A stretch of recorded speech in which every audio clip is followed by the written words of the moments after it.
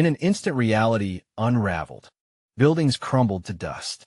Lives were snuffed out one by one. And an unstoppable plague devoured the planet. At first, people refused to believe it. But denial didn't last long. Panic spread like wildfire. Markets crashed, governments collapsed, and trust between nations shattered. Overnight, famine struck mercilessly. A single packet of instant noodles became worth a fortune. Streets overflowed with desperate masses pleading, fighting, surviving the world as humanity knew it was gone. But the real catastrophe, it wasn't human-made. Let's hit 100 likes, want early access to episodes. Join our Patreon now without warning.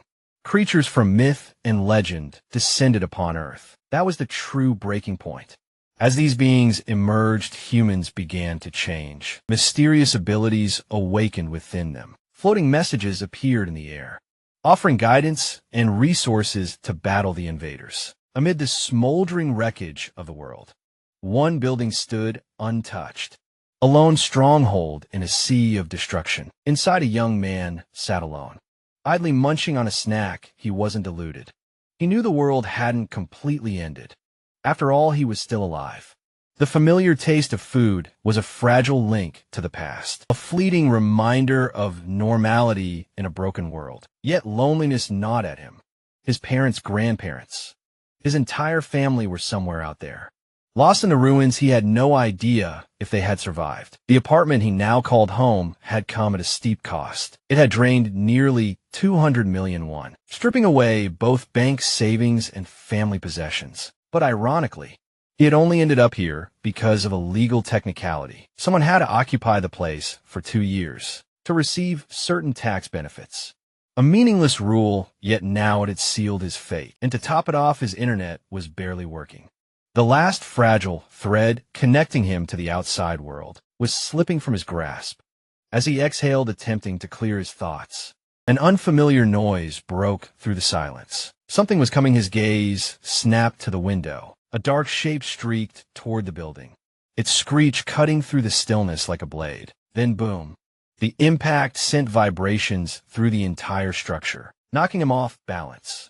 He hadn't been touched yet. The force was enough to make his heart slam against his ribs. The creature wasn't done. It circled back, preparing to strike again. He tensed every muscle on edge, waiting for whatever came next. Then an emotionless voice rang out. Unauthorized entry detected.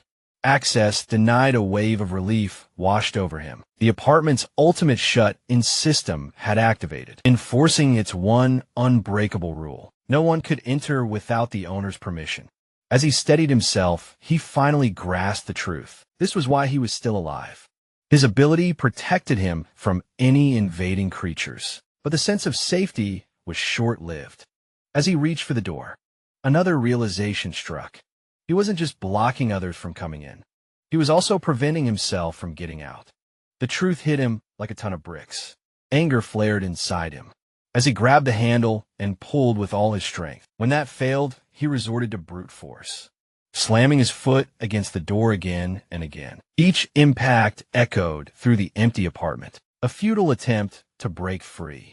It was the third day since the world had begun to collapse. He was thankful for the ability that kept him alive, but at the same time, he hated being trapped. Sometime later, he sat in front of the system window, its cold glow casting a faint light over the dimly lit room. He stared at it in frustration, unable to do anything to change his situation. The weight of helplessness bore down on him as he clenched his fists. Glancing to the side, he noticed something even worse. His supplies were running dangerously low. His fridge, powerless since yesterday, held only food that was quickly spoiling. The ticking clock of survival was a cruel reminder of how dire his situation was becoming. His only remaining energy source was a few cooked meals left in pans, and they wouldn't last much longer. Then an unexpected beep broke the silence. A system notification appeared. He had somehow hunted a Kalak. Level 23, gaining a large amount of XP. A list of new skills had been added to his status. His attention locked onto the screen, mind racing to understand how this had happened. Looking out the window, his gaze fell to the ground floor. There, lying lifeless, was the same bird that had crashed into his window earlier. A group of goblins surrounded it, tearing into its corpse. That was when it clicked. Even though he hadn't attacked the creature, its death had still granted him experience. The system had credited him for it. Outside, the goblins' behavior seemed to shift. They grew restless, their actions more frantic. He couldn't tell why, but something had changed. The system chimed again, completing its calculations. 2,203,241 won has been deposited in your wallet. His eyes widened. The number on the screen didn't feel real. How did this even work? The logic behind it escaped him. But before he could think further, the apartment's power came back on. A hum filled the room as lights flickered to life. Appliances whirred, their familiar sounds cutting through the oppressive silence. He stood there frozen for days. He had rationed energy, adapting to the growing darkness. Now everything was working as if nothing had happened. The system notification continued. House declaration evolved to level 3. Relief flooded him, his newly unlocked ability. Dignity preservation had restored the apartment's essential functions. Without hesitation, he ran to the refrigerator and yanked it open. Cool air rushed out. A laugh bubbled up in his throat. It was running. He darted to the sink, twisted the faucet, and watched clean water flow freely. The electric stove fully functional. A rare sense of joy surged through him. For just a moment, it felt like life had returned to normal. But that moment shattered when he grabbed his phone. The screen was unresponsive. The internet was still dead. Frustration gnawed at him again. His fingers clenched around the device. But then something else caught his eye. A small object on the floor. A flash drive. Curious. He picked it up and plugged it into his computer. Files loaded. Photos appeared. His mother holding him as a baby, walking him to school, a family laughing at birthdays, gathered in parks. His chest tightened. These were more than just images. They were reminders of the life he had lost. A thought took root. A decision. He had to find them no matter what it took. As he turned back toward the window, another system notification appeared. New feature. Unlocked warehouse. Store items available at original prices. His breath caught a store. This wasn't just about survival anymore. Hope stirred inside him without hesitation. He opened the store menu, determined to see what it had to offer. Thank you to all our patron VIP members who support us and get access to up to 16 episodes. Early link in the description.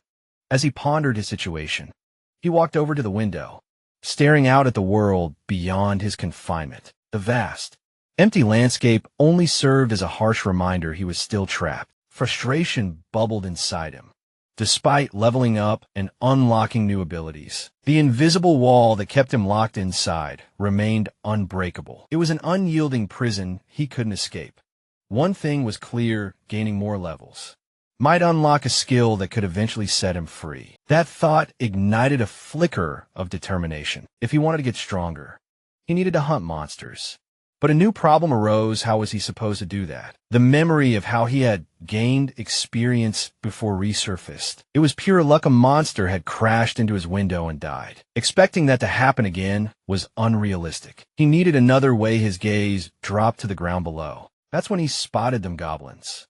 A spark of hope flared, grabbing a bottle. He decided to test something. He lifted his arm, preparing to throw. If the barrier only prevented him from leaving, but allowed objects to pass through, then maybe with a quick motion, he hurled the bottle forward. It soared through the air, clearing the boundary without resistance. A rush of excitement filled him. He had just found a loophole. If objects could be thrown, then weapons could too. He needed something heavier, something with real impact. Scanning his apartment, his eyes landed on a dumbbell. Its solid weight made it the perfect choice. Returning to the window, he peered down at the goblins, still scavenging the remains of the fallen monster. Some had begun dragging pieces away. Panic surged through him. They were leaving. "Don't go," he shouted instinctively, his voice echoing into the night. The goblins flinched, momentarily startled. Wasting no time, he lifted the dumbbell and sent it hurtling toward them. It struck with deadly precision. One goblin collapsed instantly. Crushed by the impact, the others jumped back, confused, their shrill cries filling the air. Fear coursed through him. What if they retaliated? His heart pounded in his chest. He looked at his remaining supplies. Only one dumbbell left, not nearly enough. He needed alternatives fast. His mind raced considering everything in his apartment. With throwing his TV work. His computer, a loud, guttural screech, snapped him back to reality. The goblins below had taken notice. Their howls grew louder, more urgent. They weren't running away. They were gathering, charging. Terror should have overtaken him. But instead, a strange realization dawned. They were getting closer. That meant they were easier targets. This wasn't a setback, it was an opportunity. Determined, he rushed back to the store interface on his system. He needed more weapons fast. His last dumbbell was registered in the store. The system processed it, displaying its stats and price. He compared the listed value to what he had originally paid before the world fell apart. It matched. Relief washed over him. If the system allowed him to purchase items at their original market price, then he had a way to restock. With no hesitation, he confirmed the purchase. The dumbbell materialized in front of him. A grin spread across his face. It worked. Now came the real test. He stepped back to the window, dumbbell in hand, and prepared for another throw. As it left, his grip time seemed to slow. The weight spiraled through the air. Another direct hit. The system responded instantly, displaying the XP gained and the one acquired from the goblin's death. The surviving goblins barely had time to react before more dumbbells rained down upon them. Some tried to flee, dodging wildly. He scowled. He couldn't afford to let them escape. Adjusting his strategy, he purchased 3 dumbbells at once, rapidly hurling them down. More direct hits, more XP. More rewards. Then another system notification appeared. The store now functions as a warehouse, allowing storage for later use. His mind reeled at the possibilities. Testing the new feature, he placed one of his remaining dumbbells into storage. Moments later, he withdrew it. Instant materialization. His pulse quickened. If he could store objects, then he could place them wherever he wanted. A plan formed. A better, smarter way to kill. Returning to the warehouse menu, he queued up multiple dumbbells and set their placement outside. Above the goblins, they materialized midair and fell. The results were devastating. The goblins never stood a chance. A flood of system messages filled his screen. More kills, more XP. More one. He had turned his prison into a fortress. And for the first time since the world ended, he felt in control after finishing his hunt. The protagonist had already stocked his warehouse with various supplies. Many of them consisted of food and drinks, ensuring he could sustain himself for as long as necessary. Survival was his top priority. Additionally, by selling the items he had used to eliminate the goblins, he managed to accumulate more one. The influx of resources provided a sense of security, but that feeling didn't last long. A sudden realization struck him. His total one had decreased by 1 unit. Confused, he began to wonder if the preservation of dignity ability was responsible for the deduction. Determined to find out, he meticulously inspected his apartment, carefully observing the status of his electricity, gas, and water usage. A growing sense of frustration crept over him as he discovered that the only appliance actively consuming energy was his refrigerator. Why just the refrigerator? Could it be draining his resources? The thought irritated him. His mind drifted back to the recent hunt, recalling how several goblins had fled their previous hideout. Since then, he had only managed to take down 2 more. The minimal progress gnawed at him, making him question whether all the effort was even worth it. His thoughts then shifted to other potential prey. Were there any other creatures he could hunt?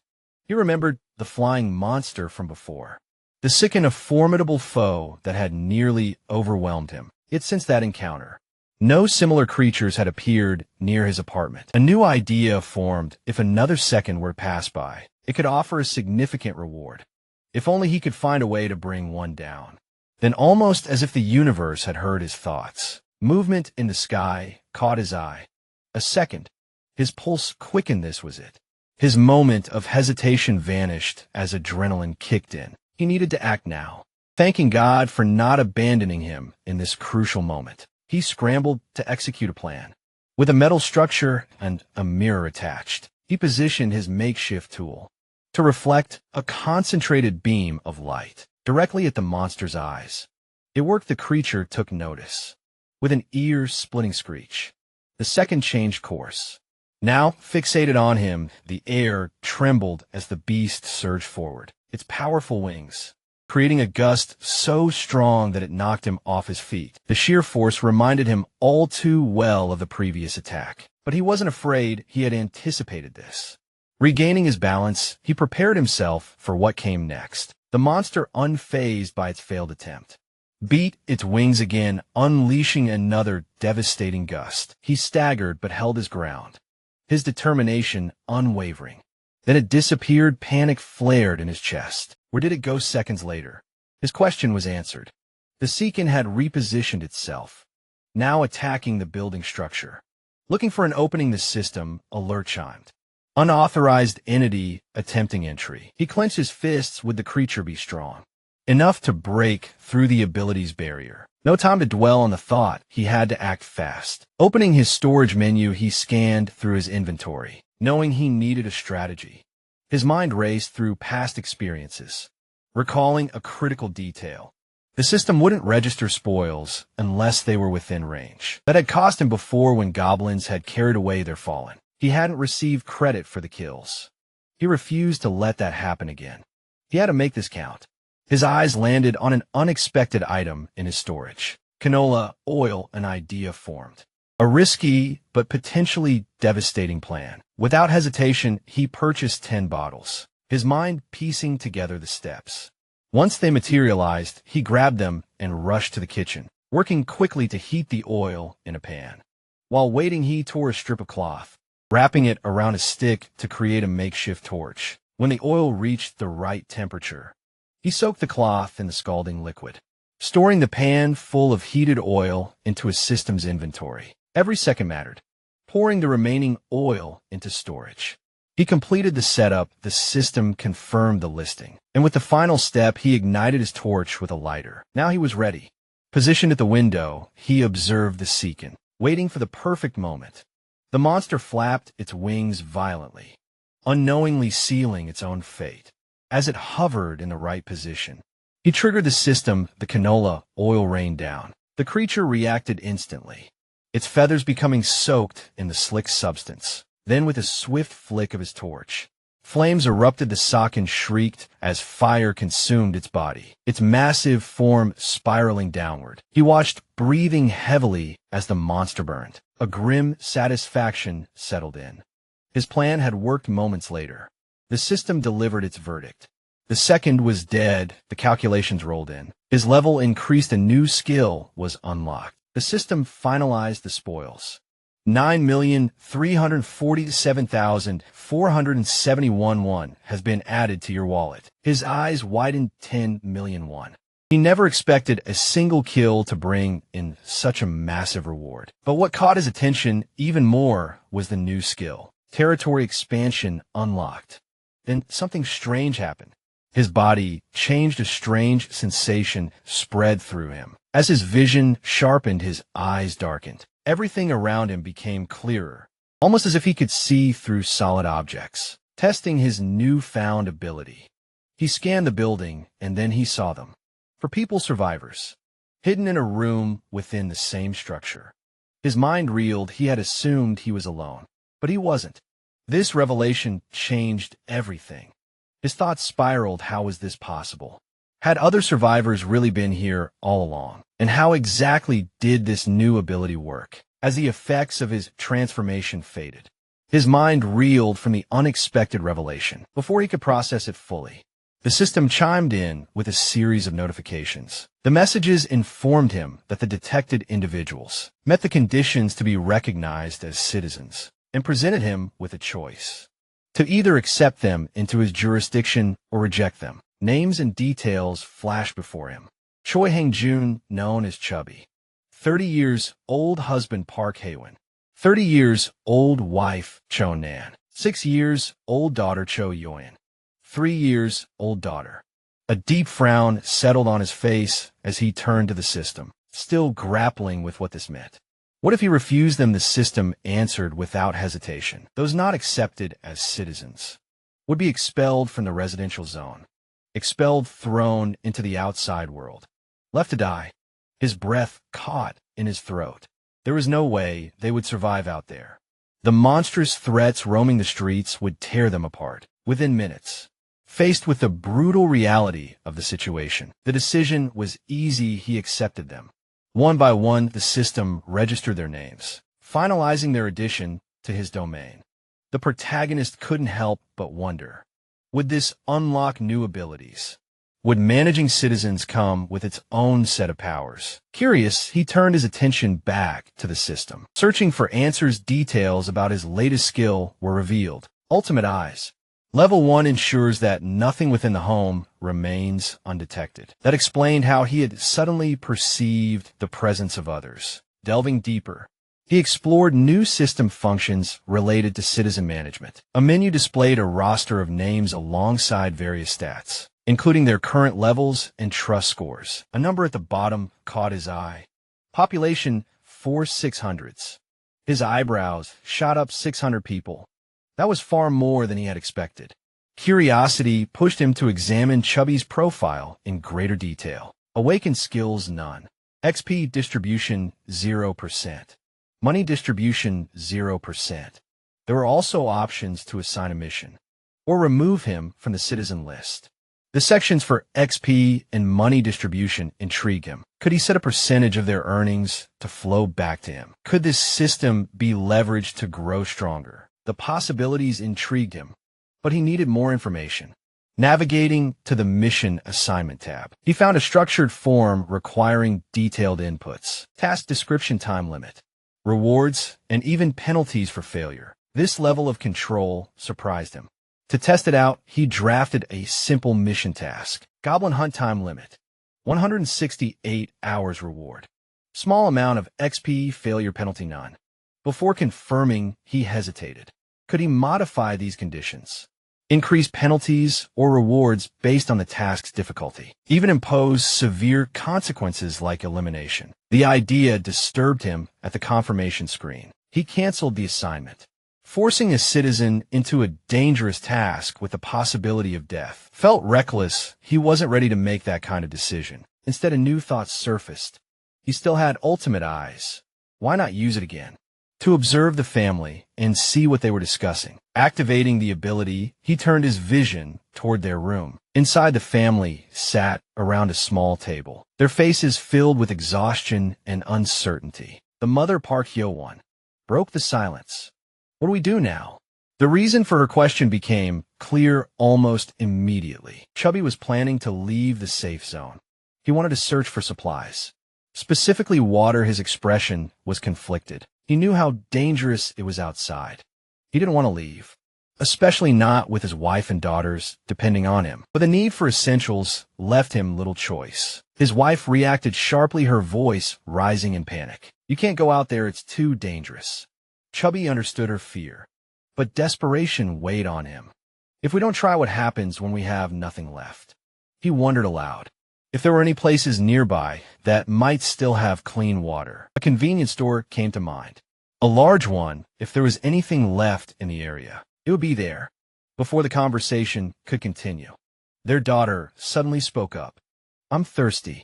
The words hung in the air like a blade over their heads. Haiwan turned to her daughter. Trying to quiet her now was not the time to voice complaints. Not when every word could push Chubby to act. But it was too late. His mind was already made up. He took his wife's hands in his own. Looking into her eyes, do you trust me? She hesitated, but found no argument to stop him. I'll come back, he promised. I will bring something back for us. The protagonist deactivated Ultimate Eyes, stepping away from the vision with a heavy heart. He had a decision to make. Opening the store interface, he scanned a list of available items, searching for anything that could help. A new limitation appeared.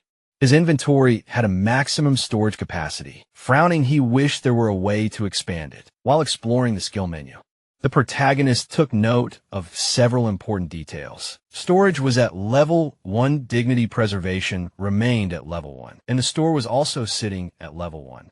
Seeing these levels filled him with a sense of relief. If they could be leveled up, then that meant their capabilities could be expanded. And if they could be expanded, then he had a path toward greater survival. With several upgrade points available, He immediately focused on the store. The moment he increased its level to 2, its capacity grew by an additional 20 item slots. Additionally, the system granted a 10% discount on all previously used items. Encouraged by this, the protagonist reviewed his remaining 2 points, contemplating where to invest them next. Should he strengthen the store further? Or should he allocate points to dignity preservation, a skill that could potentially help him manage more people in the future? After careful consideration, he upgraded the store once more. Raising it to level 3, the effects were immediate. Not only did his inventory expand to 40 slots, but a new function was unlocked: item recovery. This feature allowed him to restore used items, effectively making them good as new. A solid investment without hesitation.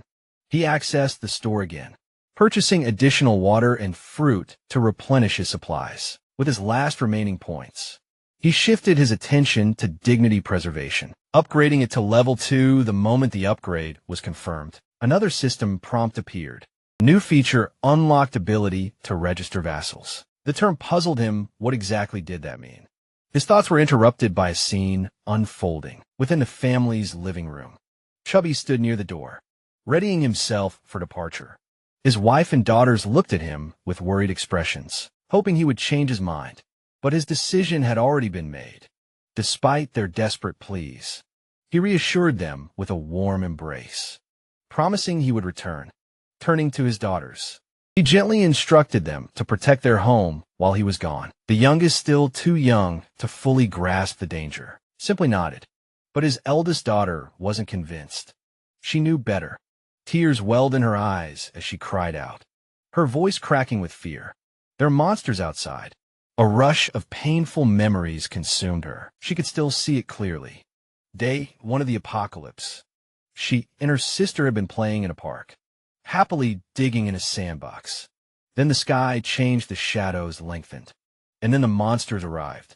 At first she and her sister had merely stared their innocent minds, struggling to comprehend the nightmare unfolding before them. Then came the screams, the chaos. Their parents' desperate voices shouting their names. They ran. Their father had grabbed the youngest child, holding her tightly in one arm while their mother had lifted the other, running as fast as she could. Behind them, goblins shrieked as they gave chase. Chubby clenched his teeth as he sprinted, forcing himself forward despite the terror clawing at his mind. He had to get his family to safety no matter what. Now, standing in their home, he pushed those memories aside, swallowing his own fears as he prepared to leave. His wife tried to soothe their daughters, but the fear in their eyes made his resolve waver. Was this the last time he would see them? Would he return? His hands clenched into fists. He had to return. Suddenly the doorbell rang. The sharp chime sent shock waves of tension through the room. Everyone froze. A monster. Chubby's heart pounded. He grabbed whatever he could to use as a weapon, preparing for the worst. Then a voice, muffled but unmistakably human. "Please let me in." His breath caught. Was it really a person, or was this some kind of trick? The voice continued, growing more urgent. He hesitated. The silence stretched. Then click. The door opened. Chubby spun around, shielding his family, expecting an attack. But none came. Instead, standing before them was a lone figure. A young man. He held a bag in one hand, his posture calm, his expression unreadable. A stunned silence filled the room. Then came the inevitable question. "Who are you?" The stranger's name appeared in the system. Kim John. But from this moment forward, he would be known simply as June. He introduced himself briefly, explaining that he lived nearby. Then, without hesitation, he extended the bag toward them. Inside, water, fruit supplies. Chubby's wife gasped, barely believing what she was seeing. June offered a small nod. "I like to talk when you've all had a moment to settle." For a long moment, Chubby studied him. He could see the concern in his wife's eyes, the unspoken fear, but something about June's presence. He didn't seem like a threat. At last, Chubby exhaled and made his decision. With cautious gratitude, he stepped aside. "There's no reason to refuse," he said, gesturing toward the house. "Come in." Once everyone was seated, the children stared at the visitor With a mixture of curiosity and suspicion, June wondered if their surprise was due to his unexpected arrival, but quickly turned his attention to the dark curtains covering the windows. He recognized this as a smart decision. Keeping the room dark reduced the risk of monster attacks. However, the darkness also meant they needed light, so June activated his skill, restoring power to the room where they were conversing. As he organized his bag, the family, still in shock, was stunned by the sudden return of power to their apartment. June then decided to break the ice by offering water to everyone, starting with the children. Chubby expressed his gratitude and passed the bottles to his daughters, who eagerly drank the youngest. Sha guzzled her water so quickly that she briefly choked, worrying her mother. June watched with concern and immediately offered her a tangerine, which she accepted hesitantly. The mother intervened, asking Sha to hand over the fruit so she could peel it. After taking a piece, the mother returned it to her daughter, who quickly devoured it with a delighted expression. The mother asked if it was good, and Sha enthusiastically confirmed it. The elder sister, seeing this, also asked for a piece which she too enjoyed, showing similar delight. As June observed this interaction, the system notified him that the family's trust levels had increased. Sha's trust score had risen to 50 points, and her loyalty level had exceeded 30 points, qualifying her to become a vassal. With her trust at 57 points, she now had new missions available to her, though at her young age. June decided she was not yet ready for such responsibilities. June reflected on the limited number of vassal slots and the importance of selecting them carefully, not to waste them on unqualified candidates. He glanced at Chubby, whose trust level was at 31, realizing that this score needed to be raised further before he could dwell on this.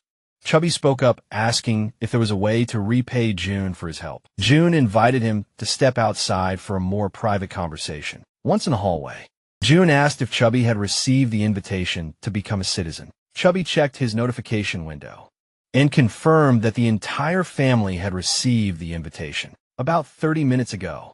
June then asked if anything unusual had happened during that time. Chubby explained that they had been immobilized for a short period, which June understood. He reassured Chubby that life would soon return to normal, though Chubby was understandably shocked by this statement and asked if it was truly possible. June confidently replied that it was thanks to his abilities. Chubby processed this, and knowing there would be a cost, asked what he would need to do. June explained the risks involved, hinting that Chubby could lose his life during the mission he would be given.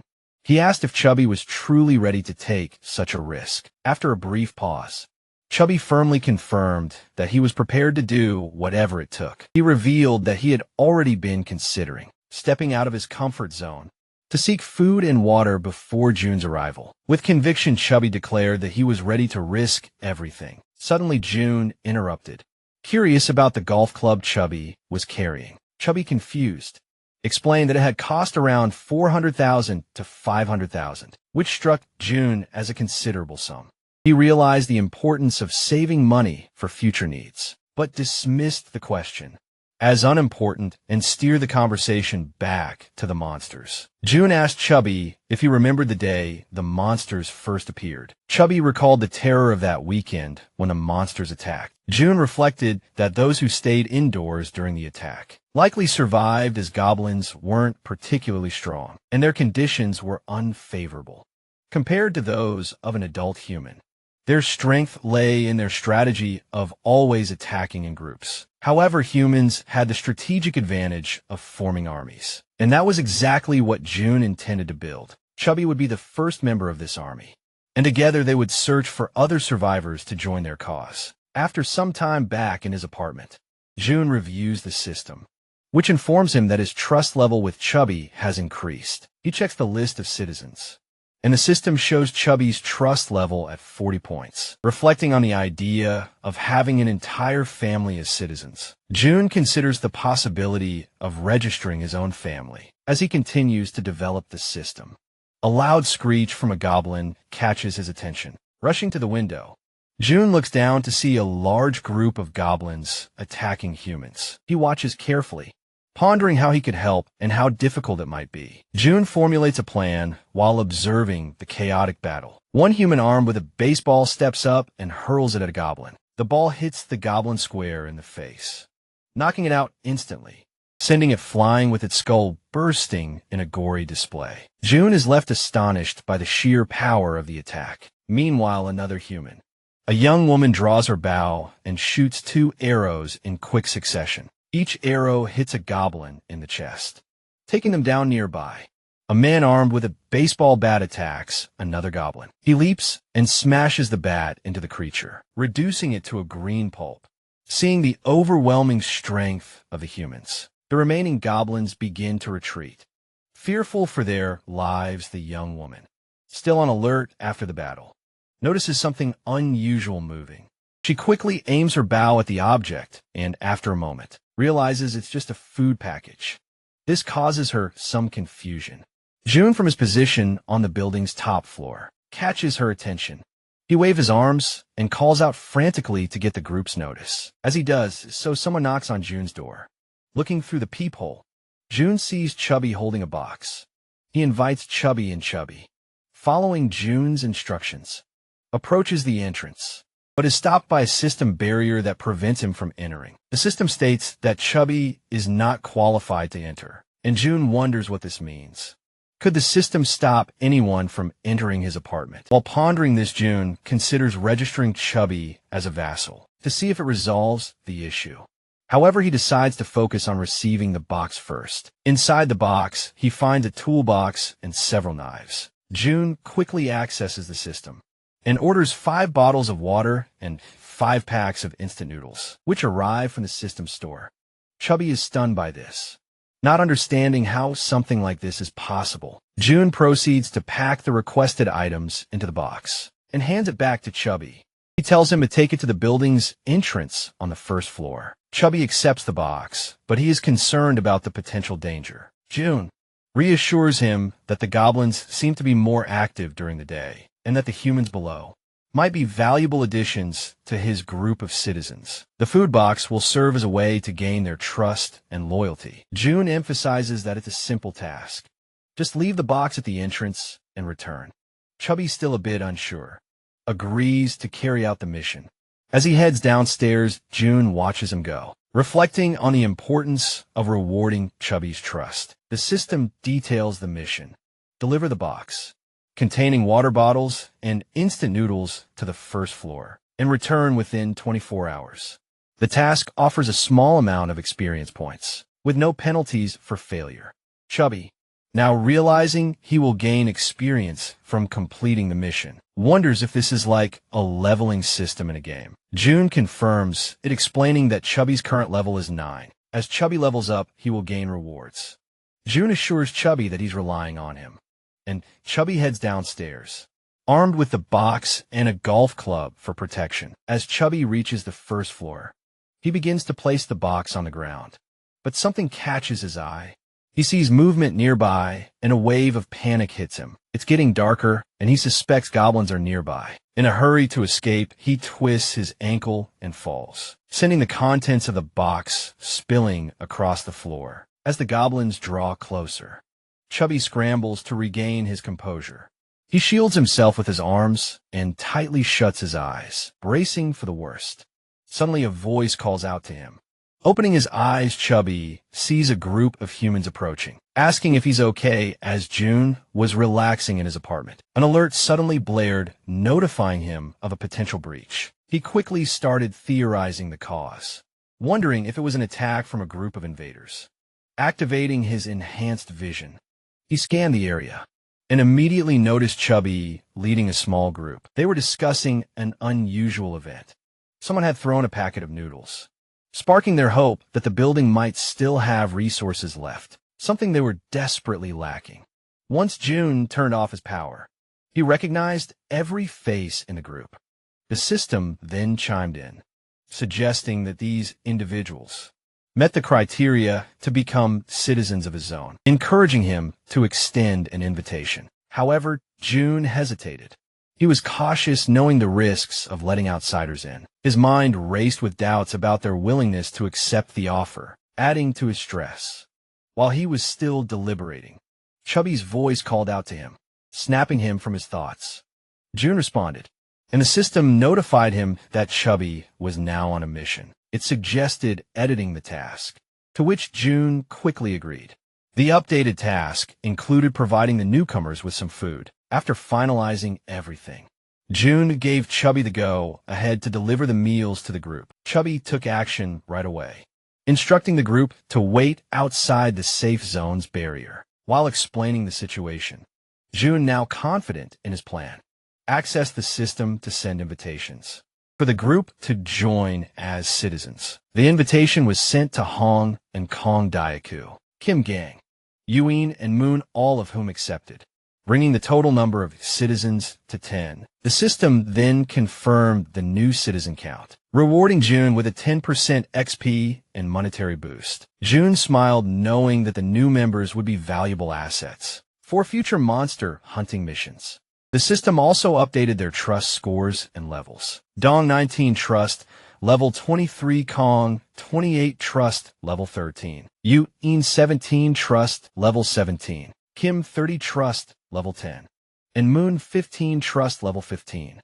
June's eyes lingered on Dong, whose trust score and level stood out. He speculated that Dong might be stronger than K-Kon, who he'd recently taken down. Curious, June checked Dong's stats and discovered a unique skill: baseball throw D rank. This ability allowed Dong to amplify the power of any thrown object, making him a dangerous opponent with deadly accuracy. Realizing the value of having Dong on his side, June was eager to build a strong relationship with him. With this in mind, June adjusted the group's XP sharing ratio to 70%, ensuring that everyone would benefit from hunting together. The system confirmed the new setting, and June began assigning hunting tasks to help everyone level up and gain necessary supplies. He compared the process to an automated hunting feature, something he was using to grow his team efficiently. June also thought about reuniting with his family. He knew that building trust with his new citizens was key to making that possible. Just then, the system announced that the trust of scores for Dong, Yuin, and Kim had increased, which only piqued June's curiosity further. Meanwhile, Chubby brought the group into his apartment, where his wife seemed confused by the new arrivals. Chubby quickly reassured her, explaining that everything was part of June's plan. He then asked her to prepare food for the group, though she pointed out that there was nothing ready to serve, and everything would need to be cooked. Undeterred, Chubby encouraged her to start cooking, and she reluctantly agreed. Dong, now referred to as Han, thanked Chubby and shifted his attention to Chubby's mysterious neighbor June. Chubby confessed that he didn't know much about June, except that he was a quiet and capable individual who had been providing the group with essential supplies. Han, intrigued, assumed June must be a meta-human with extraordinary abilities, believing he was the key to their survival in the current crisis. Chubby told the group that they could use the showers while they waited for the food to be prepared. The women were taken aback by the idea, but Chubby quickly reassured them that the building had hot showers available. The women were left speechless when they found out there were even 2 showers, allowing multiple people to bathe at once. One group member, who bore a resemblance to Toy, jokingly suggested challenging June to a fight, but Han shut down the idea immediately, stressing that they needed to make a positive impression on June. Instead, the others agreed, knowing the opportunity to secure food and resources was too valuable to risk. Meanwhile, Moon appeared lost in thought, which didn't go unnoticed by Han. He gently placed a hand on Moon's shoulder, snapping him out of his reverie.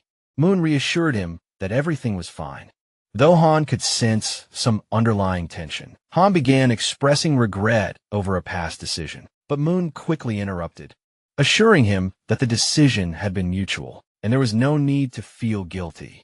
The group shifted their focus to securing supplies. For Moon's grandmother, however, Moon remained quiet privately, fearing that it might already be too late for her. The conversation was interrupted by a sudden sound, and everyone turned to see June entering the room. Han instinctively ready to baseball, prepared for any confrontation, but it turned out to be just June. His calm presence brought a sense of reassurance to the group, and they all silently acknowledged that June was their hope for a better future. A few minutes passed, and the room remained filled with silence, tension thick in the air. Then Hwan, the wife of Fatty, sensing the unease, finally broke the quiet. She apologized for the cramped space, and Han, trying to be polite, assured her it was no trouble, since they had come without any prior notice. It didn't bother them. Just then Fatty entered, announcing that the food was ready. One by one, Fatty set bowls of rice in front of them. They couldn't believe they were about to enjoy a real meal. It made them reflect on when they at last had something so decent to eat. Hwan, feeling a bit uneasy, hesitated before admitting she wasn't sure if the meal she had prepared would suit their tastes. What appeared to be a simple dish to Hwan left the group of archers in awe. The food was so delightful that one of the archers couldn't hold back her praise. She told Hwan that it had been a long time since she'd had something so delicious. Hwan shyly brushed off the compliments, explaining that the credit went to Ko Jun for providing the ingredients. Without his help, she would have only been able to serve rice and tangerines. Meanwhile, Ko Jun noticed that Hwan's trust level had hit 50. He smiled to himself, thinking of his mother, who had always beamed with happiness when her cooking was praised. However, as the thought lingered, Ko Jun realized with a hint of surprise that Hwan's trust had surpassed that of Jun's. Soon everyone began to eat, expressing their gratitude to Hwan for the meal. Patty and Hwan observed their guests devouring the food, eating like it was their first proper meal in ages. The archer couldn't stop complimenting the egg rolls, and another girl remarked that the egg style looked Japanese. Hwan smiled warmly, agreeing, and encouraged her to enjoy the meal. At that moment, Hwan's youngest daughter called out to her mother. The little girl wanted to try the egg rolls as well. Hwan gently told her that she would make more for her after the guests had left. This made the little girl a bit sad. Noticing this, the archer kindly asked if the child wanted to share the egg rolls with her. The little girl's face lit up immediately with excitement. She eagerly ran over and climbed onto the archer's lap. Her joy evident, the archer smiled at her enthusiasm and fed her a piece of the egg roll, asking gently for her to open her mouth.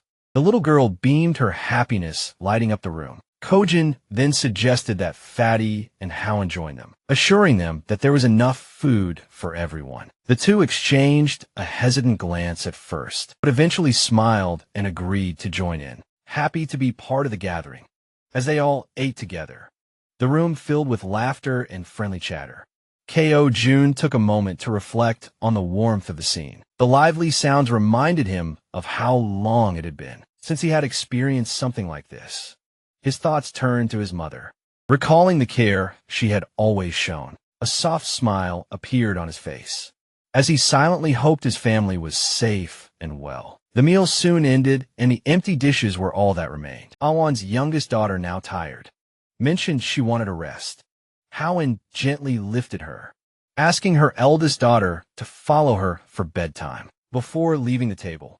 Moments later, Kajung decided it was time to get back to business. He turned to the guests and suggested they continue their earlier conversation, specifically about why they hadn't been able to reach the grandmother's house, despite its closeness. Hana's expression serious, explained that it was due to the goblins. Kojin raised an eyebrow, doubtful that it was truly goblins. He remembered his own struggle. Han nodded, confirming it was true. He elaborated that the goblins had found an underground parking lot and turned it into their base. Hiding there, Ko Jun's curiosity deepened. He asked if they had any idea how many goblins were hiding in that underground space. Han, with a somber look, answered that there were several thousand goblins in the area. Ko Jun paused to think, realizing that his abilities were only effective from the ground level, up to level 30, which meant they wouldn't be much use. In the underground parking lot beneath the building, it all started to make sense. This was how the goblins had infiltrated the area. Han continued to explain that the underground parking lot was connected directly to the entrance of the apartment building they needed to reach. The goblins had turned it into their stronghold and rarely ventured outside. Ko Jun, remembering the nearby side roads, asked Han about them, recalling there were alternative paths they could have taken. Han nodded, admitting that their original plan was to use the side roads to escape. But they had encountered something far worse than the goblins. Intrigued, Kojo pressed Han to explain.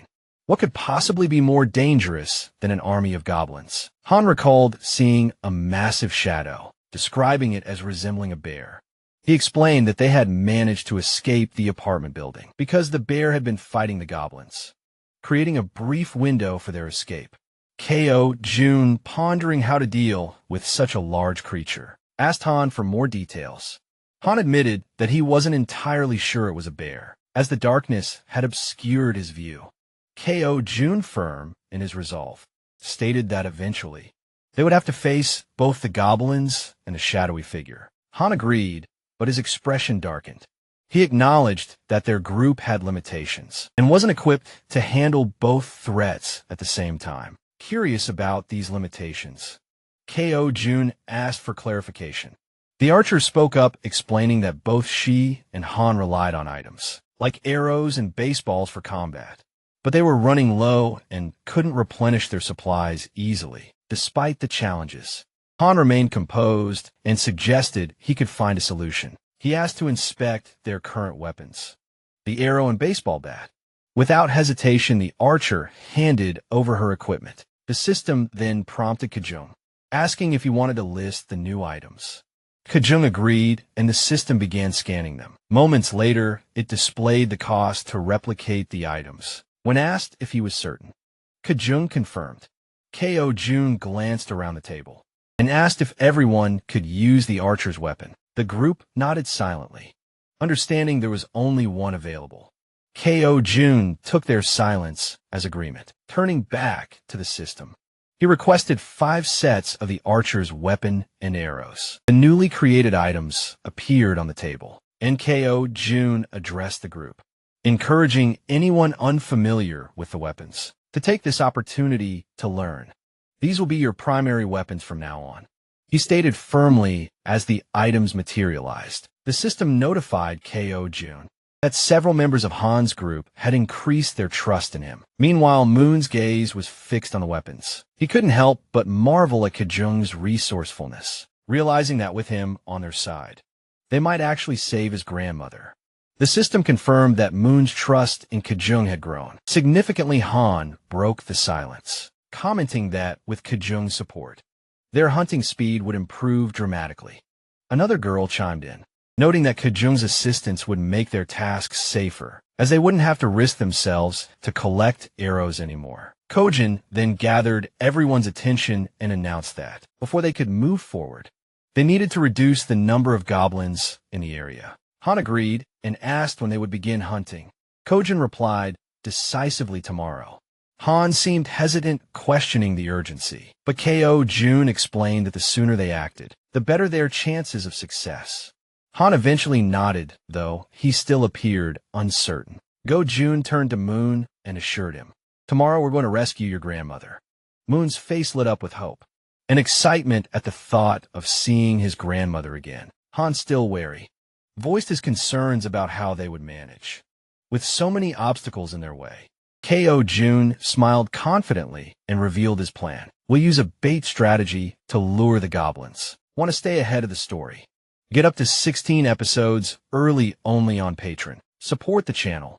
Unlock exclusive content and be the first to know what happens next. Click the link in the description, and we'll see you way ahead in the story. Now back to the video. After Kojo spoke, everyone at the table turned their attention to him, waiting for more details about his plan.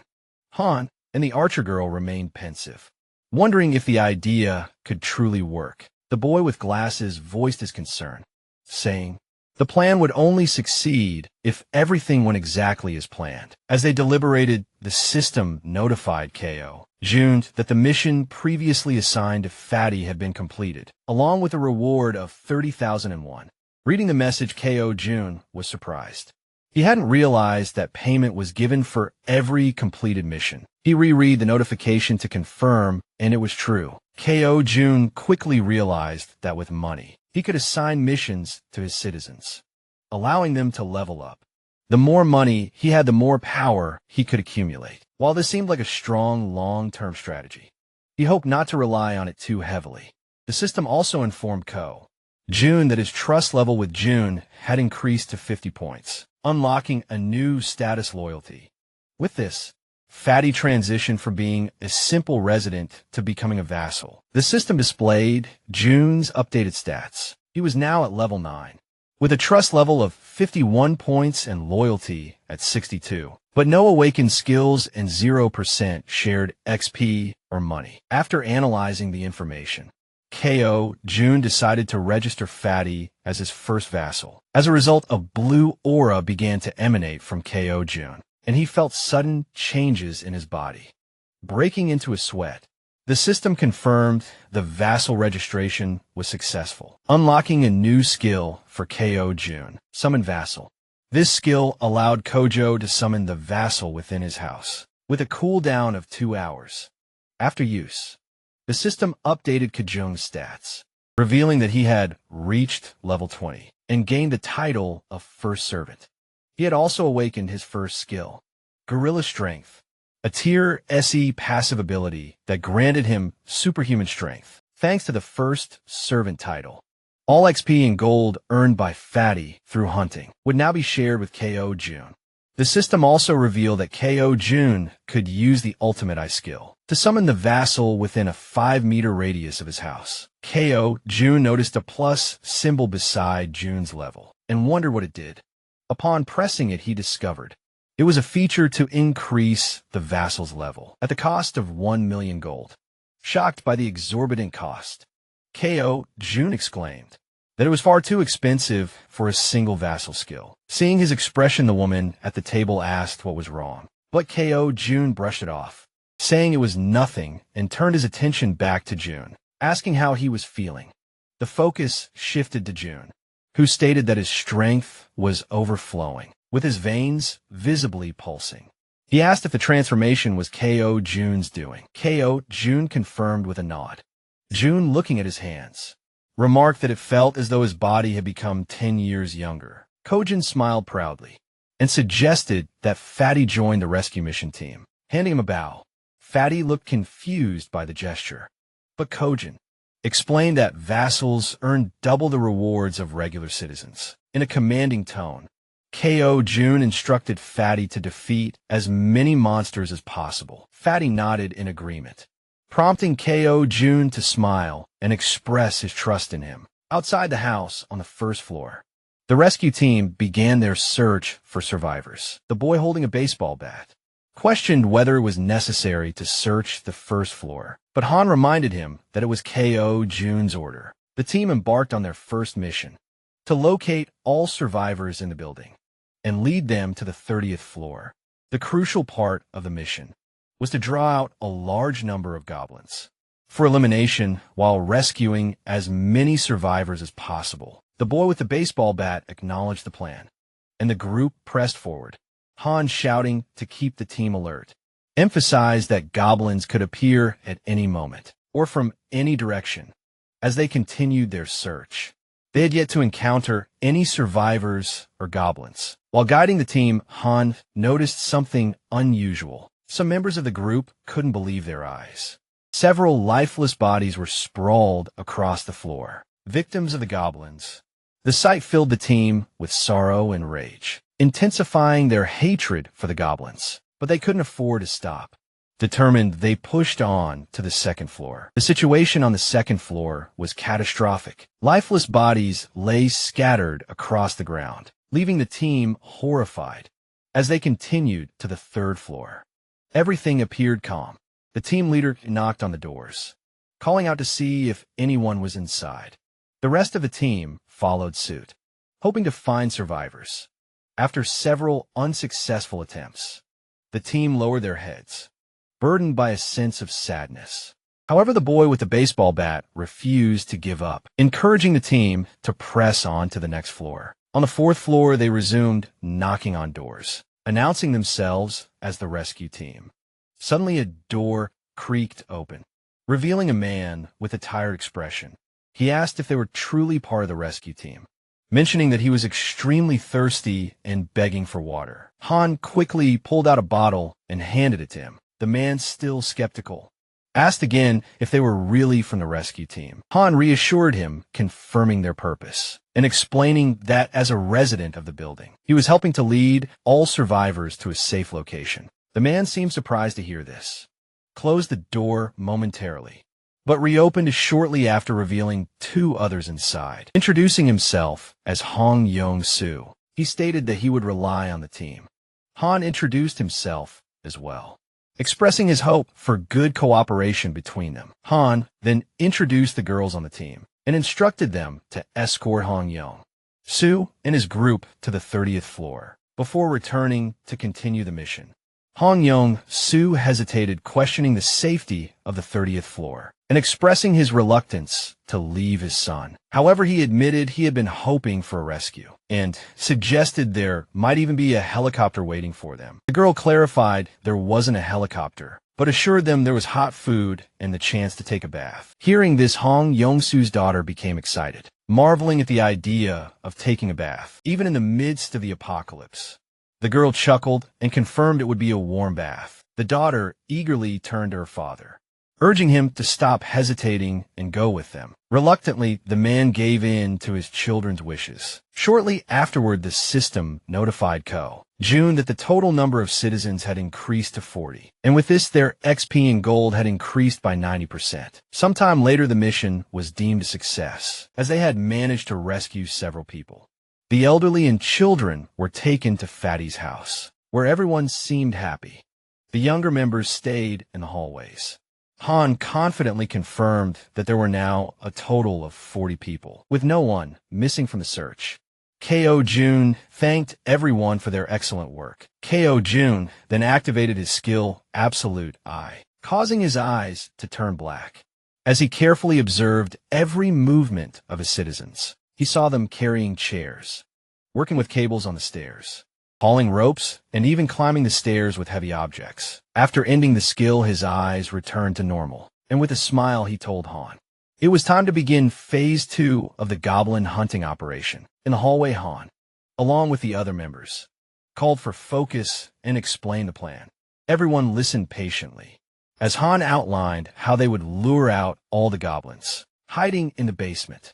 Initially, they would start on the first underground floor. B1, the group, would divide into two teams, with the goal of attracting and clearing out the goblins on B1. Afterward, they would proceed to B2 to eliminate all the goblins there as well. A boy with glasses raised his hand and voiced a question, asking what they would do if more goblins appeared than anticipated. He also mentioned that if the goblins counterattacked, the bodies on the floor might obstruct their escape. The archer and Han confidently assured him they could handle all the goblins on their own, as they now had plenty of arrows.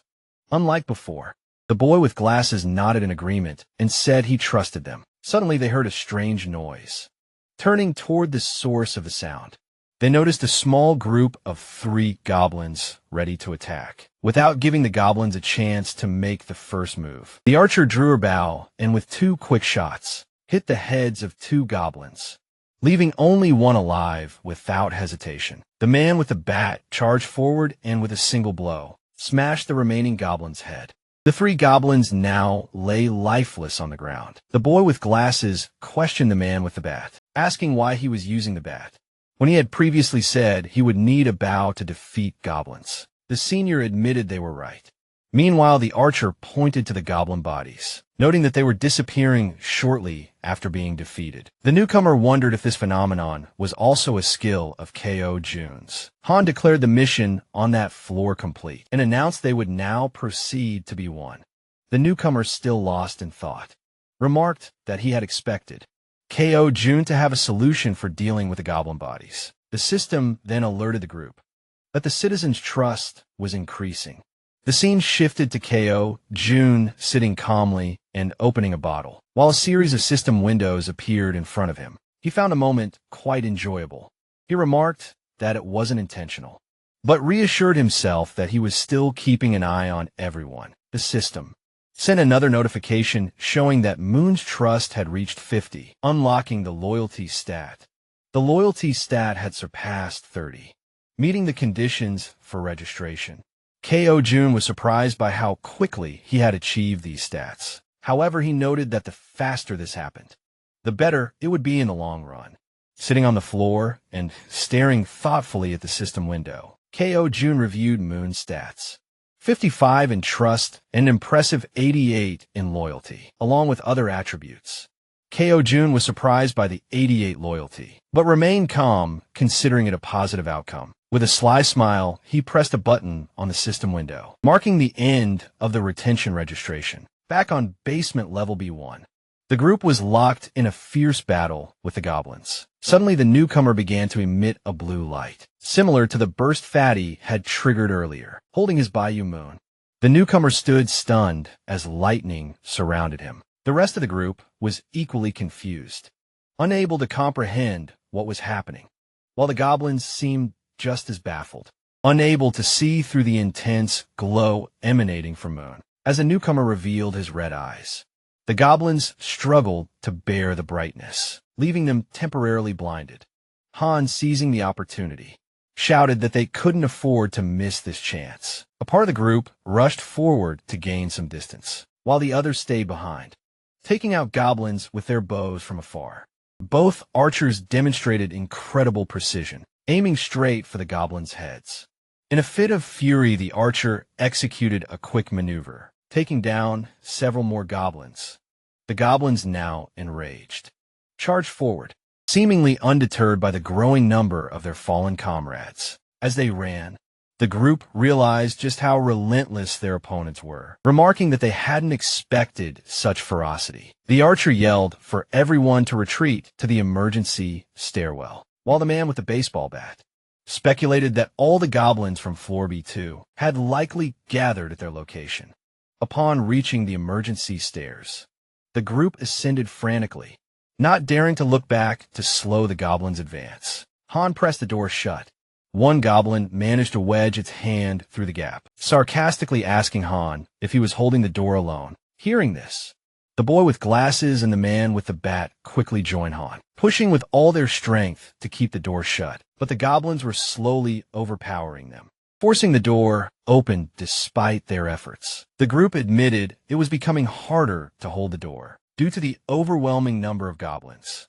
Suddenly, a voice from behind reassured them that help had arrived. It was Fatty. Using the gorilla strength ability that Ko Jun had granted him, Fatty, channeling the power, managed to single-handedly hold the door and block the goblins' advance. Han asked if Fatty would be all right, to which Fatty urged them to hurry up the stairs. Despite his superhuman strength, Fatty was sweating and straining to keep the door closed, but he remained focused, saying it was his duty, a duty he had to fulfill. Finally, Han called out to Fatty, letting him know everyone was safe, and telling him to come up the stairs as well. Without hesitation, Fatty turned and began running up the stairs. However, halfway up, he tripped and fell just as the goblins were closing in on him, lying on the ground nearly within their reach. Fatty shouted for his friends to leave him behind and continue the evacuation. Han hesitated, unsure of what to do, but before he could act, someone rushed down the stairs. Without hesitation, it was the boy with the baseball bat. With a single powerful swing, he struck down the goblin, threatening Fatty. He called out to John, urging him to hurry, and extended his hand to help. Still on the ground, Fatty tried to crawl toward his rescuer, but before he could reach him, one of the goblins grabbed his leg. In an instant, Fatty vanished without a trace, leaving his rescuer stunned and speechless, unable to comprehend what had just happened. As the goblins continued to advance relentlessly, one leaped toward the boy with the bat. Without missing a beat, he swung his weapon and took it down midair. Meanwhile, the other group members continued providing support with their bows, urging Decker, the boy with the bat, to move faster as the goblins closed in. Han and the archer shouted frantically, pleading with Daiku to hurry. Clutching his bat and without looking back, Daiku pushed forward, racing up the stairs. Under the eerie glow of a full moon, the scene unfolds. A monstrous, bear-like creature with glowing red eyes feasts on a goblin, its agonized screams cutting through the night. The creature radiates a sinister aura, finishing its grisly meal. Its sharp fangs and burning eyes make it clear that its hunger is far from satisfied. A growl rumbles from deep within, as it turns its attention toward a distant sound. The source of the noise comes from a massive building. Behind a creature, the top floor still illuminated. Its bloodlust grows stronger as it snarls, promising to devour everyone inside. Just then, a swirling purple portal opens and Fatty falls through it. But don't worry, he's not dead. Instead, he was teleported to safety by Ko Jun, who had been watching from afar. Ko Jun's timely intervention saves Fatty just before the beast can reach him. Fatty lands in an unsteady hero's pose. Confused yet relieved, Ko Jun, standing nearby, remarks that it was a close call. Fatty rubs his eyes, unsure if he's imagining things, and sees Ko Jun offering a hand to help him up. Cohen explains that he had kept an eye on the situation, using his absolute eye ability, ensuring the vassal summoning worked perfectly. Fatty tries to stand, but a sharp pain shoots through his leg. He realizes the goblin had managed to cut him during their earlier struggle. He hadn't even noticed how quickly it happened.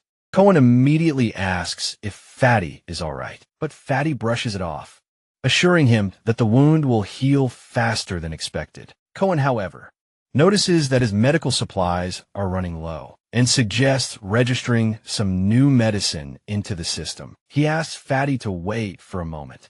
Fatty, still confused, agrees. Inside, Ko Jun searches his inventory for medical supplies and finds a first aid kit. As he looks at it, memories of his childhood flood his mind. Memories of his mother leaving him temporarily. He snaps out of it and opens the kit, finding it contains more than he expected. Sitting on the floor, he examines the items and mutters to himself that his inventory has only 4 slots left, but there's so much to register. After a brief pause, he decides to register the entire kit rather than individual items. The system begins the registration process, scanning the kit, and a notification pops up, confirming it is standard first aid kit worth 77,331. Ko Jun accepts it without hesitation. Back in the corridor, Ko Jun hands the kit to Fatty, who notices Ko Jun's genuine concern for him, someone he barely knows. Kneeling down, Ko Jun asks to examine the goblin-inflicted wound. Fatty rolls up his pant leg, revealing a cut near his calf. Kojin warns him that he's going to disinfect the wound and carefully dabs the cotton onto it. Though Fatty winces in pain, he reassures Kojin that he can endure it. The system notifies Kojin that Fatty's trust and loyalty have increased after the interaction. After partially cleaning the wound, Fatty thanks Ko Jun for his care. As Ko Jun packs away the supplies, he expresses concern for the others.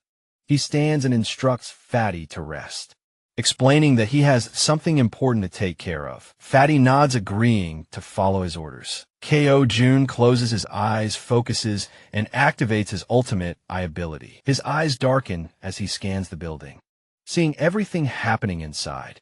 Meanwhile, at the emergency stairs, Daiku, also known as Toy, the baseball bat wielder, is desperately fleeing from relentless goblins. The archer provides support, taking down goblins with perfect headshots. Han and the guy with glasses try to help Deku escape, but they can only handle one goblin at a time, urging him to run faster. Deku sprints with all his might, but the goblins chase him without tiring. From behind, an improvised barricade. The support team fires arrows dangerously close to Deku, yet each shot lands perfectly on the pursuing goblins. Daiku reaches the end of the staircase and leaps over the barricade, but in a moment of carelessness, 2 goblins leap at his back. Reacting instinctively, the rookie Moon charges forward, determined to protect his comrade. With a single powerful blow from his bow at close range, he takes down the 2 goblins. Moon stands with a serious expression, his eyes glowing blue, filled with determination. Without hesitation, he leaps back into the stairwell, plunging into the swarm of goblins. Han is left speechless as Moon delivers rapid, precise strikes, significantly thinning the goblin horde. The rest of the group witnessing the scene asks in disbelief if Moon has always been this skilled in combat, remarking that his actions are utterly insane. From afar, KO, June observes everything and comments that the rookie is performing exceptionally well. The system screen appears displaying Moon's status. Full name Moon Bango, second vassal, with a confidence level of 55 and a loyalty of 88. His ability is teleportation, consuming mental energy to move within his line of sight, with the cost increasing based on the number of companions and distance traveled. Cohen smirks, commenting that registering Moon as a vassal was a brilliant decision. Back at the stairwell, Moon decimates the goblins, each of his blows landing with deadly accuracy. Han asks the guy with glasses if the extension cord is ready. Gon replies that as Han checks if the water tank is prepared, and the archer and baseball bat wielder confirm it, realizing he has to retreat. Moon sprints toward the barricade. Han yells at him to hurry. With a swift jump, Moon lands safely behind the barricade. For a moment, the goblins believe the group has fled, but suddenly a massive water tank appears above the barricade. It tips over, flooding the emergency stairwell and soaking the goblins. Initially confused, the goblins think it's just a stalling tactic. Han shouts that this is the perfect opportunity, and Gon flips the switch. An electrical surge travels down the soaked stairwell, through the wires they had previously set up, electrocuting all the goblins that had been chasing them. Despite the carnage, some goblins still remained, relentlessly pursuing the group up the emergency staircase. One among them, instinct sharpened by survival, suddenly shuddered. A foreboding chill crept down its spine as it sensed something else lurking behind them. Wearily, it turned its head, only to be met with an immense shadow. The goblin's breath hitched in its throat as its gaze adjusted, revealing the silhouette of a towering bear. Before the goblin could react, the beast lunged with fangs bared and eyes glowing a menacing red. The bear released a thunderous roar that shook the stairwell. In the blink of an eye, it struck, sinking its massive jaws into the goblin's neck. A strangled cry escaped the doomed creature, alerting its kin. The other goblins froze mid-ascent, turning their heads toward the commotion.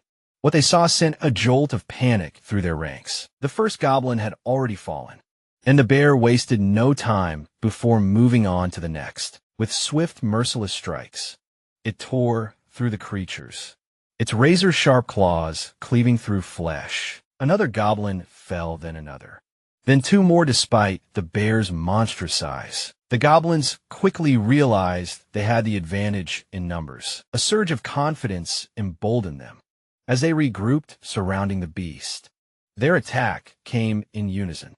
Some latched onto the bear's back, while others distracted it from the front, striking with jagged claws and snapping jaws. The bear roared in fury, swiping at the goblins clinging to its thick fur, flinging them off like rag dolls.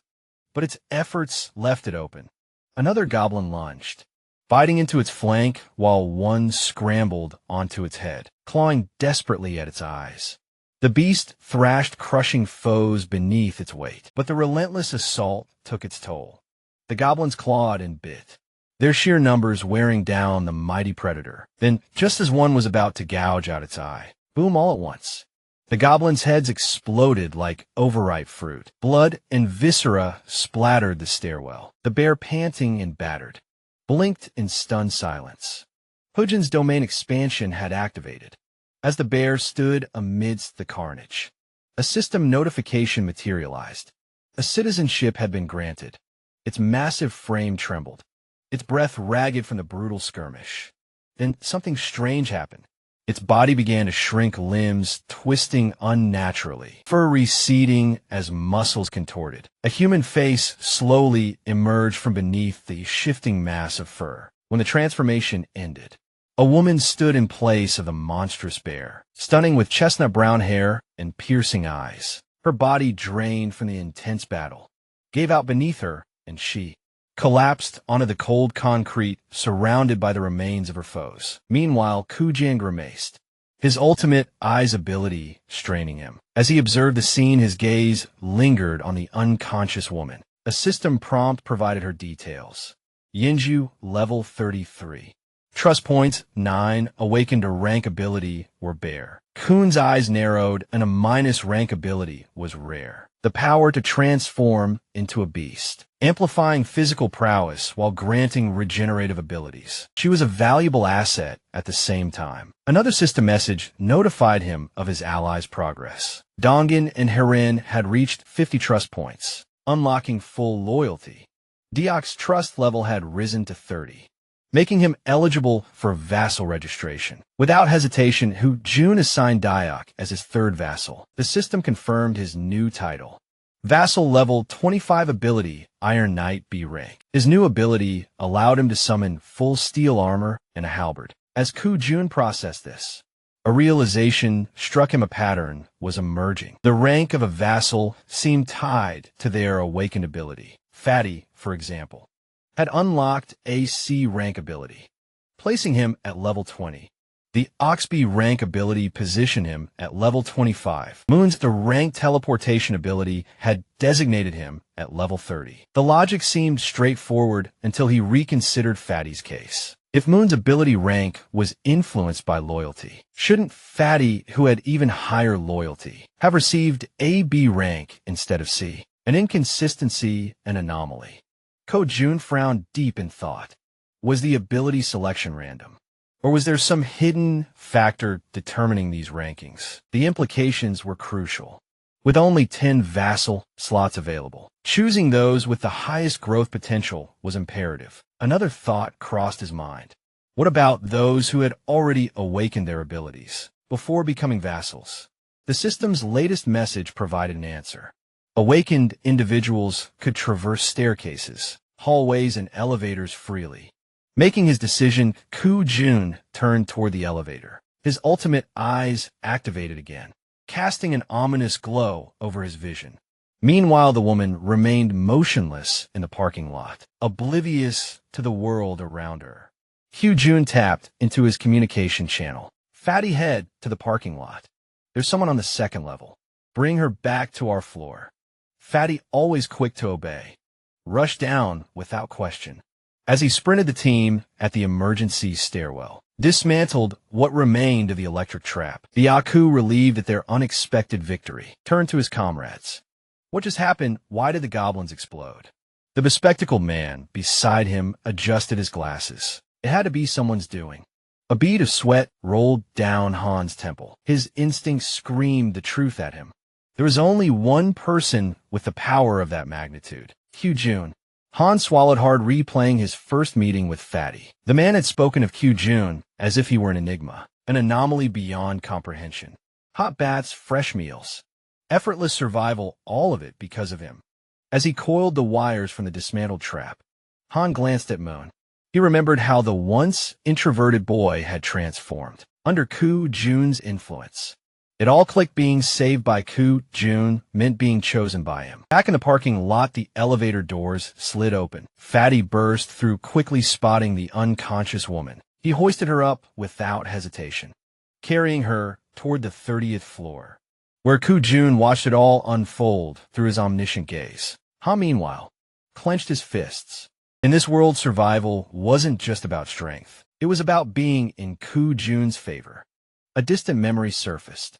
A small boy full of excitement, playing with a tiny toy car in a sunlit park. His laughter rang out as he called to his mother, eager for her to watch his latest trick. His mother, Yanju, stood nearby, her warm smile filled with love and encouragement. But as the child stood and waved to her, something shifted.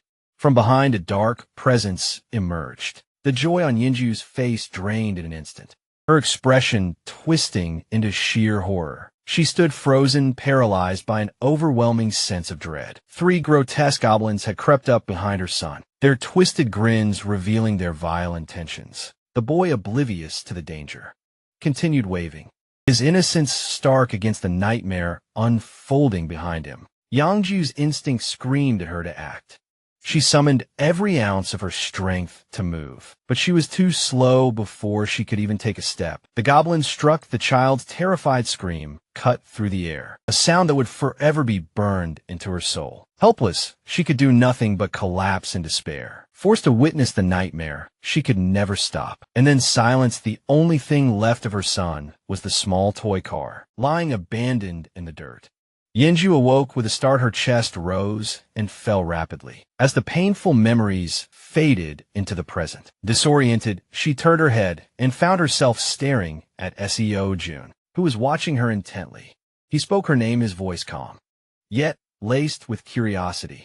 Still shaken, she forced herself upright, her head throbbing from the torment of a dream. Seo Jun extended a hand toward her, introducing himself with polite formality, but she barely registered his words. Instead, she fixed him with an intense gaze and asked, "Was it you?" Seo Jun hesitated. What? Yenju's eyes burned with urgency. "You know exactly what I mean. The thing that made the goblins' heads explode. Was it you?" A flicker of uncertainty crossed his face. His hand, still extended, trembled slightly before he clenched it into a fist. Then, with a steady breath, he gave his answer, "Yes. That was me." A heavy silence hung between them as Yanju processed his words. Her mind reeled. This man had the power to eradicate an entire horde of goblins. In an instant, just how strong was he?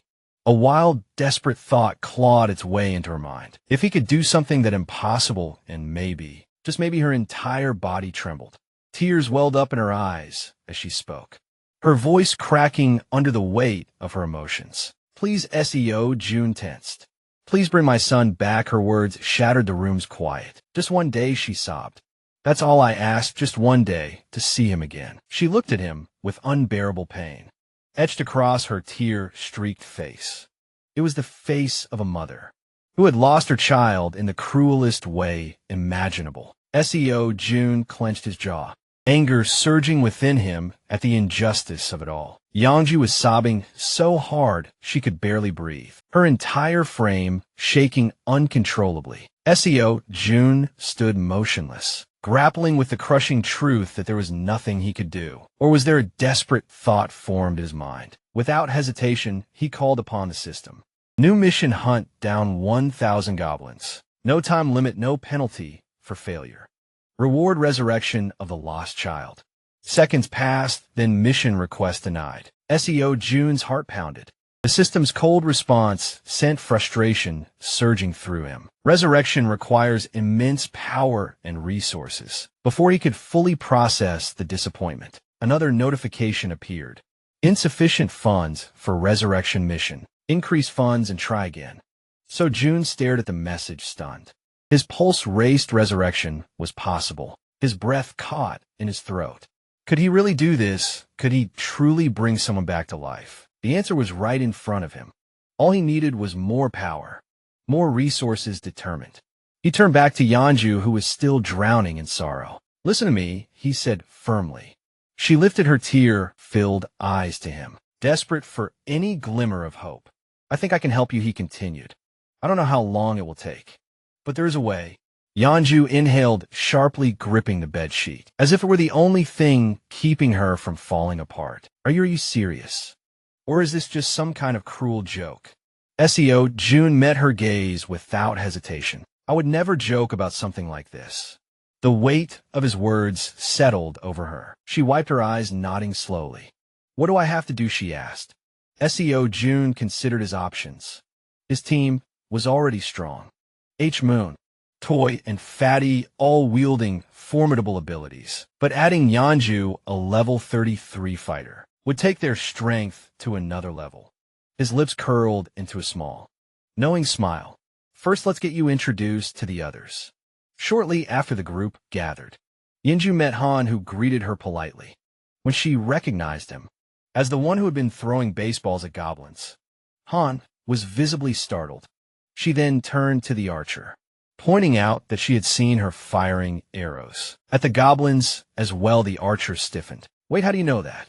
A mischievous glint appeared in Yanju's eyes. She bared her teeth slightly, curling her fingers like claws. "Really, you don't recognize me?" Confused, the group exchanged glances. Then before their eyes, Yinju began to change. Her transformation was gradual, first sprouting along her arms, her fingers thickening, her snout elongating in seconds. Where Yanju had once stood, a towering brown bear now loomed before them. The archer gawked, pointing in disbelief. That's the beast from the alley. Yanju chuckled, a deep rumbling sound. Not a beast, a bear. Han crossed his arms, so our meeting really wasn't a coincidence. Not at all, Yanju confirmed. Anyone who fights goblins is a friend of mine. Before the group could fully process this revelation, SEO June stepped forward, his expression turned serious. We're moving forward with the plan. He announced tomorrow we rescue Moon's grandmother. The group immediately straightened, listening intently. SEO June explained that goblin numbers had decreased significantly, making this their best chance. However, Fatty would sit this one out due to his injuries. Yunju, SEO June said. Turning to her, you'll be joining us. The bear woman blinked, taken aback for a moment, then dipped her head in gratitude. Thank you for the opportunity. I won't let you down.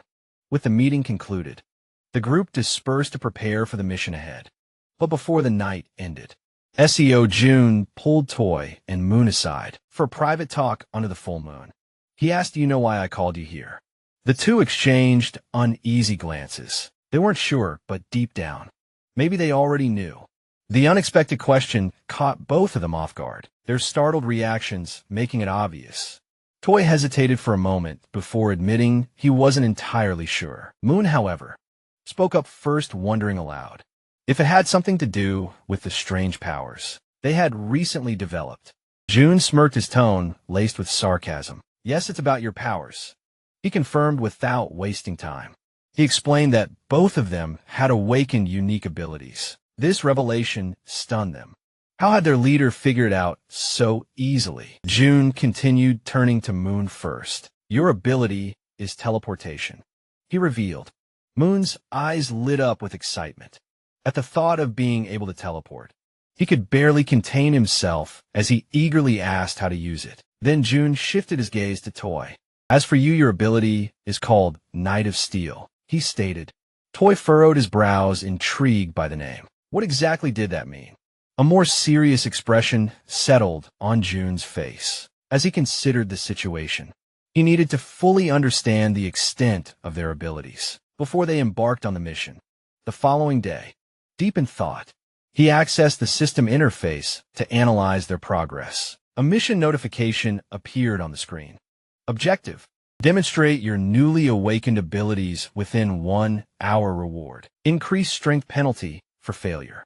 Sleeping in the corridor, the system confirmed the mission parameters, and June found himself fascinated by these team-based challenges. Toy, unable to contain his excitement any longer, blurted out, "Wait, so I really do have an ability?" June nodded. Toy practically vibrated with enthusiasm, snorting with exhilaration. "This is amazing," he exclaimed, before quickly sobering up. "But what exactly is Knight of Steel?" June explained.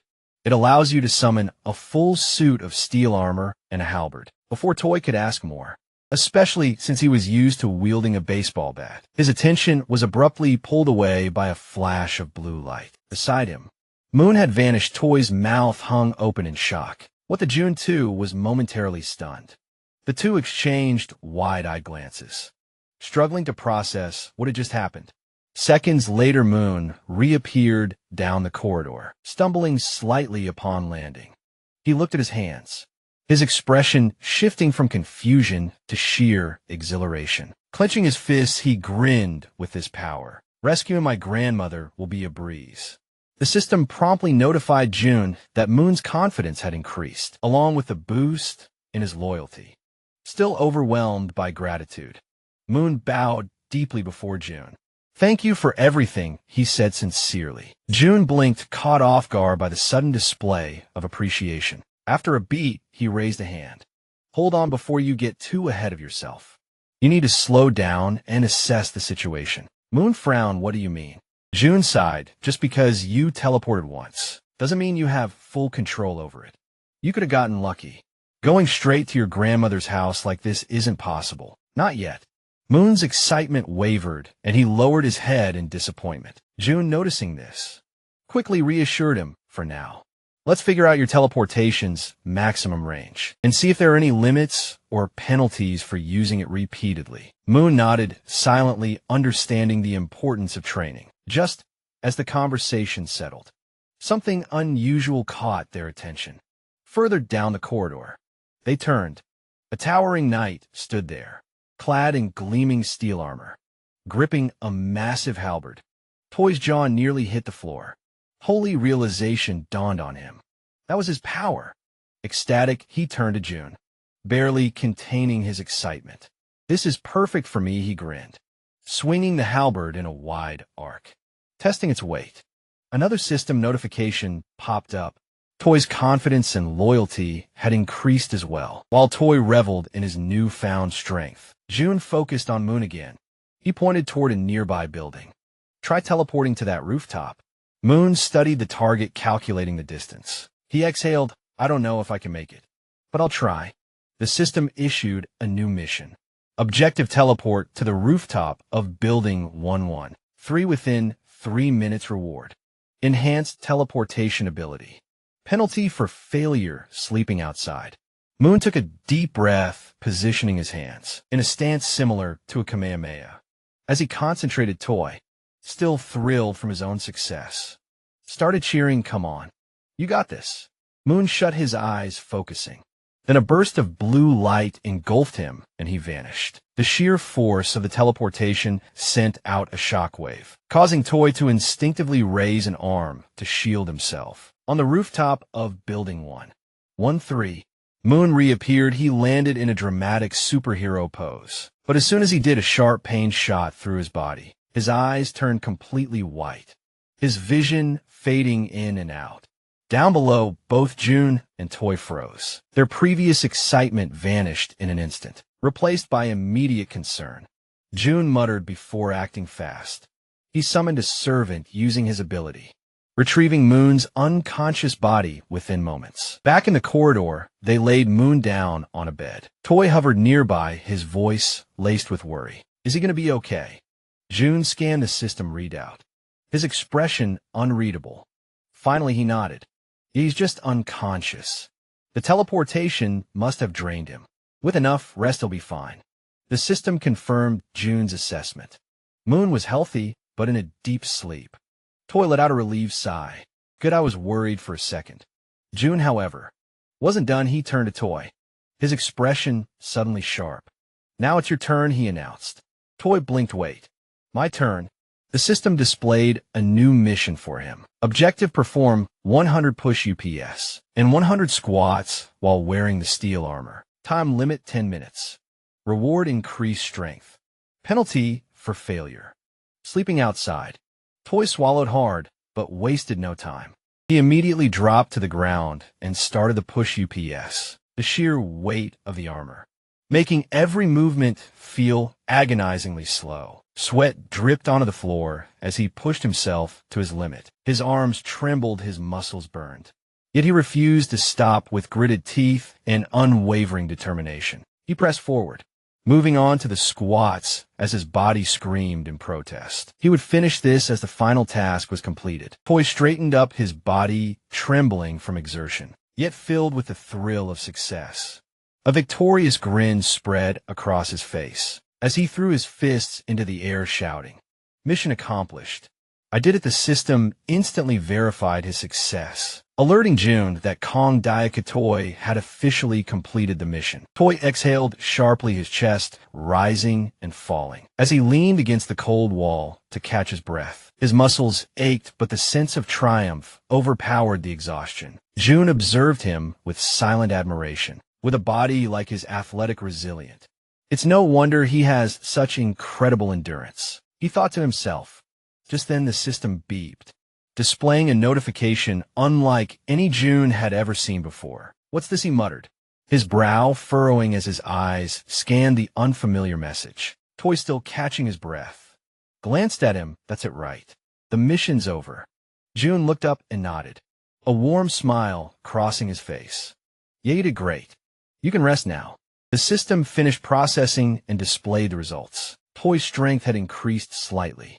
Toy turned toward June, his expression one of genuine gratitude. Thanks for helping us out. I really appreciate it.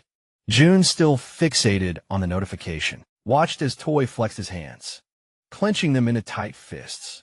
A new energy coursed through his veins, his body already feeling the effects of his strength and abilities. He smirked. This reward changes everything. The next day, a desperate scream tore through the narrow streets. Run, get out of here. Han's frantic voice cut through the night as the group scattered in all directions, their footsteps pounding against the pavement. Behind them, a ferocious horde of goblins surged forward, snarling and snapping, their twisted faces filled with bloodlust. But Toy didn't run. Instead, he turned to face the oncoming threat, his fury igniting like a wildfire. He assessed the situation in a split second. Retreat wasn't an option. The goblins were too fast. A blinding flash of light erupted in front of the creatures, forcing them to halt, their shrieks rising in confusion. As their vision adjusted, a towering figure came into focus, Toy clad in gleaming steel armor, his massive halberd gripped tightly in his hands. Without hesitation, he lunged. The nearest goblin barely had time to react before Toy's halberd pierced through its chest. In one swift, devastating strike, with an explosive burst of movement, he unleashed a relentless series of diagonal slashes, his blade carving through flesh and bone, cutting down goblins in rapid succession. But the creatures were relentless. Fueled by rage, they refused to falter. Shifting their strategy, instead of attacking head-on, they darted past him, targeting the weaker members of the group. Toy's eyes widened now. Before he could react, a flurry of arrows sliced through the air. Each shot landed with deadly precision, striking the goblins in their heads, their bodies collapsing instantly. Toy turned sharply to see Moon standing atop a crate, his bowstring taut, his expression calm and confident. "Don't worry," Moon called out. "I'll take care of any that get past you. Focus on the ones ahead." Toy smirked, gripping his halberd tighter.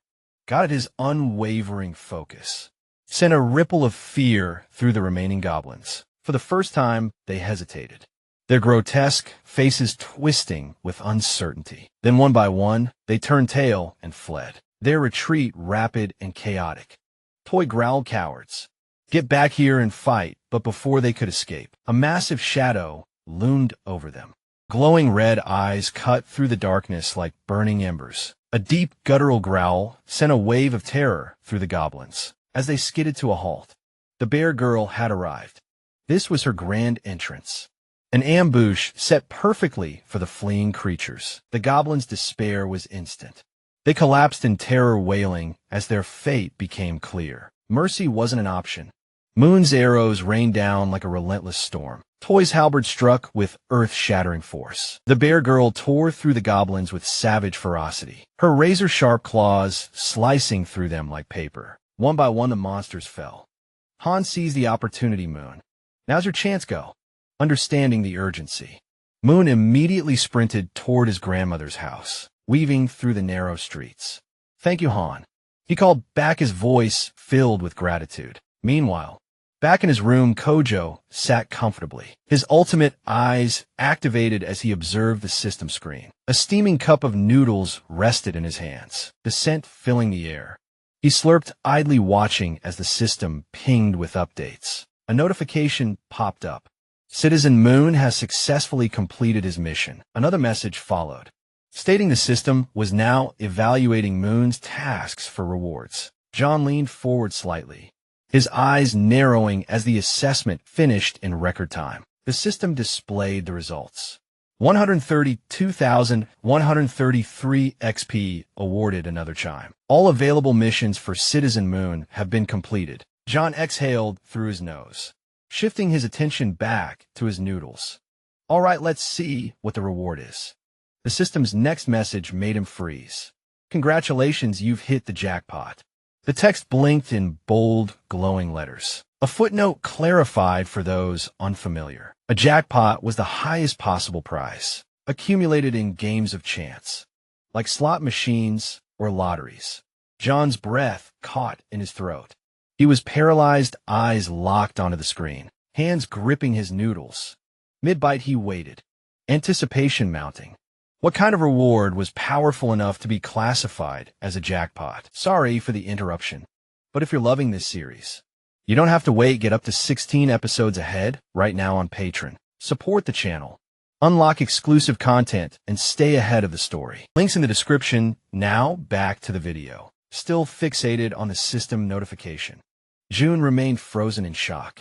His cup noodles hung halfway to his mouth, forgotten as he struggled to process what hitting the jackpot could actually mean. Then the system displayed his reward. A single skill point. A slow grin spread across June's face. This was perfect.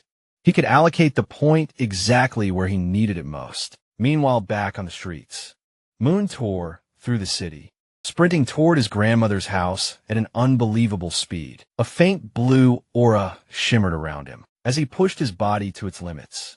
His heart pounded in his chest, worry gnawing at the edges of his mind. What if I'm too late? What if something happened to her? The small familiar house finally came into view. A simple structure utterly defenseless against the chaos around it. No barriers, no fortifications. Just an ordinary home standing alone in a world overrun by monsters. Moon didn't hesitate. He rushed forward, shoving the door open and charging inside, fear clawing at his chest. "Grandma," he called, voice cracking as he sprinted through the house, checking every room. Then he reached the bedroom. His breath caught, his eyes widened. There she was, resting peacefully on a futon, her frail frame rising and falling with each steady breath. Moon's legs nearly gave out as relief flooded through him. He stepped forward cautiously, his hand shaking as he gently touched her shoulder. "Grandma," he whispered, voice thick with emotion, giving her a light shake. Her eyelids fluttered open, and she reached out with trembling fingers, brushing them against his hand. "Moon," she murmured weakly, "is that you?" At that moment, Moon felt his composure crack. His chest tightened, and tears blurred his vision. The sheer relief of seeing her alive overwhelmed him. Without thinking, he collapsed beside her, wrapping his arms around her fragile frame, his body trembling with sobs. "I'm sorry, Grandma," he choked out between ragged breaths. "I'm so sorry it took me this long." Despite his tears, she smiled, her warm, wrinkled hand patting his back. "You're a good boy, Moon. I knew you'd come for me." Just then a system notification flashed in front of Kogan. Moon's loyalty has reached 100. Moon has officially been registered as a vassal. Number of available vassal slots has increased. June squinted at the message. Confused, huh? Apparently, reaching a certain level of trust unlocked an additional vassal slot. Curious, he pulled up his current vassal list. Joy Haeun, Fatty, level 20. Moon, level 30, Kong, Diakatoy. Level June 25th, rubbed his chin, surprised. "Wait, I can level them up too." Excited, he tapped the plus symbol next to Moon's name. Another notification appeared. Insufficient funds to level up. Then a second window popped up with the required amount.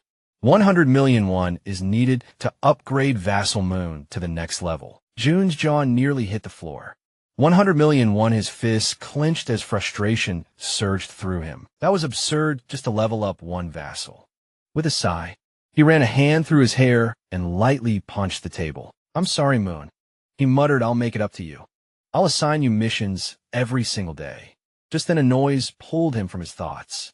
The elevator was moving. June's eyes narrowed. Who the hell could that be? His comrades were still outside fighting goblins. No one else was supposed to be here. Activating ultimate eyes, his pupils darkened as his vision extended, scanning the entire building. Two figures stood outside one of the apartment doors, a man and a woman. The man carried a box on his shoulder while the woman knocked, her voice carrying through the hallway. As she called out to whoever was inside, something about them felt off. Their posture was tense, their faces gaunt, dark circles shadowing their eyes. Exhaustion or something more sinister. June's stomach sank as recognition clicked. That's Fatty's apartment. Inside, Fatty's wife hesitated. Staring at the door, the knocking continued. She swallowed hard, then called out cautiously, "Who is it?" Seconds ticked by then against her better judgment. She reached for the handle and opened the door. Standing at the doorway was a young woman, who greeted her with a bright smile. "Hello," she said cheerfully. "I'm Kim Dabin. then gesturing toward the man beside her. She continued, "And this is my younger brother, Kim-Ho." She mentioned that they lived in Unit 1701. Intrigued, Fatty's wife asked what brought them there. The girl sighed, explaining that she had only come because she desperately needed help, leaving Fatty's wife wondering what kind of help she could possibly need. Then, with a sudden burst of desperation, the girl blurted out, practically shouting, "Would it be possible for you to let me take a shower?" Fatty's wife was completely caught off guard. Her jaw dropped of all the things she had expected to hear. This was the absolute last. Still trying to process it, she blinked in disbelief and asked if she had heard correctly. "Did you really just ask to take a shower and that's all you need?" The girl nodded eagerly, "Yes. That's all, I just want to shower." Relieved that the request wasn't anything too complicated, Fatty's wife let out a small chuckle and waved them inside. "Well, that's easy enough." Come, and the two entered, expressing their gratitude. The man, still carrying the box on his shoulder, also thanked her before asking where he should put it. Curious, Fatty's wife asked what was inside as he placed it down on the floor. The girl, still grateful, explained that it was just canned food and some miscellaneous supplies. The man opened the box, revealing various types of canned goods, exactly as she had said. Seeing this, Fatty's wife smiled and thanked them, mentioning that they really didn't have to go through all that trouble. The girl waved it off. "It's nothing really. If you think about it, I just walked into a stranger's house and made a pretty weird request." Just as she finished speaking, something caught her attention. From the corner of her eye, she turned her head slightly, her gaze landing on the collection of bows lined up against the wall, alongside Toy's baseball bat. Curious, she couldn't help but ask, "Do these bows and that bat belong to the owner of this apartment?" Patty's wife hadn't expected that question. Still, after a brief pause, she shook her head. "No, actually, these don't belong to the apartment's owner. The real owners live in another unit. But it's kind of a complicated situation to explain in just a few words." The girl nodded in understanding. "I see." Watching everything unfold, Jun deactivated his ability and thought to himself that so far, they didn't seem like bad people. He then shifted his gaze toward the window and murmured, "I'll go check it out later." After a brief moment of thought, he added, "I also need to talk to them. I want to ask if they'd be willing to help rescue other survivors from the nearby apartments." Before he could dwell on it further, a sudden system notification popped up. Jun blinked in surprise as the message appeared before him. "You have successfully hunted a red tiger." A second notification followed immediately after. "You have gained a large amount of XP." Then another 39,718,384 abilities to their limit. Despite the strain outside, the battlefield was far from calm. Han, the archer, and the guy with glasses were both lightly wounded. In front of them, the corpse of a massive red tiger lay motionless on the ground, and next to it the bear was also severely injured. Struggling to move, the rest of the group stood frozen, unsure of what to do next. Jun observed everything, but a strange feeling crept up on him. His stomach twisted and his chest tightened, as a wave of unease washed over him. What the hell just happened? Suddenly, a sharp pain shot through his body. His muscles spasmed, cold sweat dripping down his face, as an overwhelming pressure gripped his chest. He groaned in agony, barely able to keep himself upright. Then the system sent another notification. "You have discovered individuals who are eligible to receive citizenship." Through the pain, Jun barely managed to process the message. There were still people who weren't citizens yet. His breathing was ragged, but he forced himself to speak, "System, grant them citizenship." A new notification appeared instantly. A list of names flashed across the screen. "Citizenship has been granted," and then another alert. "You have officially reached 50 citizens." An additional message followed. The amount of XP and money that citizens can earn has increased by 100%, but the surprises didn't stop there. A final notification appeared on the screen, revealing something unexpected. As the number of citizens has reached a specific threshold, all citizens have unlocked a new ability. Power of Trust. Jun stared at the words, his mind racing. Power of Trust. What does that even mean? Despite his lingering confusion, his thoughts drifted back to the battlefield. He clenched his jaw. Did anyone get seriously hurt? Back on the streets, Moon was slightly injured and gasping for breath, making a tremendous effort as he carried his grandmother on his back. Everyone else is wounded, desperately running while providing cover for Toy, who is carrying the injured war bear woman. Observing the chaotic scene, June quickly realizes the situation outside is far worse than he had imagined, and of all people to be seriously injured, it had to be the war bear as the group races to escape. A horde of goblins suddenly emerges in front of the two, carrying the wounded, the team members covering them from behind. Immediately unleash a volley of arrows, striking down goblins to clear a path. The archer, watching closely, is startled by the precision of the man with glasses. How the hell did you pull that off with a single shot? She asks, eyes wide. The man looks just as confused. I honestly have no idea. As they continue running, the archer suddenly notices something. For some reason, my body feels lighter. Han, running beside her, nods in agreement. Yeah. And I just realized I'm not even out of breath anymore. Meanwhile, back with June, the system finally provides an explanation ability, Power of Trust, a passive skill that increases all stats by X%, where X equals the trust level of each citizen. Kogen stares at the message in disbelief. This skill didn't even exist before. How the hell is it so strong? Then another realization hits him. Every single member of his group has at least 50 trust points or more. That means all their stats, stamina, strength, reflexes, and more have naturally increased by 50%. At that very moment, Moon's expression shifts as if something suddenly clicks in his mind. He has a hunch this must be another one of June's new abilities. The system then notifies June of something else. Both of the girls have now surpassed 30 loyalty points as a result. They are now eligible to be registered as vassals. Without hesitation, Kim immediately commands the system to register both of them. The moment it happens, the two women suddenly stop in their tracks, their bodies tingling as an overwhelming power surges through them. System update: Kim Gang, level 20, has acquired the skill Piercing. Yuyin, level 25, has awakened the skill Poisonous Mist, now brimming with newfound power. The two turn back, ready to face the goblins chasing them. The archer steadies herself. Drawing her bow, she fires an arrow straight at the goblins. Normally, her shots always land as headshots every single time, but this time something is different. The arrow doesn't just pierce through one goblin. It ricochets, striking several others and tearing through them effortlessly. Confused, the archer furrows her brows. What the hell? What just happened? The system promptly provides an answer. Skill Piercing, a tier S skill that uses mental strength to fire a penetrating arrow. June, standing with his arms crossed, watches as the information unfolds before him. Now that he knows what the ability is, he immediately issues a command to the system. New quest created mission. The archer must use piercing to hunt 10 goblins within a 10-minute time limit. Reward: increased piercing proficiency. Penalty for failure fatigue.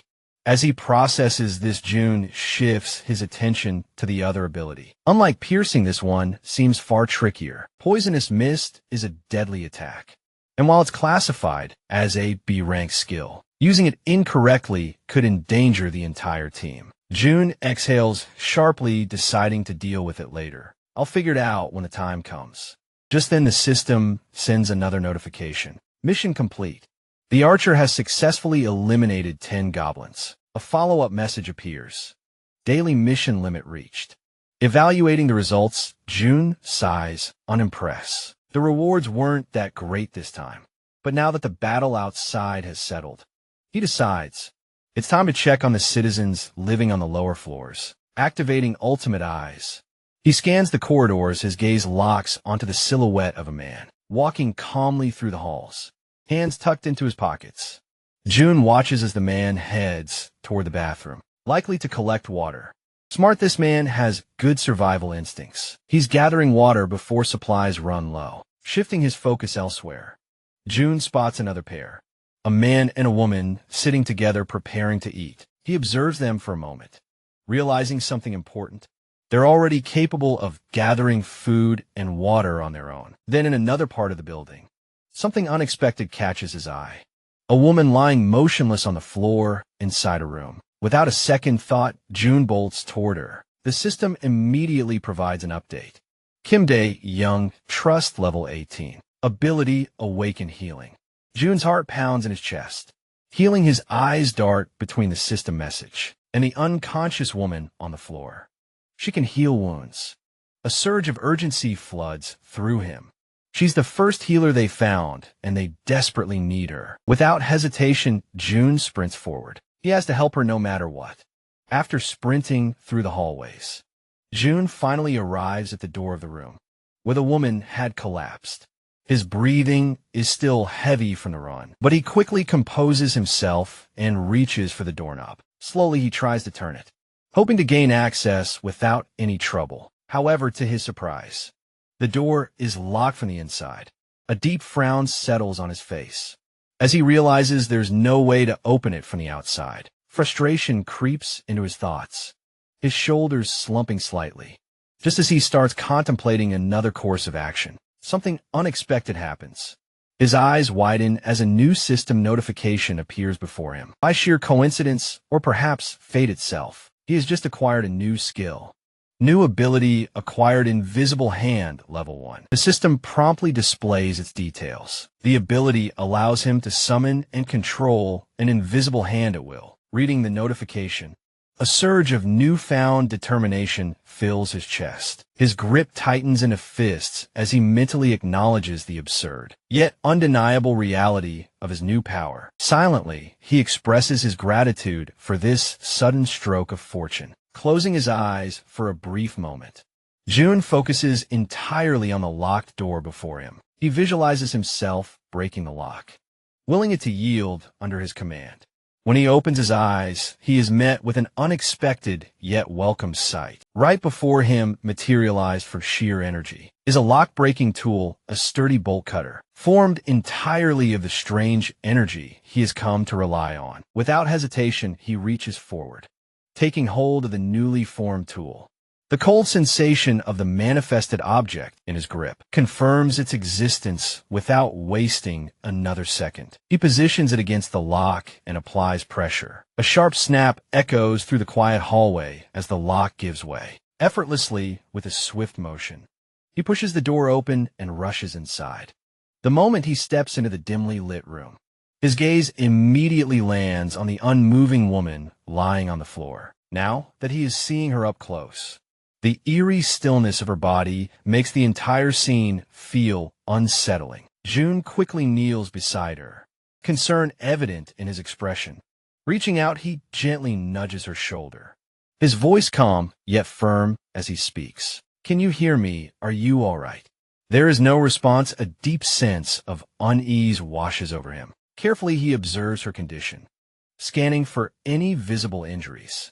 But what he notices instead sends a wave of worry through him. Her face is unnaturally pale, her lips dry and cracked. Severe dehydration. His mind races. Dehydration, this extreme, could be dangerous. She needs help immediately. Quickly, his eyes dart around the room, searching for anything that might assist in stabilizing her condition. Then something catches his attention, making him pause. There's water in the room. Yet despite the presence of water, she is still in this critical state. It makes no sense. The contradiction unsettles him, sending a cold shiver down his spine. Glancing back at the woman, he forces himself to push aside the troubling thoughts. Now is not the time to question the situation. The priority is saving her. A sudden idea forms in his mind. Without hesitation, he opens the system interface. There's a chance this might work. Mission assigned: breathe. Objective: breathe. Reward: immediate recovery from dehydration. The system processes the command, deducting 10-point Wizard 1 as the cost for activating the mission. Almost instantly, a soft blue aura begins to envelop the woman's body. June watches intently, his pulse quickening as the energy works through her. Then faint sounds escape her lips. A weak, breathy noise, but a clear sign that she is beginning to stir. Relief floods through him. It works slowly. Her eyelids flutter open. Her gaze is hazy and unfocused. A blurred silhouette of a figure stands before her, a voice reaching her ears. Asking if she is awake, her mind struggles to process the situation. Her voice weak, but laced with confusion, manages to form a question. Who are you? June straightens slightly, meeting her dazed gaze. He introduces himself, explaining that he lives in a unit just above hers in the building. She blinks, her expression still foggy with exhaustion. The information doesn't seem to register right away. Still lying on the floor, she questions him again, her voice laced with uncertainty. How did you get inside? Seeing no reason to hide the truth, June states it plainly. I saw that you were unwell. I broke the door open to reach you. A moment of silence lingers between them. Then her breath hitches, her expression shifts as realization dawns. Without warning, tears begin streaming down her face, and yet she does not say a word. She simply cries as if the weight of everything she had been enduring had finally caught up with her. She raises her hands to her face, wiping away the tears in an attempt to hide them. Her shoulders tremble slightly as she struggles to compose herself. June, watching her closely, immediately senses that something is wrong. There is an uneasiness in the way she reacts, something beyond just exhaustion or confusion. Taking a deep breath, he calls her name. Kim Taeyong, his voice is firm yet gentle. She slowly pushes herself up from the floor, still visibly shaken. He speaks again, apologizing for being so abrupt, for barging into her life so suddenly. But he makes it clear he needs her help. There is urgency in his tone, something that makes her pause despite her lingering distress. Now, sitting upright, her tear-filled eyes meet his, though her expression remains guarded.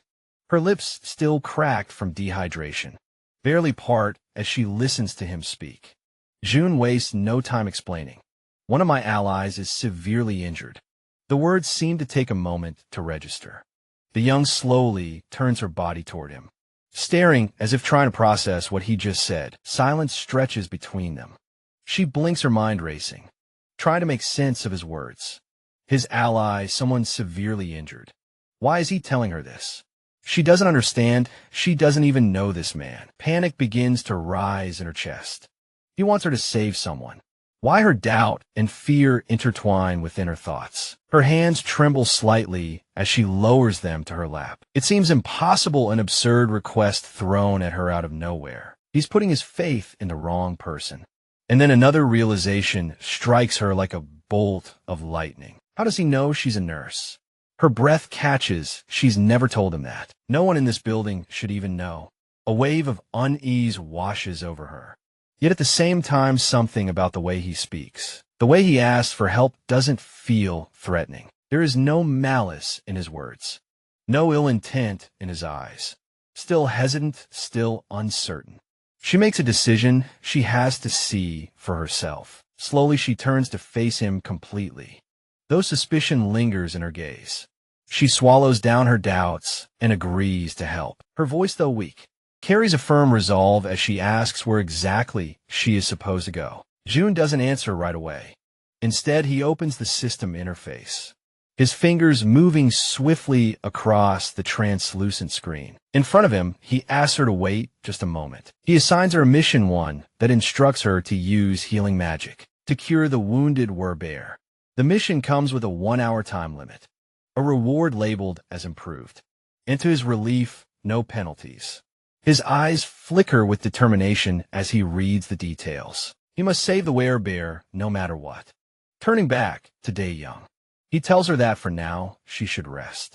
He will personally bring the injured person to her. Then, he instructs her to find something to help with her own dehydration. But Dae-young, already overwhelmed, barely has time to process his words before something utterly impossible happens.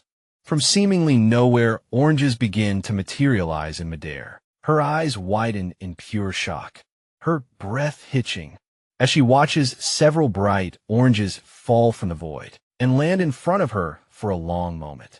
She simply stares, her mouth slightly open, completely stunned. Then, snapping out her daze, she frantically raises a shaking finger, pointing at the fruit on the floor. What is this? Her voice trembles as she demands an answer. June, realizing how bizarre this must seem to her, quickly apologizes, but Dae-jong isn't satisfied. Her heartbeat pounds in her ears as she watches more oranges drop into existence. Where are these coming from? How is this happening? What kind of person is this man? Before she can demand further explanations, June simply turns his back to her. A slight smirk plays on his lips as he tells her he'll explain everything later, once things have calmed down. And with that, he walks away, leaving her still kneeling on the floor, still staring in disbelief. He exits the room with a final request. He reminds her that she is still weak, that her body needs to recover, and he asks no, insists that she prioritizes her own rest. As soon as June is gone, Daeyoung lowers her gaze to the scattered oranges. Slowly she reaches out, picking one up. The texture, the weight, the coolness against her fingertips. It all feels real. She squeezes the fruit gently, expecting it to vanish like an illusion, but it remains solid in her grasp. A shiver runs down her spine. What is this? Still overwhelmed, she hesitantly mutters to herself, wondering if she's dreaming. Because never in her life has she seen anything like this before. Meanwhile, June wastes no time. He rushes back to his shut-in apartment, moving with quick, determined strides. His mind is already focused on helping his allies outside. As fast as possible, the system chimes with a notification. The healer's trust level has increased. He stops for a brief moment, narrowing his eyes at the message. She hadn't trusted him before. That much was obvious. But now it seems like her perception of him has changed, even if only slightly. Still, it isn't enough for him. To let his guard down, trust takes time. And honestly, he can't blame her. If someone broke into his home out of nowhere, he wouldn't trust them either. Shaking his head, he steps onto the balcony, his gaze drifting downward. His thoughts remain heavy, but as he looks out toward the streets below, something makes his entire body freeze. His blood runs cold. A massive, ferocious red tiger is charging through the streets, its powerful limbs propelling it forward with terrifying speed, and it's chasing his allies. June's breath catches as he sees his companions below, running for their lives. Desperation is evident in the way they scramble to escape, but the monstrous beast is closing in on them, its deadly fangs gleaming under the dim light. Then, as if things couldn't get any worse, its piercing eyes lock onto its targets, its muscular body moving in perfect synchronicity as it hunts his team. A wave of panic washes over June. This isn't just a dangerous situation. This is a massacre waiting to happen. June stood frozen, stunned by the chaos unfolding around him. The red tiger, which had already clashed with the were-bear woman and left her gravely injured, wasn't alone. Another beast had emerged, its fiery eyes scanning the area, its massive form casting an ominous shadow below. Panic gripped the group as the monstrous tigers advanced, and terror spread like wildfire. In an instant, the survivors scrambled for their lives, their instincts screaming at them to run, to flee, to never look back. In the midst of this desperate flight, Kieran, who had gained the power of poison, misstepped. Her foot twisted at an unnatural angle, and an intense, searing pain shot through her leg. A scream ripped through her throat as she collapsed, unable to catch her balance. The archer woman and Han, running ahead, heard the cry and immediately skidded to a halt. Panic flashed in their eyes as they turned back, calling out her name in frantic desperation. Hiren, gritting her teeth against the agony, tried to push herself up. Her body felt heavy, her limbs like lead, unresponsive to her commands. She fought to move, but her strength was failing her. With every second that passed, it became clearer she wasn't going to make it. The archer's voice rang out, a pure scream of distress. The massive red tiger had locked onto Hiren as its prey, its muscles coiled, preparing to pounce with lethal precision. The beast's blood-red eyes gleamed with a chilling intent as it bared its fangs ready to strike. Huron, still struggling to stand, remained oblivious to the tiger's approach. Perhaps she was lost in disbelief, perhaps formulating a plan, or perhaps resigned to her fate. But then she turned her head, just in time to see the tiger mere inches away. The realization hit her like a tidal wave, her breath caught in her throat, her heart pounding in her chest. There was no escape, no chance to survive. For a moment her body went still, Her eyes empty of hope, she braced herself for the inevitable, surrendering herself to the tiger's jaws. And then a flash of light. Violet smoke swirled around her, and in an instant she was gone. The tiger's jaws snapped shut, its teeth clashing in empty air. It let out a low, frustrated growl. As it scanned the space where its prey had been just moments before, confusion flickered in its glowing eyes. The hunt had been so close, and yet she was no longer there. A deep primal fury surged through the beast at its failure. It let out a roar of frustration, the sound vibrating the air. Meanwhile, Hirin reappeared, disoriented and soaked in sweat. Her breath was shallow, ragged, as she tried to process what had just happened. Had she died? Was this some kind of afterlife? Then the sharp pain shot through her body once more, grounding her back in reality. She was still alive, and that was when she saw him. He stood before her, calm and steady, but his eyes betrayed the intensity of the situation. It had been too close a second longer, and she would have been dead. The weight of that realization pressed down on him like a heavy stone. Hirin, still trembling from a close call, met his gaze. She was too shaken to speak, too overwhelmed to form coherent thoughts. Above them, the other survivors were still in full flight, their fear palpable, as they rushed to escape the relentless threat of the tigers. June took a steadying breath, his mind racing with calculations. At least he thought he had bought them some time with here, and no longer in immediate danger. There was a slim chance the others below could make it out alive. Suddenly his system screen flashed, pulling his attention away from the chaos around him. You have discovered individuals who meet the criteria for citizenship. Do you wish to approve their status? Before he could process the notification, a sudden movement caught his eye. Moon appeared out of nowhere, his teleportation ability dropping him into the room with a flash. In his arms was the frail form of his grandmother, her body limp but still alive. Moon's breathing was labored, but his grip on her was strong and firm, his eyes wide with urgency. Locked onto June, take care of her. Moon pleaded, his voice thick with desperation. June's gaze flicked between Moon and the elderly woman, his mind quickly weighing the situation. Moon's concern was evident, but there was no time to waste. A far greater danger loomed. Raising a hand, June motioned for him to stop. Wait. Moon opened his mouth, ready to argue, to insist that June help his grandmother immediately. But then he saw the expression in June's eyes, the sheer gravity of the situation. Without a word, Moon's shoulders slumped. He understood now whatever was happening here. It was far worse than anything he had anticipated. There was no time for distractions, no time for anything but survival. Below, the red tiger continued its relentless pursuit, refusing to let up. The battle for survival raged on, and June knew that the choices he made in the next few moments would determine the fate of everyone involved. The red tiger, driven by a primal fury, relentlessly pursued the scattered group, each step thunderous as it closed the distance. June's heart raced, his fists clenched tight as he mentally braced for what he had to do. His new ability, Invisible Hand, pulsed with energy within him. He couldn't let this beast escape. It needed to die, and he was the one who would make it happen. Down below, chaos reigned. The archer Han and Togi, still carrying the injured Werbear, fled with all their strength. They were fast, but no matter how much ground they gained, the tiger was gaining too. Han dared a quick glance back, his stomach twisting with dread. It was closing in on them. If they didn't do something soon, they would be the next meal. Without thinking, Han dug in his heels and skidded to a stop, his focus narrowing to a single action. His hand gripped one of his baseballs tightly, his fingers tingling with anticipation.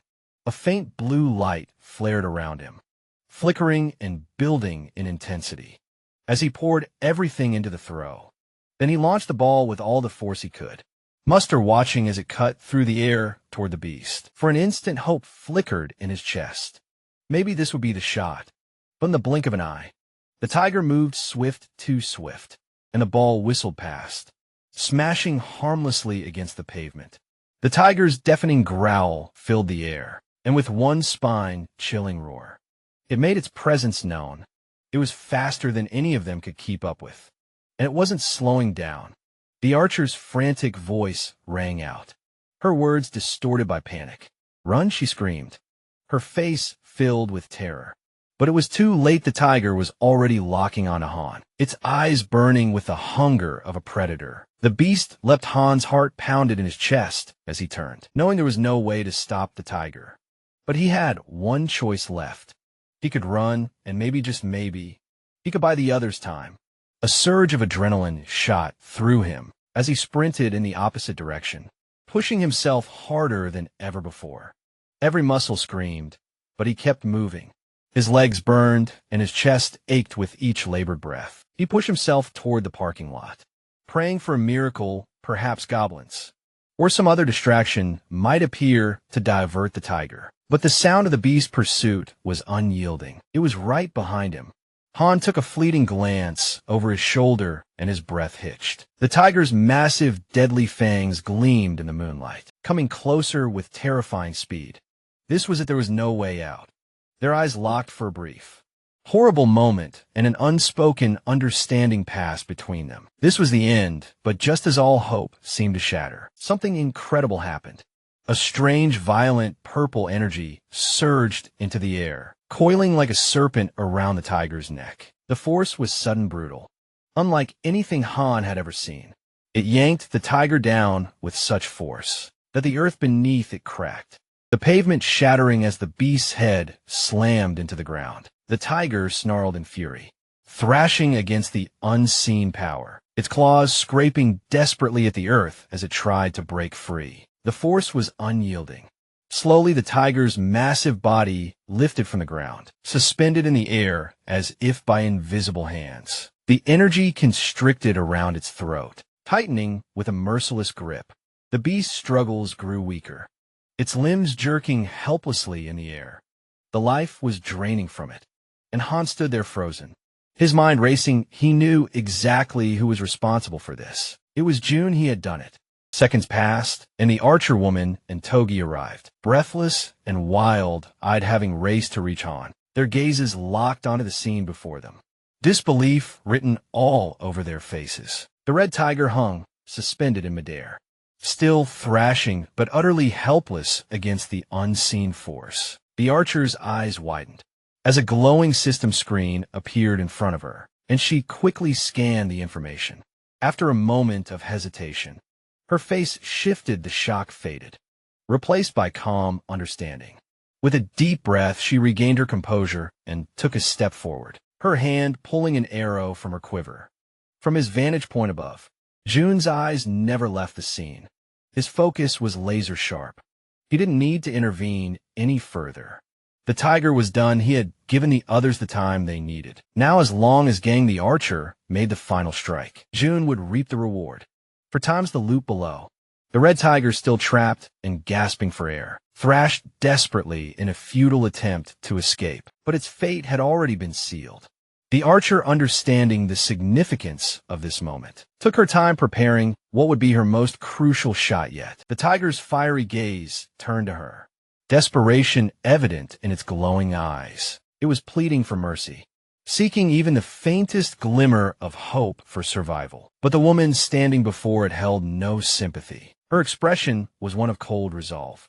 Mercy was not an option, not for this wretched beast. She pulled back the string of her bow, channeling an intense blue aura into her arrow. The pressure emanating from the charged shot was immense, causing the very air around them to tremble. Then, with a swift, decisive motion, she released the arrow. A powerful gust of wind exploded outward as the arrow soared through the air, its force cutting through the night like a spear of vengeance. The instant it found its mark, a system notification flashed before June's eyes. You have successfully hunted a level 28 red tiger. You have gained a significant amount of experience points. 62,311,776. One has been deposited into your shut-in wallet. As the tiger's body collapsed lifelessly onto the ground, another notification appeared, this one highlighting the growing dynamics among the group. Team trust and loyalty levels have increased. Another notification followed shortly after.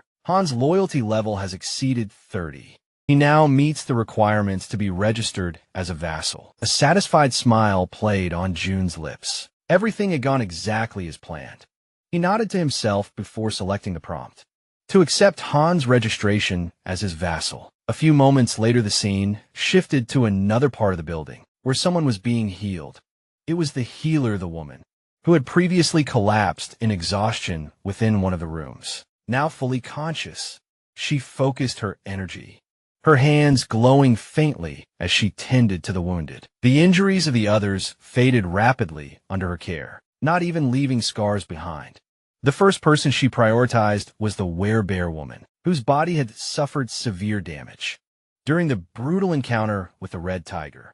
Jun, watching from afar, reflected on the sheer luck they all had him, included in having found a healer in a situation like this. Han approached, still catching his breath.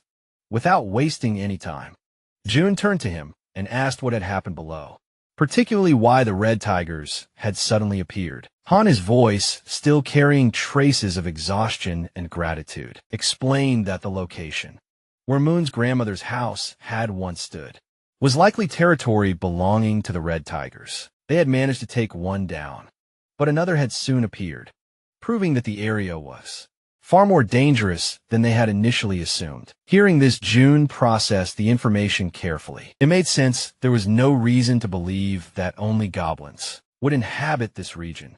And now that he thought about it, there hadn't been any goblins in this area. That meant the goblins had probably already invaded the buildings nearby. If that was the case, Moon's grandmother wouldn't have been safe if she had remained inside. Despite everything, the only reason she had survived was that she had unknowingly been within the red tiger's territory. Jun exhaled, slowly shaking his head. The sheer luck involved in this entire ordeal was truly something extraordinary. Just then, another system notification appeared before him. Healer's performance is being evaluated. 73,321 has been deducted for the mission. The healer let out a relieved sigh upon realizing that her task had been successfully completed. Seeing her reaction, Jun stepped forward and acknowledged her efforts, telling her that she had done a great job. However, she quickly waved off his praise and instead asked if she could finally return home. Before anyone could respond, a voice interrupted. Wait a moment. It was Fatty, who had finally reappeared. After spending some time resting and recovering from the ordeal, scratching the back of his head, he looked around awkwardly before addressing the group. I know this might not be the best time to bring this up, but are you guys seriously planning on gathering in my apartment all the time?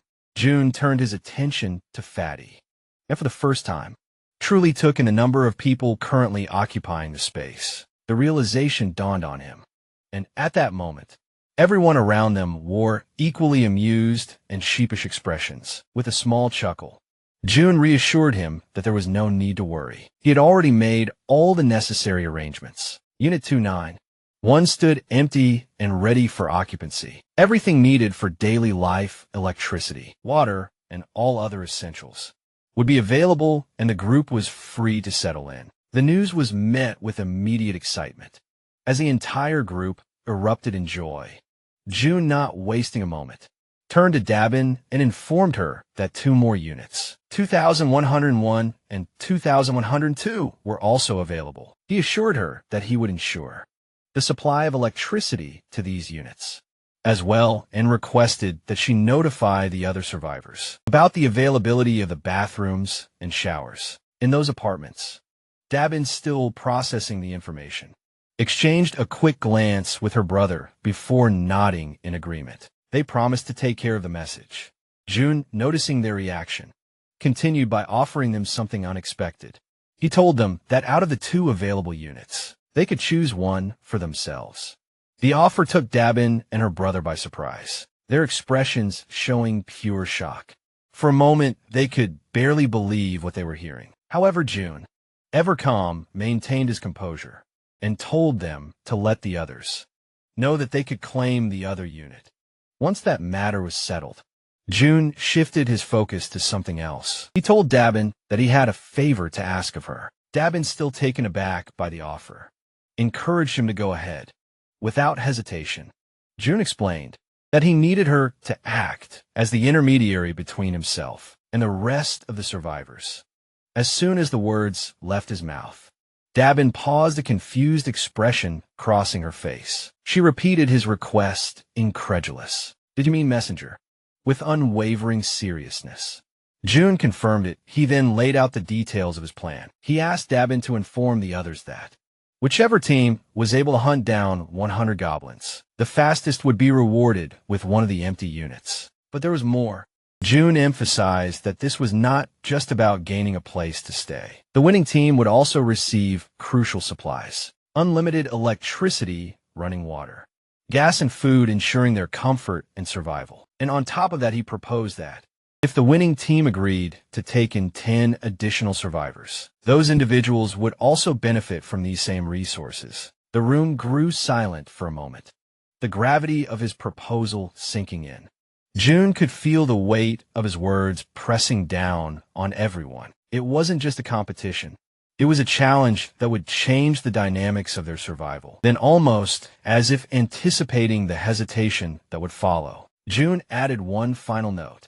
He told Dabin to make sure to inform everyone that the distribution of these resources might take a little longer, depending on the floor of their new residence.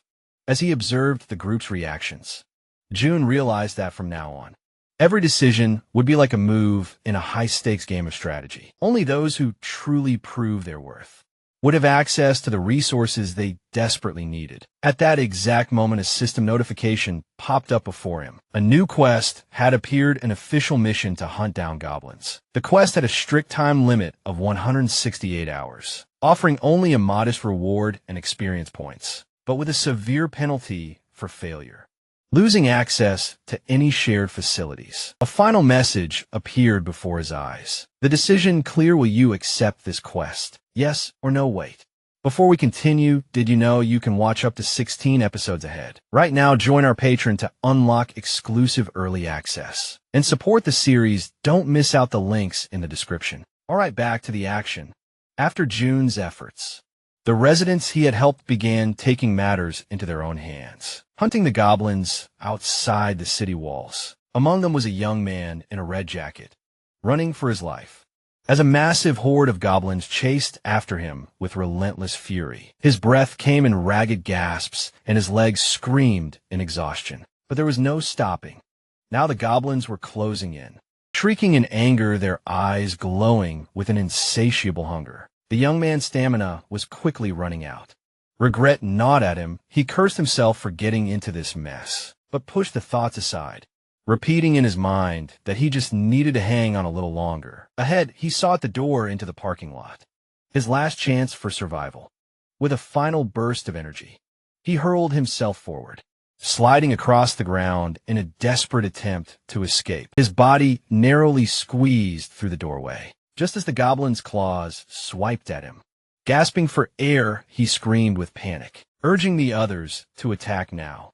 His voice rang with fear as he warned them that the goblin's ambush was bigger than they had anticipated. A trap. 3 men armed with spears stepped forward, their faces set with grim determination. They nodded, recognizing the effort the man in red had made in luring even more goblins than expected. Without hesitation, the spearmen attacked, their weapons flashing through the air in swift, practice strikes. Goblins fell one by one as the spears thrust through their bodies, sending the creatures stumbling back or crashing to the ground in a heap. But the goblins were not done yet. Some continued to fight fiercely, pushing forward with reckless fury, their claws slashing and teeth gnashing. The battle was a brutal dance of life and death, but the spearmen had the upper hand. Realizing the tide was turning, one of the goblins, seemingly of higher rank, let out a sharp, commanding screech, calling for a retreat. The goblins that heard the signal turned and fled in a panic, scattering in every direction. At the sight of their retreat, one of the spearmen grinned widely, his eyes twinkling with mischief. "Want to see something cool?" he asked, looking over at his teammates. Though confused, the others nodded, eager to see what he had in mind. The red-haired man stood tall, breathing deeply as he focused intently on the retreating goblins. Gripping his spear, he aimed at the fleeing creatures. Then, with an impossible burst of strength, he hurled it forward. The spear flew through the air with such speed and power that it seemed almost unreal. It sliced through the air, heading straight for a goblin that thought it had escaped. The goblin, unaware of the danger, was struck squarely in the back. It convulsed once, then crumpled to the ground lifeless. The red-haired man looked back at the twins, his face breaking into a triumphant grin. That was pretty cool, right? He said. The twins, eyes wide with amazement, nodded eagerly. That was badass, they agreed, clearly impressed. Stretching his arms, the red-haired man casually asked how many goblins each of them had taken down. The twin on the left proudly declared, "I got 22." The twin on the right, with a smug smirk, said, "I got 23. The red-haired man chuckled, clearly pleased with the results. "Well, between the three of us, we've killed over 100 goblins. Mission complete," he said. His grin widening, the twins exchanged glances, surprised at how quickly they had reached their goal. They had expected it to take much longer to eliminate so many goblins. But just then Min, the young man in the red jacket, stormed up to them, clearly angry and frustrated. "Hey," Min snapped, glaring at the red-haired man. "You said there were only about 10 goblins. I barely made it out alive." His voice was filled with irritation. The red-haired man's expression hardened. Veins bulged on his forehead as he snapped back. "What's your problem now? We succeeded. Didn't we? You're alive, and the mission's over. What's there to complain about?" Min fumed, still seething. "You seriously can't think that many goblins were just 10. You nearly got me killed." Rolling his eyes, the red-haired man waved off Min's complaints. "Well, we killed a lot of goblins, and now we're about to get a new place to live. So quit whining." Irritated, the red-haired man turned to Min, his voice laced with frustration. "Pay attention, bro." He snapped, the use of bro suggesting a deeper connection, possibly even siblings. His face flushed, the veins bulging more as his anger mounted. "I came up with this entire hunting strategy myself. There was never any chance of failure. I also suggested the spears, which the twins crafted. All you had to do was run. Something you should be very good at." Min, exasperated, let out a heavy sigh. The red-haired man, still simmering, offered him an ultimatum. "If you're so dissatisfied, then leave. Your presence is hardly making any difference at this point." Sensing the rising tension between the two men, the twins quickly intervened to prevent things from escalating further. One of them stepped forward, speaking in a calm voice. "Relax, man. Min did his part too," he reminded the red-haired man. The other twin, with a playful grin, turned to Min and said, "You did great, bro. You ran faster than I thought possible." The red-haired man clicked his tongue, clearly irritated. "Men always know how to get under my skin." He muttered, his tone thick with annoyance. Then he demanded, "How dare you talk back to me like that?" The twin, who had been grinning, urged Min to apologize, hoping to defuse the situation. Realizing that continuing the argument would get him nowhere, Min let out another sigh and reluctantly muttered an apology. The red-haired man huffed in response, then turned his back on Min, dismissing the entire incident. "Whatever, let's move on. We need to get to the 21st floor to claim our new home." As they made their way to the 21st floor, ready to collect their reward, they were greeted by unexpected news. Dabin, her expression tinged with apology, informed them that another team had already beaten them to it and claimed the reward. The group froze, disbelief and shock overtaking them. They had been quick. There was no way another team could have completed the mission before them. The red-haired man's face darkened, irritation flaring once more. "Are you telling me someone beat us to slaying 100 goblins?" he demanded, his voice low and dangerous. Dabin nodded, confirming it. The red-haired man could hardly believe it. His brow furrowed, and he snapped, "Stop joking around, Dabin. Hand over the house already." But Dabin's serious expression made it clear that she was not kidding. "It's no joke," she said firmly. "The team that finished first is already here." Just as she finished speaking, The group that had managed to finish the hunt even faster arrived. Seeing who they were only made the red-haired man even more frustrated. The group was led by Dabin's brother and an elderly couple, both of whom appeared unusually cheerful, as if nothing was out of the ordinary. Dabin turned to her brother, her voice curious. "How did things go with June?" Her brother explained, "We made a deal. In exchange for giving up the new house, we've secured food, electricity, and other necessities for both our own home and the elderly couples. Additionally, their daughters won't have to take part in missions anymore." Dabin frowned, immediately pointing out the flaw in the arrangement. "But their daughters are minors. They should have been exempt from missions in the first place." The elderly couple, however, maintained their pleasant smiles. Unfazed by the comment, the elderly man explained, "Our daughters may look young, but they're actually adults. They're older than they appear." The elderly woman added with a chuckle, "They're likely skilled with bows and arrows. My husband worries about them too much, but they're more than capable." Dabin's brother further clarified, "As part of the agreement, we'll be providing them with bows and arrows." Dabin's expression darkened. "Wait a minute, are they planning to keep hunting goblins?" she asked, her voice laced with suspicion. Her brother nodded, confirming that they plan to continue hunting goblins. But he clarified that June had only requested the goblins in the nearby areas. The goblins were relentless, constantly emerging no matter how many were killed, and it was essential to keep their numbers under control. As he absorbed this information, the red-haired man's frustration only grew. He waved his hand dismissively. "Enough with the pointless chatter," he snapped then in a sharp voice. He questioned whether they were giving themselves special treatment simply because they were in charge. "Isn't that a bit unfair to the rest of us?" Dabin's brother nodded in agreement. "That's why June had a plan," he explained.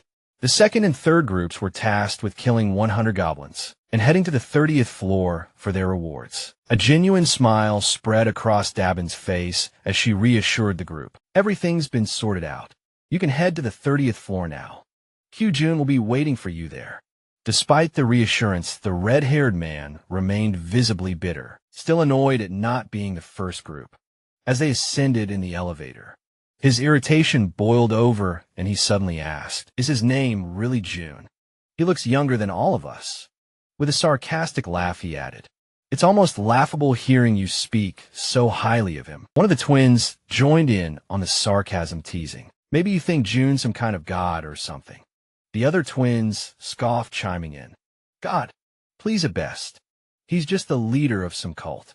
He then paused as if pondering the idea before asking, "Do you think this June guy is even sane?" Men who had been silent up until that moment spoke up quietly, his tone calm but firm. "You're all protected because of June's abilities. Maybe you don't have the right to talk about him like that." The moment Min's words left his mouth, the atmosphere in the elevator shifted. Tension thickened the air, and the others seemed visibly irritated. The red-haired man, his frustration peaking, shot a glare at Min. "Are you all trying to get on June's good side?" He spat, his voice filled with contempt. An uncomfortable silence settled over the group. All eyes were now on Min, the red-haired man, seething, muttered curses under his breath, and turned to glare over his shoulder at Min. "We'll talk about this later," he warned, his voice low and dangerous. Just then the twins noticed something unusual. June was approaching them, walking at an unhurried pace, one hand casually tucked into his pocket. As he drew nearer, he flashed them a small, relaxed smile and greeted them with a simple hello. The casualness of the greeting, combined with the way June carried himself, sent a wave of shock through the group. A nervous feeling crept up on the red-haired man, and hesitantly he extended his hand. "Beksinjob," he introduced himself. June shook his hand firmly but casually, acknowledging him with a brief nod. "I've been watching how you and your team hunted," he remarked casually. "You made excellent use of the barrier, and your strategy was very effective." Hearing this sent a chill down Sanjob's spine. His voice trembled slightly as he asked, "How do you know that?" June didn't answer. Instead, he simply smiled and shifted the conversation from now on. "I'll be providing electricity, water, and gas to Units 13, 01, and 15, 02. Sanjab, still trying to wrap his mind around everything, managed to mutter a thank you, but couldn't help himself from asking, "How is any of this possible? How are you doing all of this?" For the second time, June ignored the question. He simply reminded them, since you've successfully hunted 100 goblins, you're now eligible for these benefits. But just as the situation couldn't get any more unsettling, June's expression shifted into something darker. A disturbingly eerie smile spread across his face, and his tone turned chilling as he added, "By the way, I'm not some cult leader."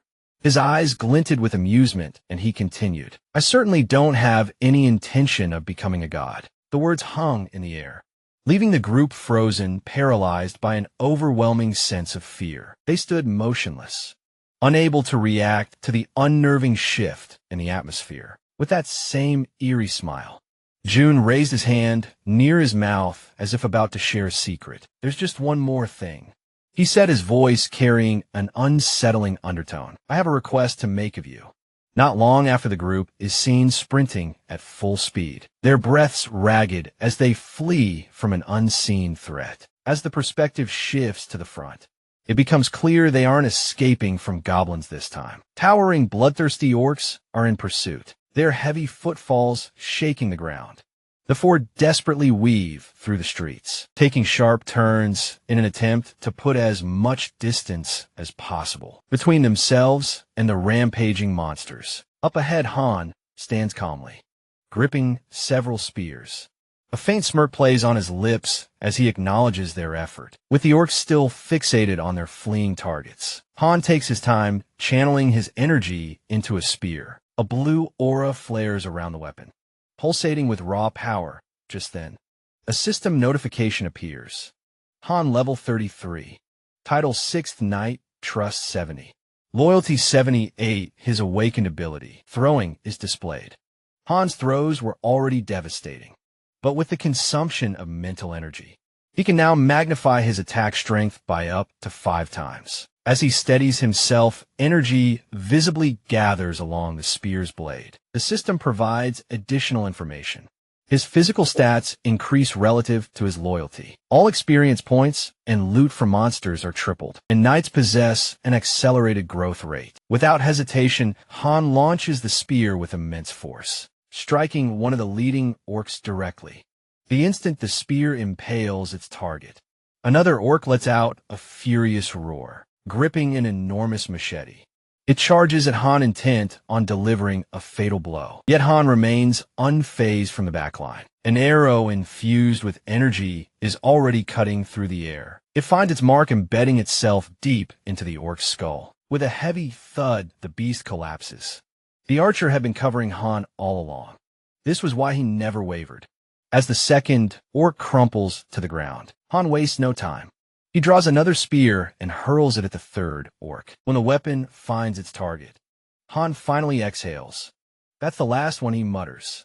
A system notification pops up for June. "You have successfully hunted a level 19 orc. Wands have been awarded for completing the mission. Eliminate 100 orcs with the task now finished." 3 individuals who have been hiding nearby cautiously emerge. Han approaches them, assuring them of a safe place to go. As they move toward the rest of the group, the system abruptly issues an alert. Unauthorized individuals are attempting to enter. A prompt appears before June, asking if he would like to grant them citizenship. Deactivating his ultimate eyes, June studies the 3 newcomers on the system interface. Upon confirming their acceptance, the total number of citizens under his protection reaches 200. A system notification immediately follows. Citizenship granted, total citizens 200. As the milestone is reached, the system reveals that unlocking new population thresholds grants additional abilities. This time, a new feature activates tax collection. This ability allows June to claim 10% of all money possessed by citizens, but it comes with a 30-day cooldown. June quickly realizes that this function effectively redirects a portion of his citizens' wealth back to him. However, once activated, he has no way to undo it. He hesitates, biting his finger as he weighs his options. Waiting 30 days for a full payout is too long. He doesn't have that kind of time. His parents are still out there, and he needs to send Han's team after them as soon as possible. Scrolling through the system interface, he makes a decision to redistribute only 30% of the collected funds, treating it as an investment. As soon as he confirms the action, the system issues another update. Tax collection has reached level 10. 3 additional skill points awarded. A sudden crushing pain grips June's chest, sharp and overwhelming at the same moment. A deep purple domain expansion surges outward, stretching beyond the confines of the building. The system swiftly generates a notification, its message glowing across the screen.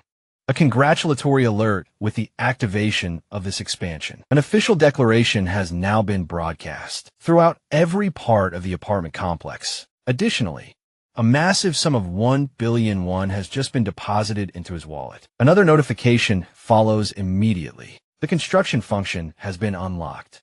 Still clutching his chest, June forces himself to focus on the system screen. Scanning the details, his mind races. What exactly does this new function entail? As if responding to his thoughts, the system presents a structured list of available facilities that can now be built, each with its associated cost. The display also highlights the total fund balance and an estimated annual production revenue of 30 million wons. Among the construction options listed are a solar power generator, a store, a training facility. As he carefully reads through the details, June can't hide his shock. The annual revenue is only 30 million wons, yet a single solar generator costs a staggering 130 million wons. At that rate, it would take nearly 5 years just to break even on the investment. The realization sinks in, but before he can dwell on it further, the system prompts him with a direct question. Would you like to proceed with installing the solar generator? After a moment of consideration, June shakes his head. Not yet. His priorities lie elsewhere. Right now, every resource needs to be allocated towards something more immediate, like increasing the levels of his vassals. Just then, something unusual catches his attention. The system displays the total construction fund balance. Exactly 1 billion won's, the exact amount he received upon leveling up. A flicker of suspicion crosses his mind, prompting him to investigate further. Moments later, the system clarifies. This fund is exclusively designated for construction. Realization dawns at first. The implications don't fully register, but when they do, a slow smile spreads across his face. This money is entirely separate from his personal funds, which means there's absolutely no reason to hold back. Without hesitation, June confirms the installation of the solar power system. The system immediately processes the request and provides an update. Installation in progress. Estimated completion time, 24 hours. The new fund balance is now displayed. 867.7 million wons remaining. Surprised by the relatively low cost, June decides to test a theory. He asks the system if additional solar generators can be installed. The response comes quickly. Only 1 solar generator may be installed per apartment building. With that settled, his focus shifts to the store option. As he selects it, he's met with an unexpected yet welcome revelation. The feature is far more powerful than he initially assumed. Unlike what he expected, this store isn't a physical location. Instead, it directly integrates with the system, enabling him to sell registered items to his citizens. The real game changer, however, is that the system itself handles all production and transactions in real time, as long as funds are available. Up until now, supply distribution had been a frustratingly time-consuming process, with Dabin handling most of the logistics. But with this automated system, citizens will finally be able to purchase items on their own. Even better, June has full control over pricing. He quickly realizes that by adjusting the rate strategically, he can further accelerate revenue generation. Wasting no time, he selects Install Store. The system prompts him to choose a location for installation. After careful consideration, he decides on the 101st floor. A notification appears: store installation confirmed. Estimated completion time, 48 hours. With 2 construction projects now underway, June turns to the third option, the training facility. The system provides a breakdown. This facility will enhance strength and endurance training with a 200% efficiency boost. Additionally, for those below level 15, an extra 300% bonus will be applied. Reading this excitement sparks in Jun's eyes. He already knew training could lead to leveling up, but these bonuses would drastically accelerate progress. Not only would his citizens grow stronger faster, but this also meant completing missions, and earning rewards would become significantly easier. Aside from these upgrades, Jun has also gained 3 skill points. However, what truly catches his attention is a newly unlocked feature, the itemization system. This function allows products to be purchased in various sizes and quantities. Intrigued, he taps the interface to explore the details. Previously, only bundled deals were available, but now individual purchases had become possible. Scanning through the updated list, he notices a range of liquid-based items, and while the selection isn't yet complete, the variety has expanded significantly.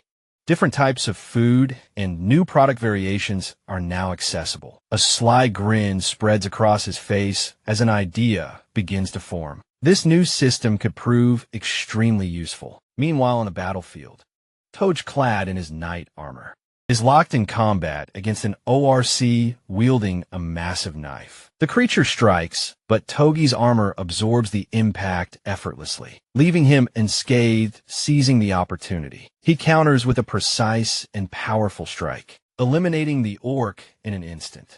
As the battle concludes, he exhales in relief, muttering about how much tougher this fight was than he had expected. From behind, Han calls out, posing a sudden question: what would happen if you threw that Yahello? Togi glances at the weapon in his hand, realizing he had never even considered the possibility. Han then extends his hand, asking to test something curious.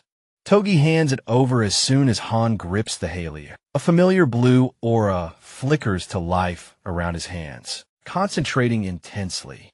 He takes a deep breath before launching the weapon with all his might. The holler soars through the air at an astonishing speed, disappearing into the distance with immense force. Toj, stunned, watches in disbelief before finally speaking. He had assumed Han was joking when he suggested throwing the weapon, but now it was gone far beyond their reach. Han, unfazed, crosses his arms well.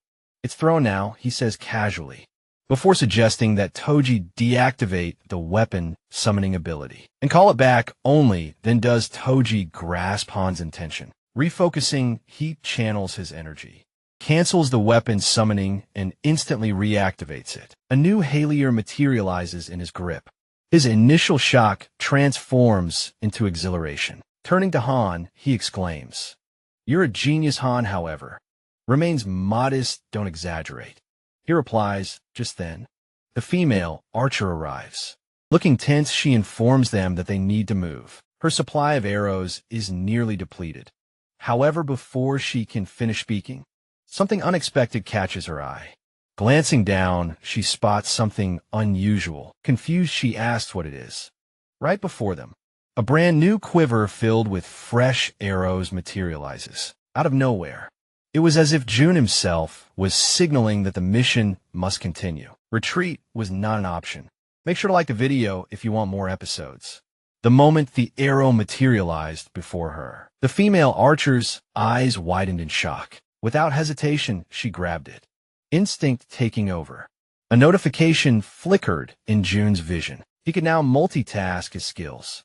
The archer swiftly nocked the arrow and let it fly. The projectile tore through the air, striking down an orc in an instant.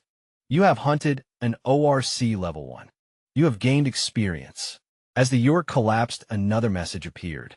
2,100,338 won has been deposited into the Supreme Being's wallet. At home, the system continued its relentless updates. Citizens Kim Gaeong Hot Dongan, Kong Diak, Su Moon Byunggo, Yuhei Rin, and Kim Jeon Han have completed a mission. 2,332,581 has been spent on mission costs. Citizen Kim Gaeong has leveled up.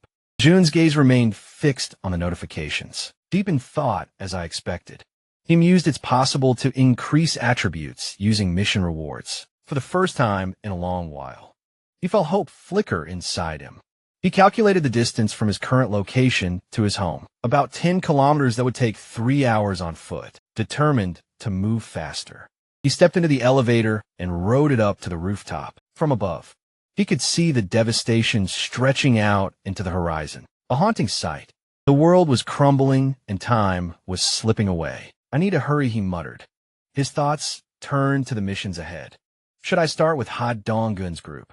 Pulling up the system interface, he analyzed his citizens' stats. Kim Ji-hun's profile caught his attention. Trust 59, loyalty 33. Awakened ability, Crow, summoning at the moment. June was utilizing Kim Jae-hun's grade C ability for reconnaissance. It was proving to be quite useful. Shifting his focus, he scanned through the other names. Oh Yeonju and Kim Dae-jong. First, I need to pair Oh Yeonju with Kim Dae-jong, the healer, to make this work. However, there was a problem. Unlike Kim Dae-jong, who was already registered as a follower, Oh Yeonju's loyalty was still too low. The difference between those who had awakened their abilities from the beginning and those who hadn't was overwhelming. I don't have a choice, I'll have to use that method. His thoughts drifted to Oh Yeonju's desperate wish, the only thing keeping her going. She wanted to resurrect her son.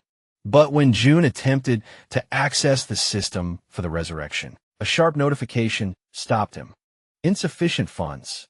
Is it still not time? He whispered, frustration growing in his chest. There was only one option left. He had to raise the mission difficulty to the maximum. A level 40 monster will be incredibly strong, but the reward will be enormous. Time limit 24 hours. Penalty death. He tried again. The system denied his request. Insufficient funds. His teeth clenched. There still wasn't enough. Just then a system-wide announcement broke through his thoughts. A level 18 ORC has been hunted. 2.7 million has been deposited into your wallet. John's pulse quickened with renewed energy. He opened the mission panel again. This time he could do it. This time he could fulfill Oh Yeonju's wish. Assign mission objective. Hunt 1 level 40 or higher. Monster time limit. 24 hours reward. Resurrection of the sun for 1 day. Penalty for failure death. Do you wish to assign this mission as is? Yes, no. Without hesitation, John selected yes. Just then a desperate shout rang out from outside his room. Open the gate, he turned, swiftly unlocking the door. As soon as it slid open, Oh Yeonju burst inside. Her face was pale, her breathing ragged. Tears welled in her eyes as she clutched his arm. Is it true? She asked, her voice trembling. John met her gaze even with the time limit. It's possible, he assured her. Tears streamed down her face. Even if it's just for 1 day. Her voice cracked, raw with emotion. If I can see him again, she broke down sobbing. And in that moment, June knew this mission was no longer just about survival. It was about restoring hope. A notification popped up in front of June's eyes. Oh Yeonju's loyalty has exceeded 30 points. This meant she had finally met the conditions for follower registration. June smirked. Things were progressing smoothly. He looked up at the sky, feeling an unfamiliar sense of satisfaction. Everything was moving according to plan. Opening his fountain, he examined the swirling liquid inside, reflecting his own determined gaze. Electricity, water, gas. He had secured control over all three, solidifying his hold over the apartment complex. With these fundamental resources under his command, it truly felt like he was some kind of modern-day mage, bending the world to his will. Then another notification arrived. Daily store sales have been settled. 320,981 has been deposited into the Supreme Being's wallet at home. John's eyes flickered with interest. He did a quick mental calculation. If 320,001 was only 20% of the earnings, that meant today's total store sales had exceeded 1.5 million. He chuckled. The store was turning into an essential part of the kingdom's economy. Activating Supreme Being's eye, June scanned the streets below. Near the entrance of the store, a group of survivors stood in a tense discussion. A young man in a beanie crossed his arms, frowning. How much more do we need to save? Another man flipped through a small notebook. The bow cost 150,001 today. We managed to gather about 10,001. So maybe another 2 weeks. The guy in the beanie scoffed. Idiot. Have you even considered the cost of water and instant noodles for those 2 weeks? The other man scowled. If you're so smart. Why don't you calculate it yourself? Hyung-jun smirked just from distributing profits. The entire atmosphere has changed. Ever since the mysterious store appeared, on the first floor of the apartment complex, money had become a powerful motivator. The small amounts they earned from hunting goblins fueled their desire to keep going. At first, people had hesitated to leave the safety of the complex. But once they realized that goblin hunting provided actual income, things shifted. Now hunting was no longer about survival, it was a profession. Another notification popped up. Current population, 789 citizens. John's kingdom was growing. What had started as a makeshift survival camp was quickly evolving into a structured society. And at this rate, it would only continue to expand. Then another system message. You have hunted an orc level 18. 1.2 million won has been deposited into your wallet. John exhaled. The influx of money was stabilizing his domain. But more importantly, his people were getting stronger. His gaze returned to Oyeonju, better known now as Mama Bear. She fought like a monster herself, tearing through enemies as if they were nothing. Each step she took left destruction in its wake. Even now, she was locked in combat, smashing through creatures with brutal efficiency. Her blows crushed bones, shattered armor, and sent monsters flying. Finally, she finished off the last of them. She stood there for a moment. Catching her breath, a woman rushed toward her. Mama Bear, are you okay? I'm fine, Oyeonju said, wiping sweat from her brow. Even if I got hurt, it wouldn't be a big deal. Don't push yourself too hard. The woman warned. Mama Bear hesitated, then gave a small laugh. Sorry if I'm hogging all the kills. Watching through God's eye, John nodded in approval. Pairing Oyeonju and Kim Taejong had been the right move. Their synergy was undeniable. A quick glance at Oyeonju's updated stats confirmed his thoughts. Trust 66, loyalty 66. Then boom, the ground rumbled beneath them. A massive sound echoed through the air. John's gaze snapped toward the source. The air seemed to vibrate as a huge creature emerged from the darkness beyond the complex. It was twice the size of a normal orc, its muscles rippling like steel cords. Thick scarred skin covered its body, and its eyes burned with a deep, animalistic rage. A colossal orc Mama Bear immediately stepped forward, taking a frontal position. Her entire demeanor changed. The survivors froze in place, staring at the monstrous being. Fear crept into their eyes. June's heart pounded. This is different. This was no ordinary fight. And this time they weren't just hunting a monster. They were being hunted, gripping a colossal club in its massive hands. The towering orc utters a string of guttural words, in a language none of them recognize. The sheer presence of the creature radiates danger. But the Werbear woman does not waver for even a heartbeat. Without hesitation, she begins her transformation. In the blink of an eye, she fully assumes her beastly form, her powerful frame brimming with raw strength. Golden energy crackles around her as she plants her feet firmly on the ground, positioning herself between the ORC and her allies. Ignoring the shouts of warning from the archer and healer behind her, she lunges forward with a deafening roar meant to shake her opponent's resolve, but the ORC remains unfazed, meeting her gaze with cold determination. With his club gripped tightly, he shifts into a combative stance, ready to engage her head-on. The moment stretches for barely a second before the Werbear woman launches her first attack. The ORC reacts, instantly intercepting the blow with his vase weapon. Undeterred, she strikes again, relentless in her assault. Yet he remains on the defensive, absorbing each hit with practiced skill. Seeing an opportunity, she shifts her approach, attacking from a different angle in an attempt to land a decisive blow. Meanwhile, the archer, eyes locked on her target, draws back her bowstring.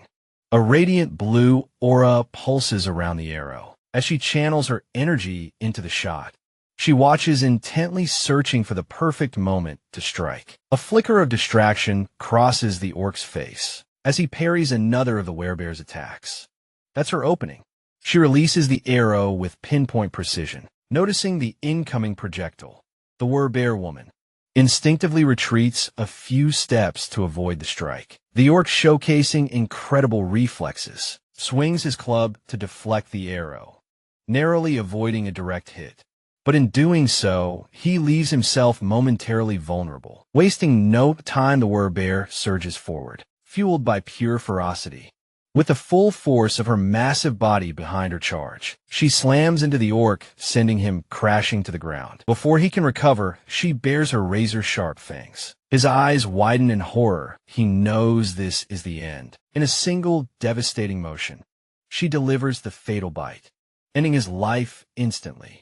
A system notification appears before June, informing him that he has successfully hunted a level 28 ORC captain. As a result, a significant sum of wands has been deposited into his account. Additionally, the completion of this hunt has triggered a new system function, the ability to construct a forward outpost. The system describes the outpost as resembling a defensive tower, acting as a secondary safe zone beyond the main house. When active, it temporarily provides the same protective influence as the primary base. However, it comes with conditions.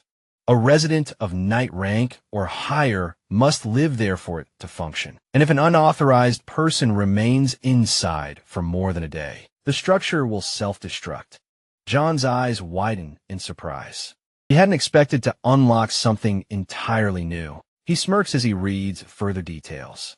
The staggering cost of 1.3 billion wands is daunting, but his account balance is more than sufficient. With the orc threat eliminated, investing in this outpost seems like a wise decision. The system also specifies that construction will take 7 full days and requires 3 knight-ranked individuals to maintain it. Considering his options, John realizes that he has no choice but to wait for those 7 days, while his people return to occupy the outpost.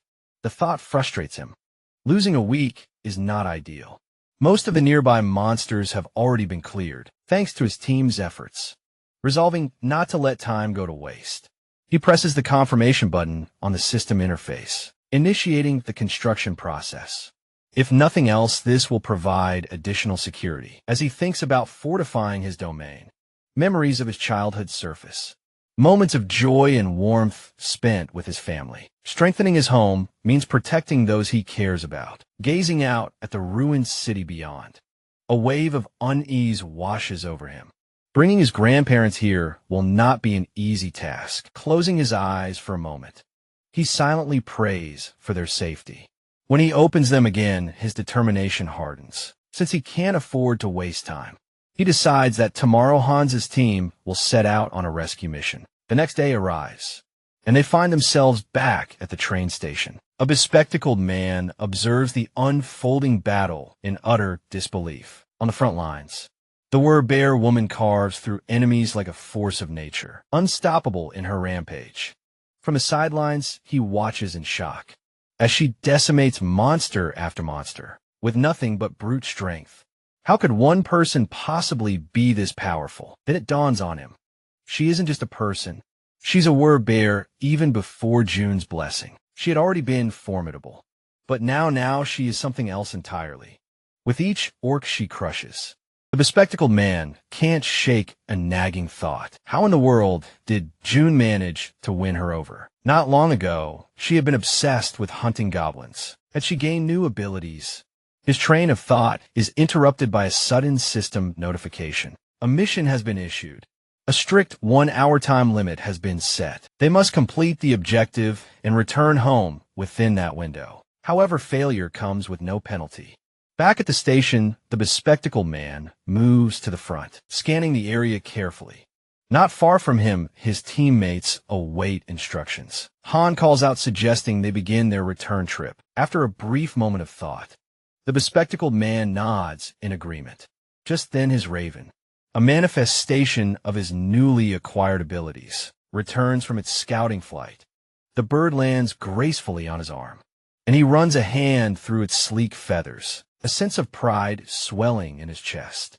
Naming the creature Black, he praises it for its efforts.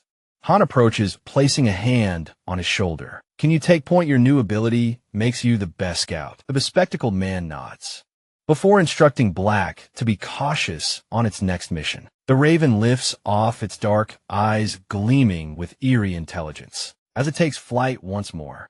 Soaring high, it glides over the towering ruins, scanning the perimeter. Through their link, the bespectacled man sees everything the bird does, distance proving no obstacle to their connection. Once he processes the information, he turns to Han. Area is clear. He confirms Han acknowledges the report with a nod and signals the rest of the group. Moving swiftly, they adopt a formation. The strongest members on the edges, the healers secured in the center. As they march forward, an inexplicable unease settles over the bespectacled man. A subtle sound from behind makes his instincts flare. Whipping around, he searches for the source. A faint rustling, his eyes narrow. Then he spots a small rat scurrying along the path, not wanting to obstruct the others. He steps onto a platform, distancing himself from the tracks. His team continues ahead, yet the nagging feeling persists. He turns once more double, checking their surroundings. Then he sees them gleaming eyes lurking in the shadows. A rat. It moves unnaturally, its tiny body leaping forward, mirroring their movements with eerie precision. It doesn't scurry aimlessly. It follows them relentless focused. Its glowing eyes remain locked onto their trail, watching, tracking, and it doesn't stop. A short time later, back at the apartment, John lowers his head slightly, his voice carrying a note of humility as he asks for everyone's help. He takes a deep breath and begins explaining his situation, detailing the uncertainty surrounding his family. The group listens in silence, exchanging glances but offering no immediate response. Undeterred, June continues. Han, after processing the reality of their world, hesitantly asks if June's relatives are somewhere within the apartment complex. June shakes his head, uncertain. Before he can elaborate, Moon steps forward, his voice cutting through the quiet. With unwavering conviction, without hesitation, he declares that they will help rescue June's family. His outburst catches everyone off guard, drawing all eyes to him. Yet instead of arguing, Han simply offers a faint but genuine smile and nods. We owe it to June, Han states, his tone firm. None of us would have made it this far without him. He then turns directly to June. We'll help, but we need a clear plan. A wave of relief washes over June. His lips curve into a small smile as he thanks them, his gratitude genuine. With everyone's attention locked on him, he explains their next course of action. Now that the subway station is clear of orcs, they should follow the tracks leading to the next station, the one closest to his home. Once they exit through exit 2, he will provide further instructions. However, John quickly clarifies that he is not asking them to charge forward recklessly. Their goal for now is simply to secure the next station. Bowing his head slightly, he expresses his thanks once more and urges everyone to get some rest. At that moment, the bear woman steps forward, her voice carrying a hint of curiosity. Why don't you just use your abilities to bring your family to you? June's expression darkens for a brief second before he exhales. I've tried. His frustration is evident. I once received a teleportation ability as a mission reward. When Moon awakened his own teleportation power, I thought maybe, just maybe, we could use it, but the system rejected the idea outright. He runs a hand through his hair. I suspect my family is simply beyond the range of my abilities. If that's the case, even if they die, I won't be able to do anything about it. A heavy silence settles over the room. Despite all the power he has gained, there are still things beyond his control.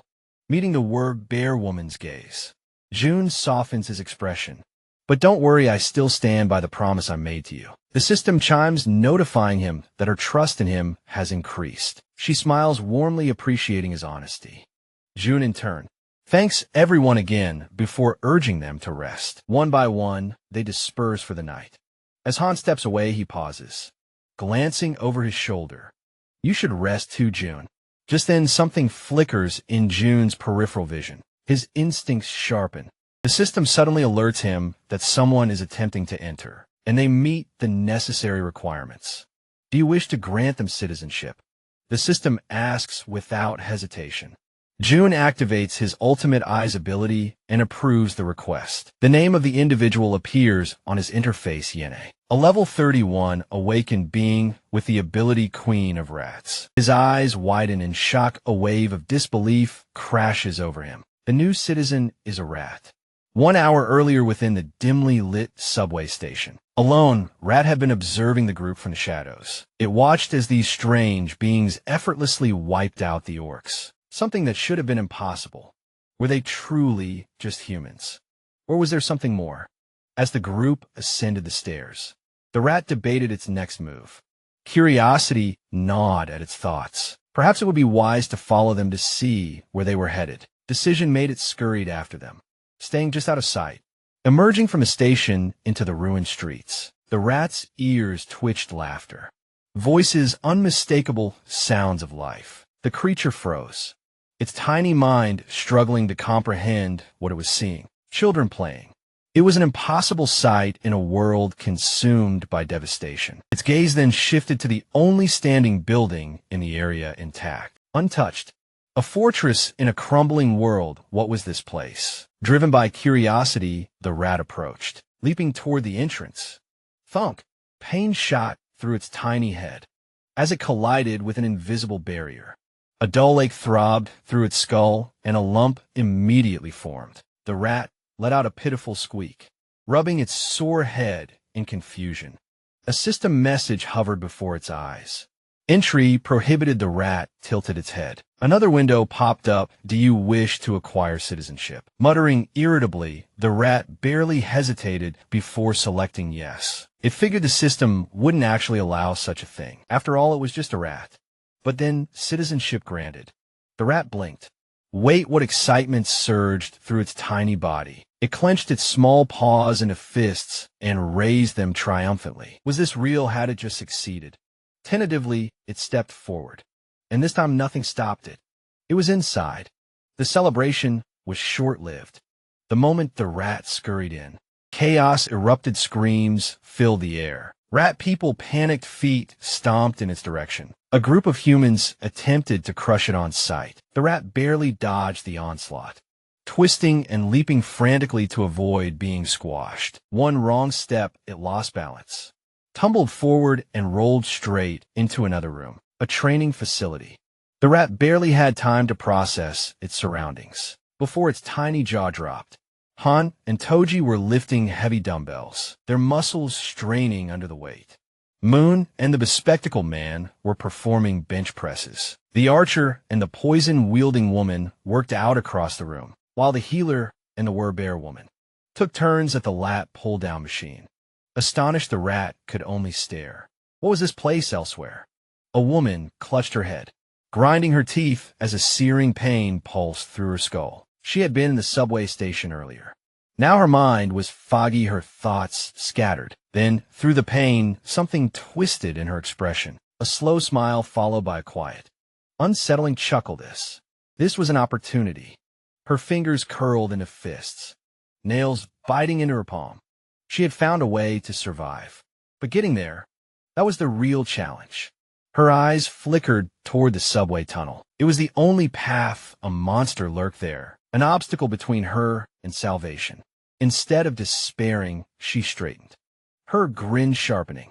There was nowhere in this world she couldn't reach. With a simple thought, a swarm of rats emerged from the darkness, filling the space around her. A system notification flashed before him. He had successfully hunted a trained level 2 rat, earning a small amount of XP that confirmed it. The woman's ability, Queen of Rats, allowed her to command any rat she encountered, binding them to her will and sharing their senses. June's mind raced. If she could control a rat remotely, she must be observing him even now.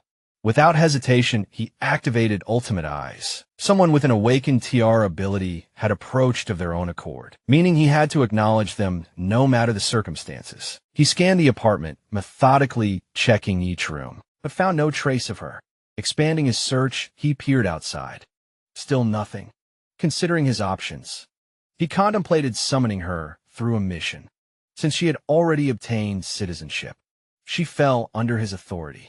He crafted a simple mission. Visit the apartment within 48 hours. The reward: a can of cola and a chocolate bar.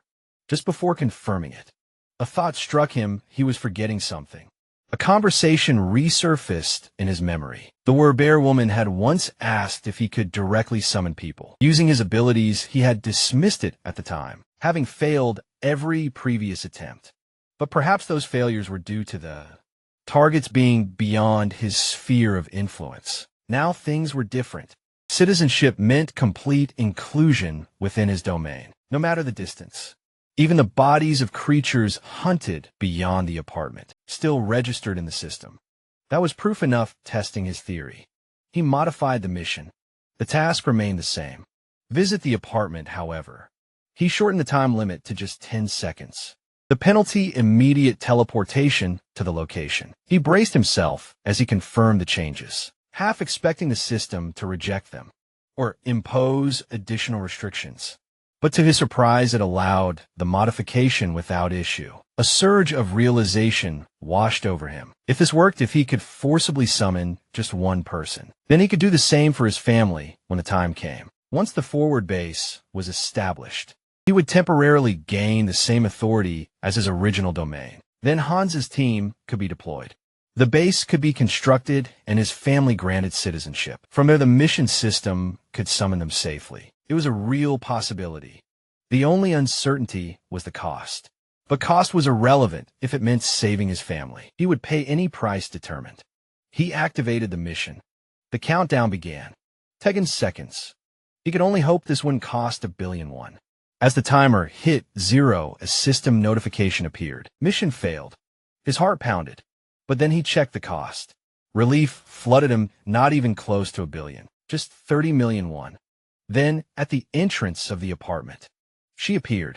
Yen, the Queen of Rats, was kneeling on the floor, trembling. Her face was pale, her body shaking violently as her wide, terrified eyes darted around in confusion. Where am I? She stammered. June deactivated Ultimate Eyes, confirming the penalty had functioned as intended. Slowly he approached, she flinched. Shrinking back in panic, her entire body quivered under his gaze. Then at last he spoke Yen. Hearing her name from his lips sent another wave of fear through her. She stared at him, utterly lost. Desperately, she blurted out, "Who are you? How do you know my name?" His answer was simple. "I'm the one who granted you citizenship." A moment passed before the words sank in. She struggled to comprehend them, her mind still reeling. Is this? She hesitated. Is this the same place my rat saw earlier? June casually retrieved a can of soda from the system and nodded. Yeah, this is the top floor of the apartment. You were watching through your rat. He handed her the chocolate bar and soda as a peace offering. Sorry for summoning you so suddenly. I imagine this is overwhelming.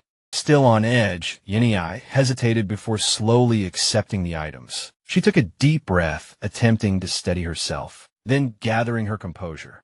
She asked the question that had been nagging at her. You were the one who pulled me here. June nodded, and that strange search in the subway earlier. That was you too. Again, he gave a simple confirmation. Yanni's expression shifted. In an instant, fear gave way to something else, excitement. June narrowed his eyes, that was unexpected. Then, as if recalling something urgent, she leaned forward, her voice pleading. I know this is a lot to ask, but there are people under my care. Could you bring them here too? She clenched her fists, her determination clear. I tried to do it myself, she continued, but it's too difficult. Bringing everyone here is nearly impossible on my own. She had been on the verge of risking everything to make this happen. June, keeping his composure, looked at her calmly and asked, how many people? Without hesitation. Eugene responded, 35. The number caught him off guard. He hadn't expected her to have so many people depending on her. With a quiet sigh, he shook his head and apologized. That's difficult. Eugene's expression tightened. Why? She asked, her voice urgent. His response was blunt. Because I don't have the power to bring that many. Her breath hitched. Panic flooded her face as she grabbed onto his clothes. Her fingers trembling, desperation filled her voice. My mother and my sister are among them. Please, I'll do anything. Anything to save them. June studied her carefully. Her fear, her resolve. It was all real, he nodded. Slowly, give me a moment to think. His mind raced, then something clicked. Eugene had gained citizenship without directly interacting with him. The system had recognized her rat as an extension of herself. If that logic held, perhaps he could make this work. A system window materialized in front of him, displaying Eugene's stats. Trust level 37, level 31. Her trust in him had already grown. After everything she had just said, it made sense that it would increase even further. Still kneeling in front of him, her eyes filled with desperation. She looked up as he spoke her name. Would you really do anything? Yes. Eugene didn't even hesitate. Anything. June inhaled deeply. There's a way, he said, his voice steady, but you have to trust me completely. 100%. Do you understand? She clutched her hands together as if in prayer. I trust you. Her voice was unwavering. I swear I'll do anything if it means saving them. A system notification flashed. Jin's trust level has reached 50. Loyalty has surpassed 30. A grin formed on June's lips. This was it without another thought. He pressed the system window. Jin has been registered as a vassal. Surge of blue energy erupted around her. Eugene gasped, momentarily stunned by the sensation. Another system window appeared. Title granted 10th Seed Knight Tamir. Awakened ability Queen of Rats Evolution. June read the details carefully. As a tamer, she could enhance the stats of her tamed creatures. Based on their loyalty, their growth speed would increase with her trust level, and the evolution ability. Tier A+ meant her creatures could grow continuously, eventually evolving when they reached a certain threshold. He glanced at Eugene, who was still absorbing the new power coursing through her. Are there tamed rats near your family? He asked. She nodded quickly. Good. Send them to where your family is now.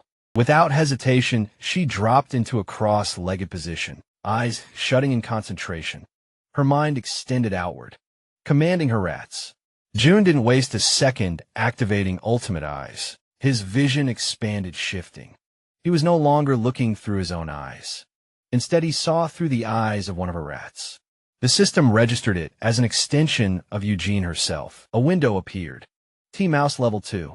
The rats scurried forward, stopping in front of a cluster of people, their gazes fixed on it, recognition flashing across their faces. Whispers spread, is this one of Jin's rats? Then something extraordinary happened.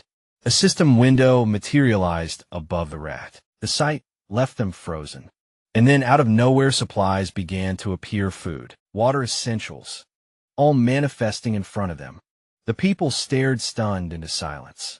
Someone finally murmured, was this Yejin's doing? Another notification appeared. Yejin's trust level has skyrocketed. June smirked as he watched.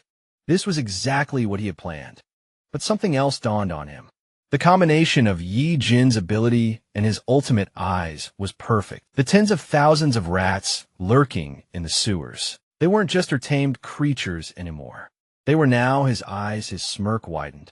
This was insane. He had just acquired the ultimate scout. The Rat Queen, ever composed, raised her voice politely, yet with unmistakable firmness. May I speak? Her eyes locked with June's, and without waiting long, she asked, is the place you're referring to the one near the coast? John nodded, confirming her suspicion. Yes, he said, a realization dawning on him as he spoke. That area near the beach was exactly where Yinny had gone, the Nambu and Dong district. And coincidentally, that was also where his family's home was located. Surge of clarity rushed through him. Unlike Han's group, still fumbling through unfamiliar terrain, Yanni was already there. She held the advantage. All she needed was a single rat. Just one, and she could confirm whether his family was still alive. With her unique abilities, even delivering supplies wouldn't be difficult. After he laid out his plan, Eugene's lips curled into a smile, confidence lighting up her face. You can leave it to me, she said reassuringly. At that very moment, the system chimed in. Her loyalty and trust values had both increased. Wasting no time, John asked eagerly, can you leave right now? Still playing absent-mindedly with one of her rats. Eugene tilted her head slightly and answered, without pause, of course. John leaned forward slightly. Can you follow the subway tracks on your way? That made her pause. The playful glint in her eye dimmed. You're serious? She asked. He nodded. I want to use that route later for the rescue. It's the most direct path. What happened next caught him completely off guard. Her demeanor changed in an instant. Her expression darkening, panic blooming across her face. No, she said sharply. That won't work. John blinked, startled by her sudden alarm. Why not, he asked. Confused, she swallowed hard. Visibly disturbed, there's something living in the Kamayan station. She murmured a monster. Her words hit him like a punch to the gut. June stood frozen, trying to wrap his mind around the unexpected revelation. You're not joking, he asked. Eugene gave him a grim nod. Silence settled between them for a long moment. John rubbed his chin deep in thought. Then slowly an idea began to take shape. Can you send one rat? He asked carefully. Just one into the station. Hesitation flickered in her eyes. The weight of her past, whatever horror she had encountered there, loomed large. Still she drew a breath, closing her eyes in focus. A soft, ethereal blue glow rippled through her. I'll do it, she said quietly. Now the scene shifted, no longer human eyes, but the perspective of a rat. The tiny creature skittered through the hollow, echoing tunnels of the subway. The cold air thick with dust and silence. It stopped abruptly ahead. Something stirred the rat's gaze, lifted slowly. There, emerging from the darkness, a hulking figure loomed. It was dragging the lifeless body of an orc as if it weighed nothing. Then the full horror revealed itself. Want to stay ahead of the story? Get up to 16 episodes early. Only on Patreon. Support the channel. Unlock exclusive content and be the first to know what happens next. Click the link in the description, and we'll see you way ahead in the story. Now back to the video. The creature wasn't humanoid. It was a snake, massive beyond reason. Its scales slick with a ghostly sheen. With one fluid motion, it devoured the orc whole, swallowing the body effortlessly. The rat trembled, trying to remain still. It hadn't made a sound, hadn't moved. But somehow the snake noticed. Its head turned slow, deliberate, precise. Its eyes locked onto the rat's position. It had sensed something. Without a moment's delay, the serpent finished its meal and shifted entirely toward the tiny observer. The rat bolted behind a nearby pillar, its heart thundering, legs trembling. For a split second, it thought it was safe. Then came the sound, soft, sliding, inescapable. The snake was already in motion. With terrifying speed, it lunged toward the pillar, its jaws opened wide, fangs glinting like knives, ready to tear through anything in their path. The rat hesitated, frozen by fear. A chill gripped its tiny body. Death was moments away, and yet somehow in that final breath before impact, instinct kicked and the rat leapt. Just barely, it dodged the strike. The serpent's mouth snapped shut, where the rat had been only a heartbeat before. Now there was only one thought left in the creature's mind: run. Run or die. The serpent would not stop. With terrifying persistence, it pursued the rat, each movement more menacing than the last. Just when it seemed there was no escape, the enormous creature paused only for a moment. But a moment was all the rat needed to bolt, vanishing into the shadows in a desperate bid for survival. Back in the apartment, June watched in absolute silence, his ultimate eyes ability fully engaged. The sheer size and force of the snake made his pulse quicken, judging by its aura alone. He guessed it was easily above level 40, maybe even stronger behind him. Eugene's voice quivered slightly. Did you see the thing? She asked, though she didn't wait for a reply. This is exactly why Kamayan Station is out of the question. We can't go there without missing a beat. She offered a new suggestion.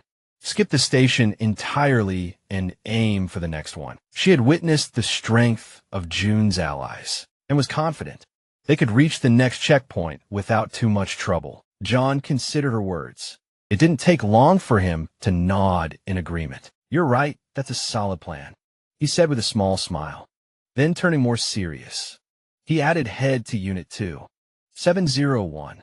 That'll be your new base, but you'll need to do some cleaning up first. Yenny accepted the instructions with a respectful nod. She rose to her feet and gave him a grateful look. Understood, I'll go now, she said, already turning to leave.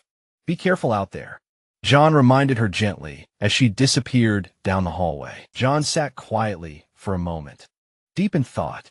Strangely enough, had he been alone, this might have been the exact plan he would have come up with. A faint smile tugged at his lips. Somehow she was always one step ahead. Snapping out of it, he opened the system interface and gave the next command. Install solar power generators. A confirmation message blinked on the screen. Installation will take 24 hours. Outside, solar panels immediately began assembling themselves across the building rooftops, the system working with uncanny efficiency. John watched the process from the window. It was impressive, yes, but it still wasn't enough. 800 people, that was how many now, depended on him. Power alone wouldn't sustain them. If they were going to survive and expand, they needed more manpower, more work shifts, more structure. 3 shifts minimum. The same logic applied to the newer communal systems, the training center, the solar energy grid, the marketplace. Now, John said under his breath, this is where the Real challenge begins. Elsewhere, Han's group was sprinting through the underground corridors, fleeing from a threat too fast to outrun. Han glanced over his shoulder. Whatever was chasing them was gaining quickly. They wouldn't make it if they kept running. Stop! He shouted, we make our stand here. The group turned in unison. Weapons at the ready, a horde of monstrous bats was closing in, their wings cutting through the air like blades.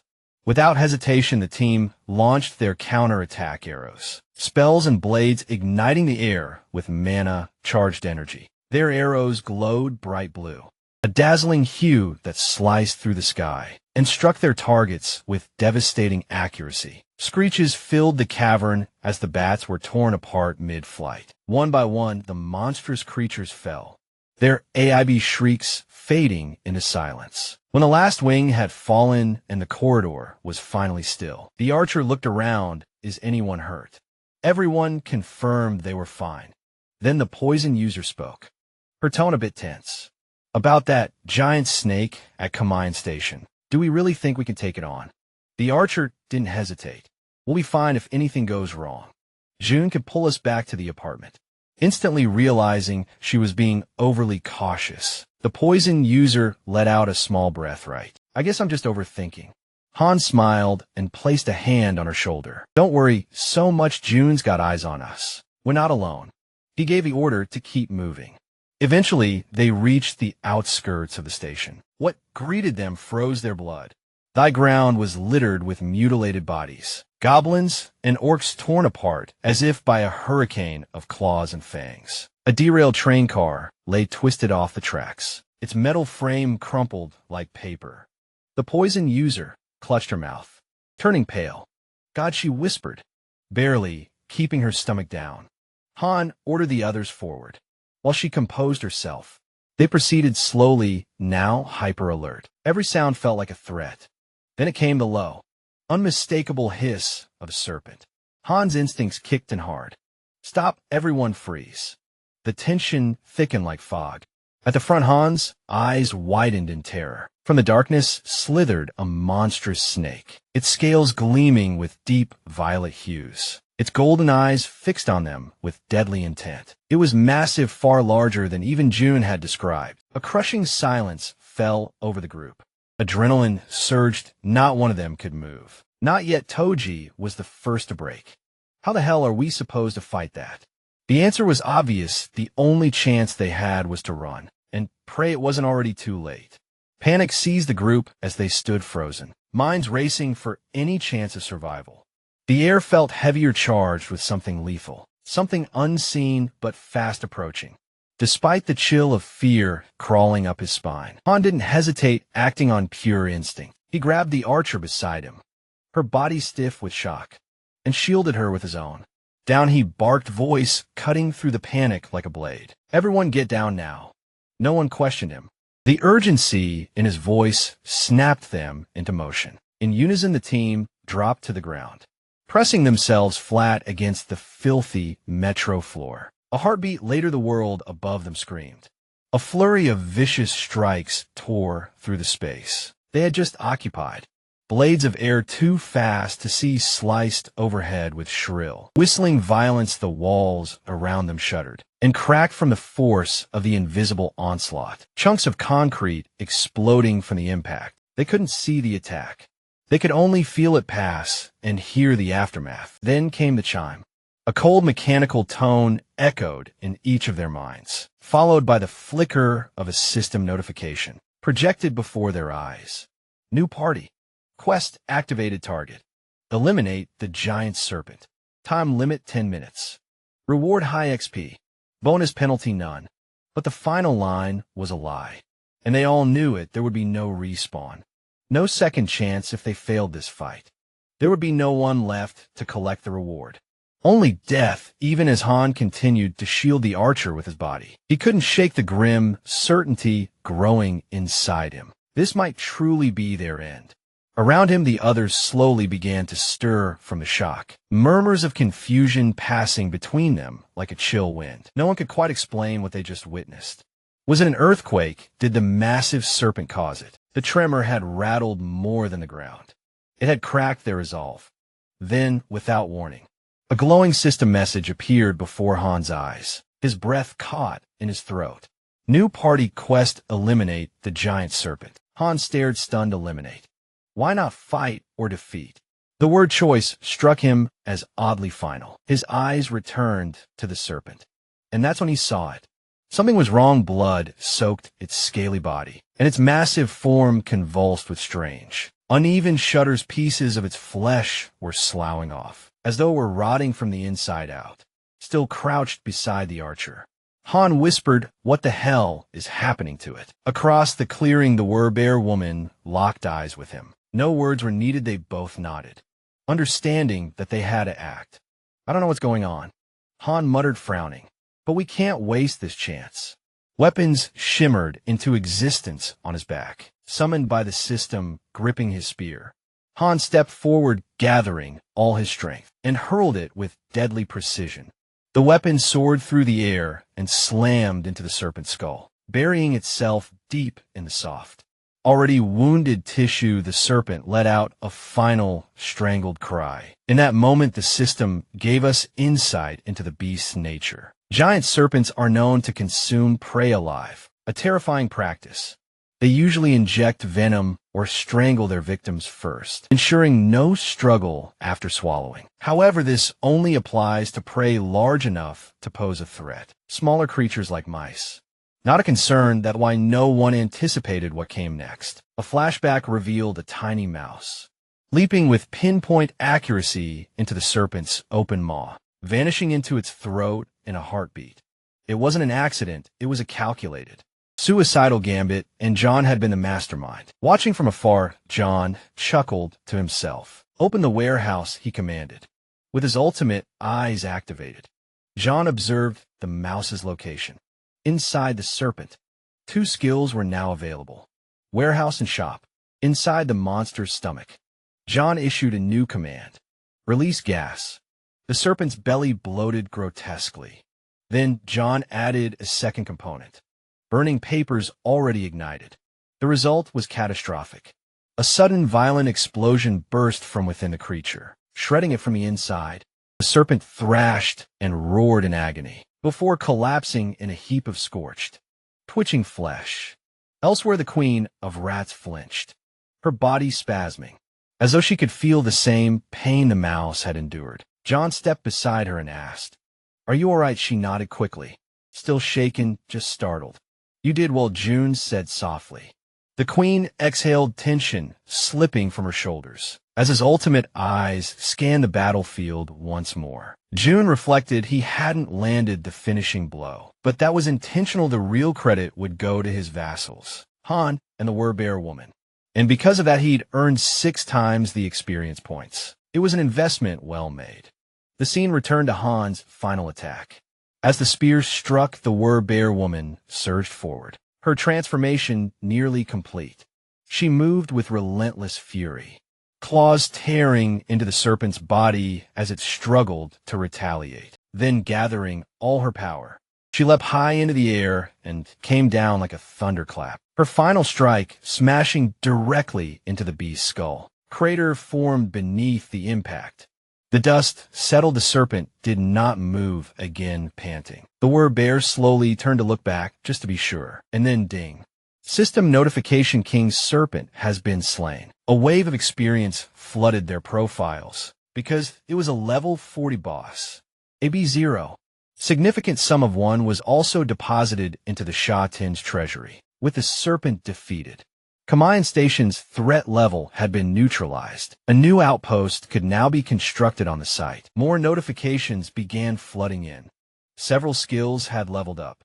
Among them, domestic domain declaration had reached level 15, granting June 3 additional skill points. As always, each advancement came at a cost. June clutched his chest as the familiar piercing pain returned. His domain expanded outward, stretching to claim new land. Inch by inch, the system issued another prompt. A suitable being has been discovered that meets the requirements for citizenship. Grant citizenship, still gripping his ribs. John gave the command, granted citizenship. Granted total population $1,000, with the population now at 4 digits. A new passive perk unlocked. Across the board, all citizens have gained the skill-based salary. John exhaled shakily. 1,000 citizens, 1,000 loyal subordinates, and the game had only just begun. A new notification blinked before June's eyes. A passive ability named Base Salary had just been activated, its effect startling. Grants all citizens a 100% bonus to experience and earnings. June blinked stunned. Was this real? Curious. He immediately pulled up the status window of one of the citizens. There it was clear as day. A full 100% increase in both XP gain and profit. He stared at the numbers, then leaned back, letting the information sink in. It was far more powerful than it first appeared. Even if he set their share of the profits to 0, the system still rewarded them. The bonus remained intact, unwavering. It dawned on him, then, this wasn't just a reward system. It was a morale engine. Something that encouraged loyalty without needing full transparency. But before John could get lost in his analysis, a soft voice broke his focus. It was the Queen of Rats. She stepped forward gently, her expression polite yet hopeful. "Forgive the timing," she said, "but is there any chance you could bring my people to that place?" As well, John paused, letting the question hang in the air. Then a small smile touched his lips. "Of course," he replied warmly. "I'll make sure of it." Her eyes lit up instantly. She raised her hands near her face in delighted disbelief, cheeks tinged with pink, as she tried to suppress the sheer joy bubbling within her. June, then, asking you still guide them with another rat, now energized and confident. She nodded. "Yes, I'm ready. I could do it again, no problem." "Great, I'll inform the others to follow its lead." He said, "You guide from here." Back at the metro station, the massive corpse of the slain serpent remained coiled. Across the broken floor, its lifeless form loomed, like a monument to the group's earlier struggle. Then from the shadows, a small mouse emerged, quick, alert, and carrying purpose in its tiny steps. It was their new guide. The group, standing at the edges of the scene, watched it scurry forward. One by one, they began to follow, careful not to drift too far from their unlikely scout. They stepped past pools of blood and bodies of fallen monsters, weaving through the remnants of battle. Han, trailing behind, struggled to process what he was seeing. The werebear woman glanced at him. "You all right?" she asked. "Was this your group's doing?" Han quickly shook his head no. "Not us," he replied, then turned the question back at her. She shrugged. "Same here when I arrived. It was already like this." A brief silence passed between them before a chilling thought surfaced. Someone or something else had wiped out this orc territory, and whatever it wasn't part of their group. They moved on, stepping over shattered weapons and twisted bodies. Blood painted the path ahead. The air still hung heavy with the scent of battle. Han finally spoke again. "The giant serpent's gone. That was our biggest threat." Maybe the archer chimed in, eyes scanning the shadows. "But don't let your guard down. We don't know what else is out there." Just then the mouse leading them paused. It turned around, squeaked loudly, and waved its little paws as if to say, "Come on, keep moving." Toji raised an eyebrow, amused that rodents got personality. Moon tilted her head, curious. Is this part of June's skill set? They kept moving, the mouse confidently guiding them deeper into unknown territory. Meanwhile, John observed everything from afar. His gaze swept over the group as they followed the tiny guide through the ruin-strewn landscape. So far, no additional threats had appeared. The area seemed stable then. His attention shifted to a glowing notification in the corner of his vision. 3 skill points were now available for use. A passive ability-based salary was now fully active, and in that moment, John realized his influence was only just beginning to take shape. John stared at the system message glowing in front of him, a flicker of anticipation lighting up his eyes. Now came the question where to invest his newly acquired points, with his territory recently expanding. The decision was clear: he needed to enhance his ultimate eyes, a skill that had already proven invaluable, especially when combined with the Queen of Rat's unique abilities. Without hesitation, he issued the upgrade command. The effect was immediate and agonizing, unlike the familiar sting in his chest from previous skill enhancements. This time a violent, skull-splitting headache crashed down on him like a tidal wave. He clutched his head, grinding his teeth as waves of pain tore through his mind. When the torment finally eased, John opened his eyes, and everything looked different. The upgraded skill allowed him to perceive more than ever before. Over each monster's head, detailed data floated. Levels, yes, but also height, behavior patterns, intelligence ratings, and individual traits that made each creature unique. It was as if the world had opened a new layer, revealing all its secrets at once. He nodded to himself, reassured this was worth the pain, if he wanted to assign appropriate quests to the right people and minimize resurrection costs. He needed this power. Knowing the enemy's strength ahead of time could mean the difference between victory and disaster. Still riding the high of his successful upgrade, John turned to his next priority: dignity maintenance. With more people coming under his leadership, building trust and earning loyalty was no longer optional. It was essential. He focused, selected the skill, and confirmed the upgrade. But just as the system began processing his request, a sudden thunderous noise shattered the calm. The sound tore through the air, violent and jarring. June's concentration broke instantly. His instincts screamed danger. The sound was unmistakable. Sharp, explosive, and terrifyingly familiar gunfire. His heart pounded in his chest as the echoes reverberated around him. Whatever moment of peace he had managed to carve out was gone. Reality had kicked down the door, and it wasn't waiting for him to catch up. Thanks to the activation of his ultimate eye ability, June was able to instantly identify the source of the gunfire. It hadn't come from the apartment complex, as he first assumed. It was echoing up from the metro station. His head snapped in that direction, just in time to witness an astonishing sight. Goblins snarling with wicked glee, holding revolvers in their clawed hands. Their twisted smiles said everything. These goblins knew exactly how dangerous they had become. June's mind reeled. Goblins primitive, savage creatures now armed with firearms. That alone defied every expectation. But it wasn't just one or two. A full squad of them were firing recklessly into the crowds, bullets ricocheting through the underground corridors, sending commuters screaming and scrambling for safety. Han and his team had battle monsters, beasts, and even dungeon bosses. But this was something else entirely. The speed at which the threat escalated left no room for hesitation. Without missing a beat, Han shouted a command, his voice cutting through the chaos. Take cover now. The group scattered behind pillars, benches, and vending machines. Anything that could provide a shred of protection. The sound of gunfire thundered on, drowning out everything else. Peering from behind a concrete column, the archer's hands trembled. How the hell did goblins get guns? She whispered disbelief in her voice. Han crouched beside her, narrowed his eyes. I don't know, he muttered grimly, but we can't engage them head on. Not like this. Then a glint of hope sparked in his eyes. Moon, their trump card. With a fierce glare and jaw clenched, Moon activated his teleportation ability.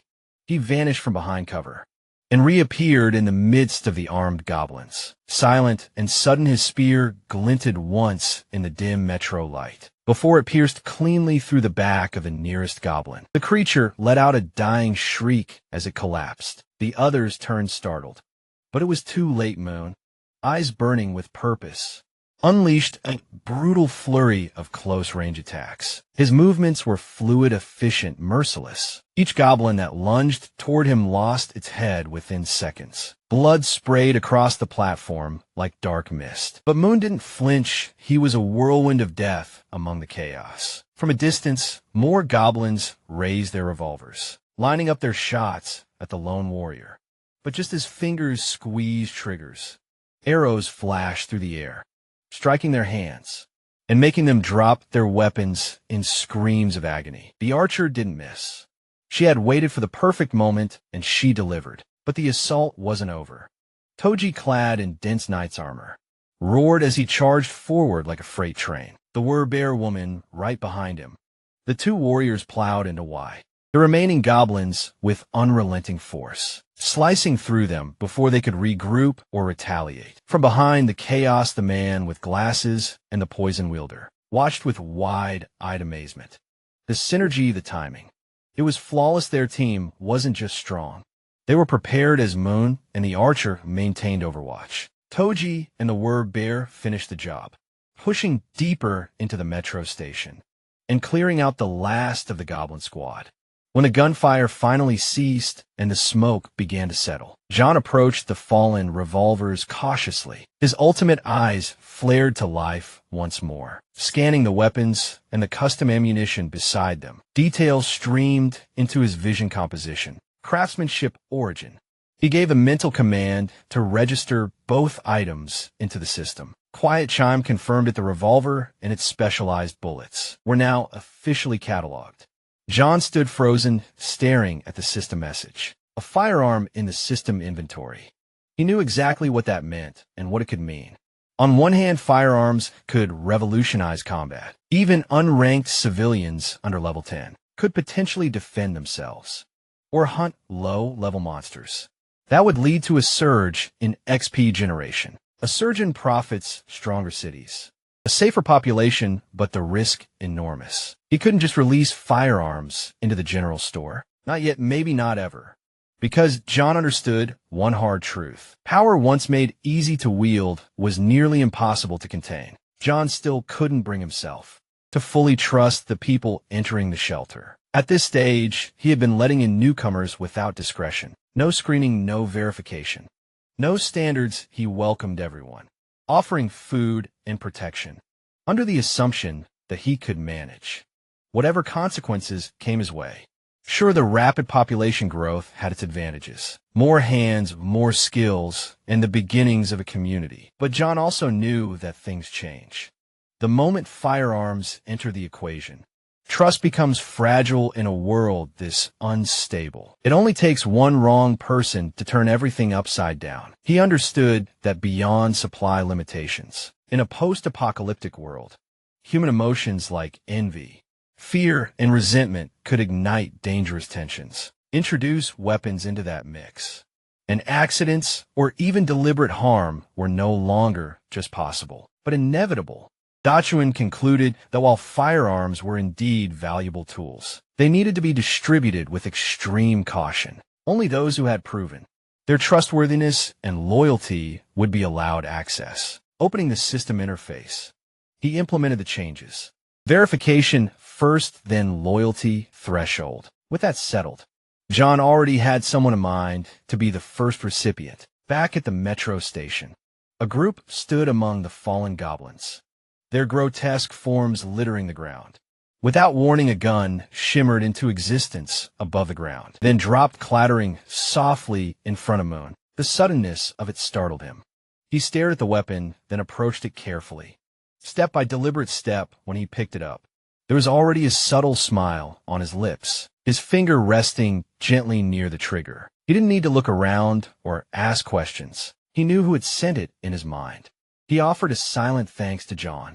The group resumed their journey deeper into the metro tunnels, following the small mouse that scurried ahead of them, leading the way toward the Rat Queen's domain. After navigating the damp, dimly lit corridors for some time, the mouse finally stopped near a massive sealed door, clearly meant to shield whatever lay beyond from the dangers outside. The group hesitated for a moment, unsure of what awaited them behind the barrier. Then Han, ever the leader, stepped forward and opened the door without pause. As it creaked open, the light from their side spilled into the room, illuminating the startled faces of several people inside. Those inside recoiled in fear at first, not knowing who or what was coming through the door. For all they knew, it could have been another wave of goblins or worse. Meanwhile, the day above ground had turned calm and bright, surprisingly ideal for a walk.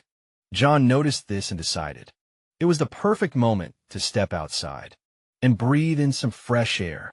He wandered along the sidewalk near the apartment complex, quietly appreciating how the walking trail had now been absorbed into their protected territory. It had been far too long since he enjoyed something so simple. Yet June walked beside him, and June gave her a warm glance. "Thanks for coming along," he said.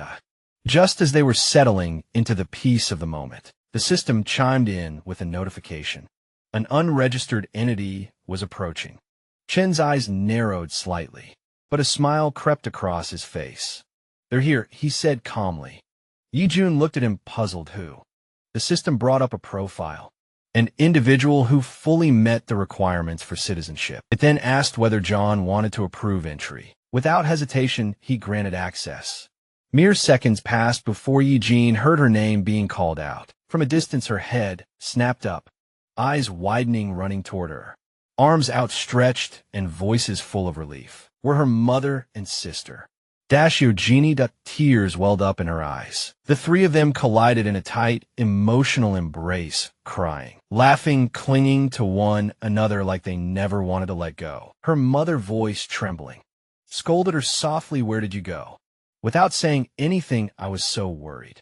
Yi-jun buried her face in her mother's shoulder and apologized with all her heart.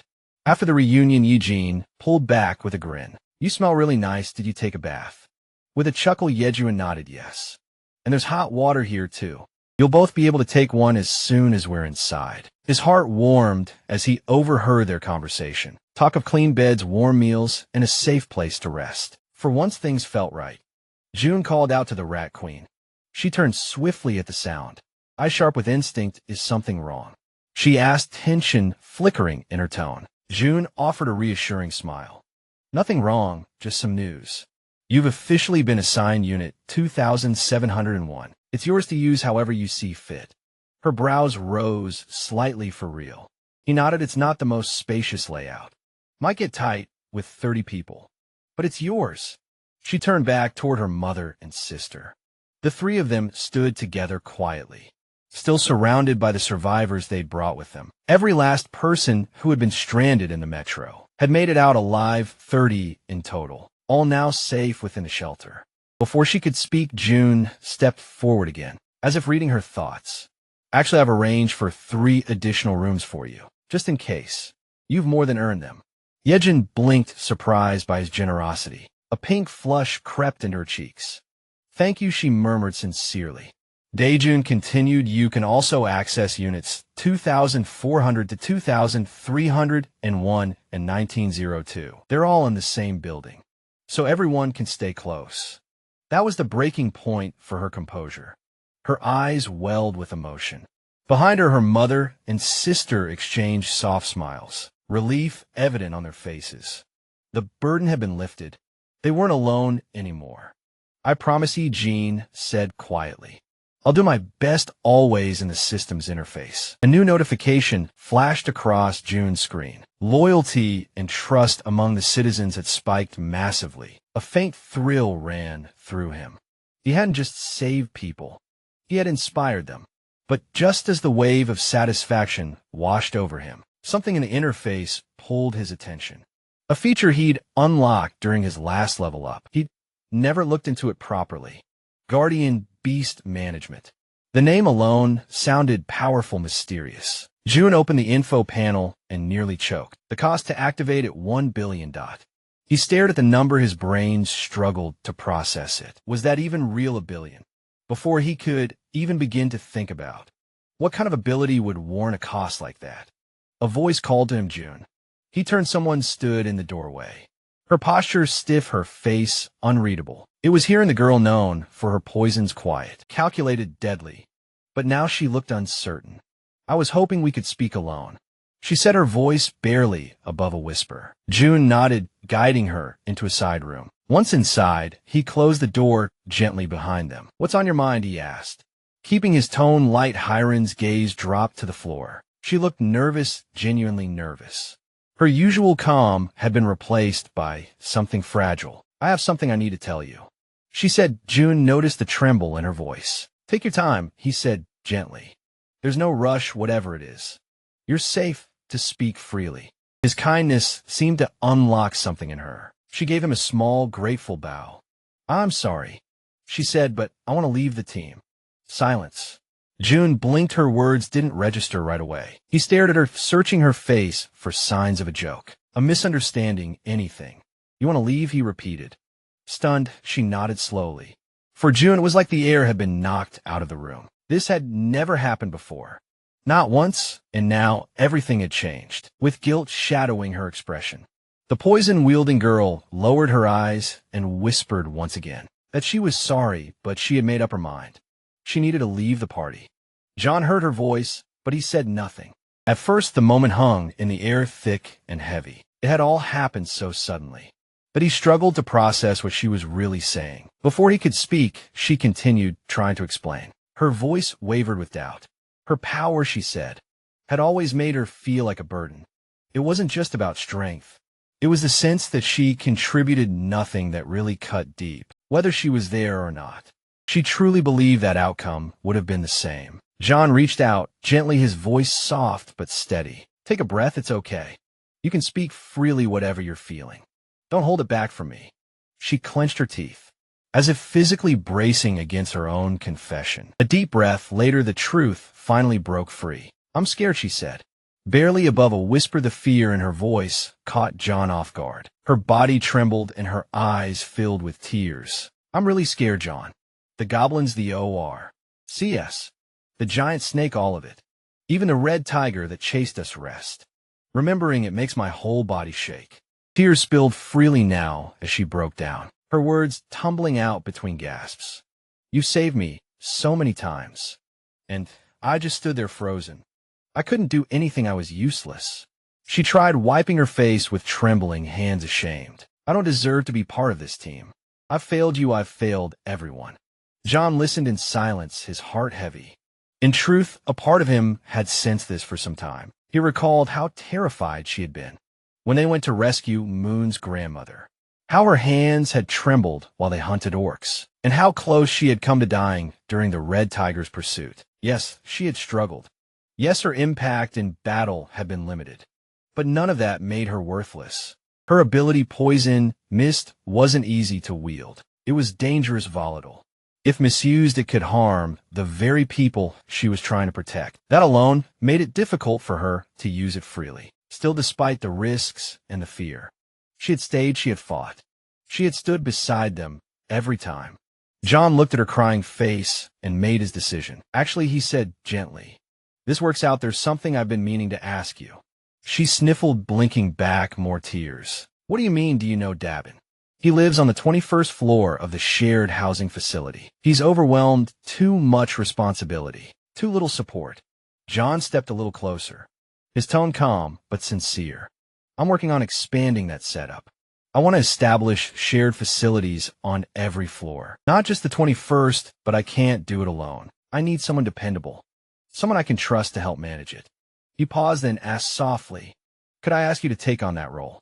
She looked stunned, clearly not expecting such a request. When no answer came, John rubbed the back of his neck awkwardly. I just think if someone's willing to take even one step forward, to help in even the smallest, well, I could never call them useless.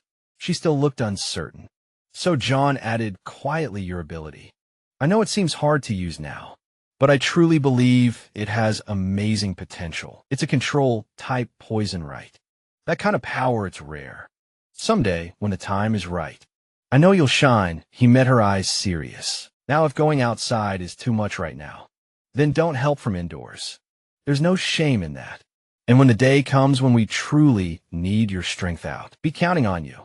That last line, delivered with such conviction, made her pause. Her sobbing eased, and a faint, fragile smile crossed her lips. At that moment, the system sent a notification. Loyalty has increased to 100. Retainer status established.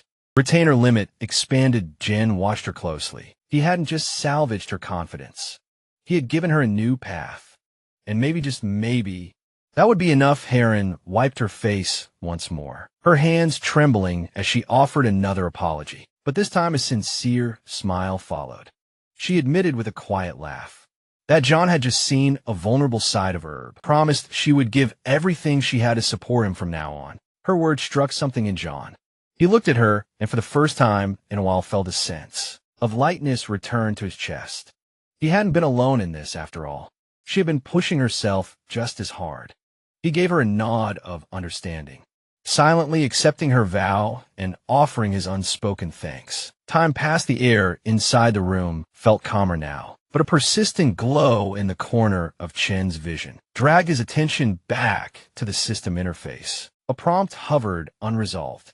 Summon Guardian Beast, cost 1,000,000,000 won. John stared at it, lips pressed together. The price was outrageous, absurd even. But something about the option tugged at his instincts. Maybe it was reckless, maybe it was desperate. Still, he tapped the confirmation. The system chimed instantly.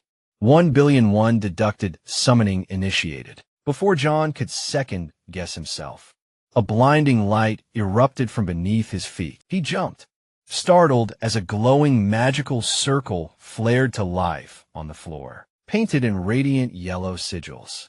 The brightness forced him to shield his eyes. And then from the center of that blazing circle, something began to emerge. John opened his eyes a crack, just in time to see it, an enormous egg pulsing with magic, hovering just above the runes. It shimmered, unnaturally humming with energy. Could hardly believe what he was seeing. That's the Guardian Beast. Before he could process it fully, cracks spread across the eggshell surface. Unlike normal magical eggs that took days, weeks even to hatch, this one was in a hurry. With a sharp crack, it split wide open. Out of the shell tumbled a small, sleek creature, but not just any crow. Quickly activated his ultimate eyes, focusing in to analyze it. Species Samjoko. Level 1 type Divine Guardian Beast. Special traits 3 legs. Inborn power of the sun, the system added. Samjoko is a legendary crow. Once a divine messenger, though currently a hatchling, it possesses latent power. Requires consistent exposure to high-quality sunlight to grow. John stared at the little bird, struck by its innocent, almost regal presence. A warm smile tugged at his lips. He raised a hand and gave a gentle wave. "Hey, there," he said, softly. "Welcome." The crow chirped brightly in response, its oversized eyes gleaming with joy. It hopped in place, excited and animated, as though trying to talk back. John chuckled, then rubbed his chin and thought, "Now what should I call you?" He studied the bird again, its deep black feathers gleaming like polished obsidian. "You're really jet black, maybe Cammy." The moment the name left his mouth, the bird froze, then burst into ecstatic chirping. Its eyes shimmered with delight, and it spun around in happy little circles. John leaned closer. "You like it more?" Excited chirps, as if shouting yes. "That's my name." A sense of joy welled up in John. He reached out and gently stroked Cammy's head. "All right then, Cammy it is." But it wasn't long before Cammy's non-stop chirping turned into a small crisis. John tilted his head, trying to understand. "Are you hungry?" He rummaged through a drawer and pulled out a small packet of snacks. Cammy pounced on the offering, devouring every bite with lightning speed. After the final crumb disappeared, Cammy let out a satisfied burp and waddled over to the edge of the table. Eyes drooping, John laughed. "You fall asleep that fast." Sure enough, within seconds, Cammy was curled up and dozing, chest rising and falling in tiny rhythmic puffs. Watching the tiny creature nap, John felt something stir inside him. A sense of pride, hope, and curiosity for what this little being would someday become. A real guardian beast, he thought someday. A soft ping from the system broke the moment a new message appeared. Loyalty increased to 100. Cammy has been registered as your official retainer. Retainer limit expanded. John blinked, then smiled, eyes never leaving the peacefully sleeping Cammy. John crouched beside Cammy, watching the little creature sleep soundly, belly full and completely at peace. With a sigh, John muttered, "I wish I could fall asleep that easily after a meal." Before he could wallow further in envy, something blinked into view. An unexpected system notification hovered in front of him. It stated quite plainly that Cammy had leveled up. Not only that, but the efficiency of the solar generator had just increased by a full 100%. John blinked. Wait, what? Another window popped open, offering more details. The solar generator, it explained, harnesses sunlight to produce power, generating between 80,000 to 100,000 units daily. Even more importantly, any unused energy would be automatically credited to the user's shut-in wallet. John read. A new idea began to take shape in his mind, sharp and exciting. He suddenly remembered the 10 newly acquired buildings sitting unused. None of them had solar generators installed yet. At the time, the steep cost, 130 million units per installation, for a modest 30 million annual return, had seemed unjustifiable. He had funneled his budget into other ventures instead. But now, seeing the numbers shift right before his eyes, John couldn't help but chuckle.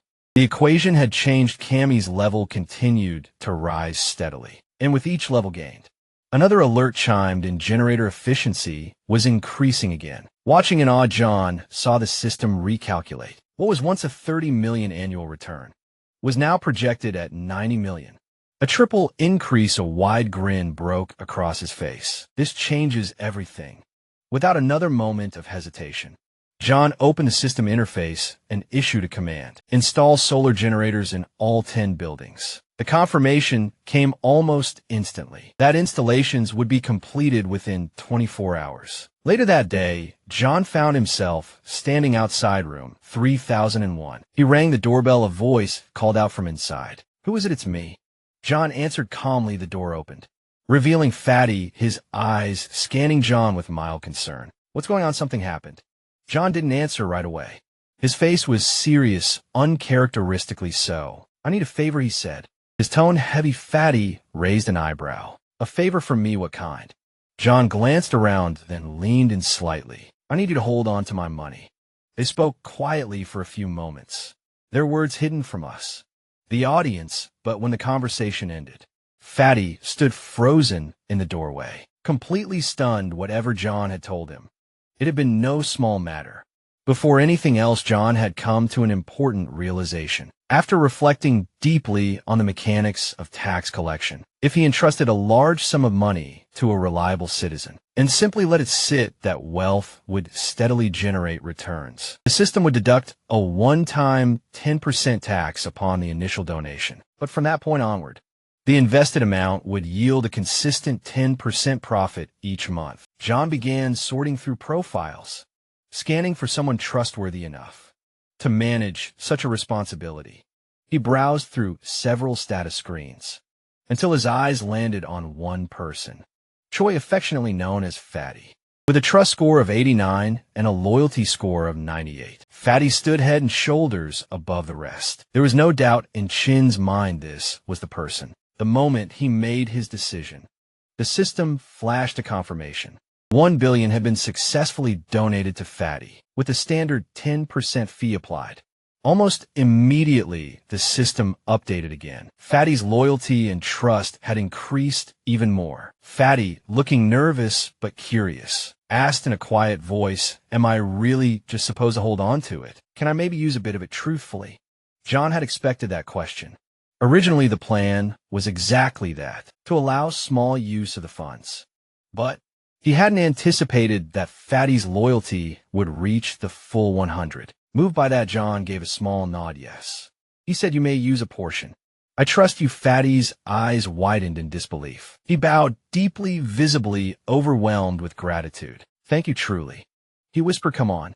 John replied, chuckling lightly, "No need for that. I gave it to you because I believe in you." With that matter settled, John turned his attention to the next task. He found Abin and informed her of a new responsibility. "Can I choose who I want?"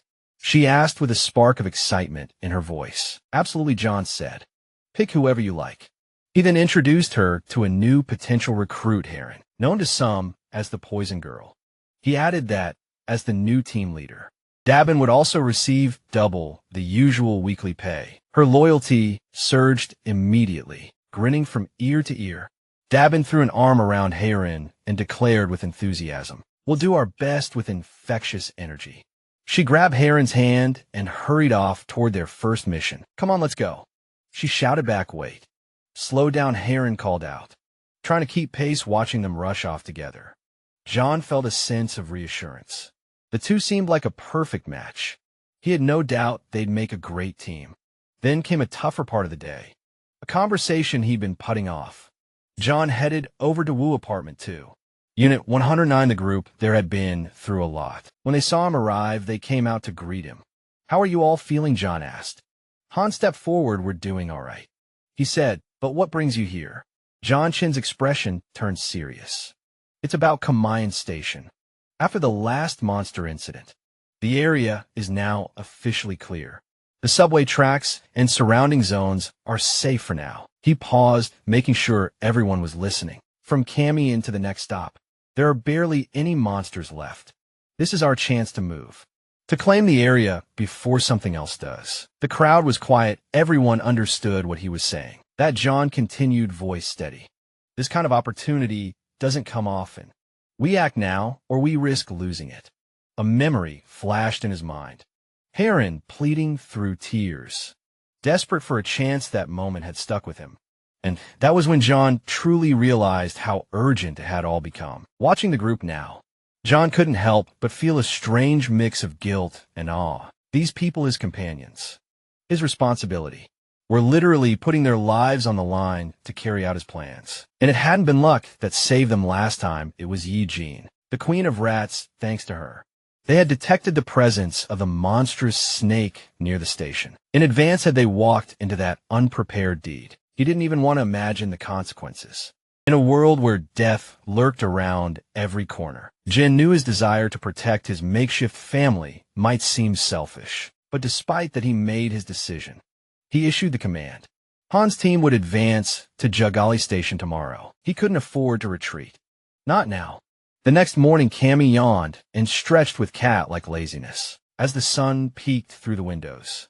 John was already awake, finishing his breakfast and scanning the latest updates from the system. The solar generator's efficiency had improved, and to his surprise, Cammy's level had risen again. She'd reached level 5. The notification continued. Cammy had started channeling fragments of the sun's divine power. And more importantly, John himself had unlocked something new. Basic elemental fire magic. The news caught him off guard. Magic, actual magic. He held up one hand, frowning in thought. So how does this even work?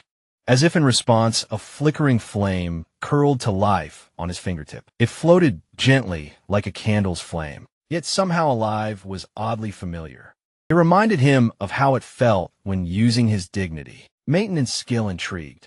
John headed outside to test his new ability further. The area was eerily silent. No people, no distractions. A perfect place to experiment.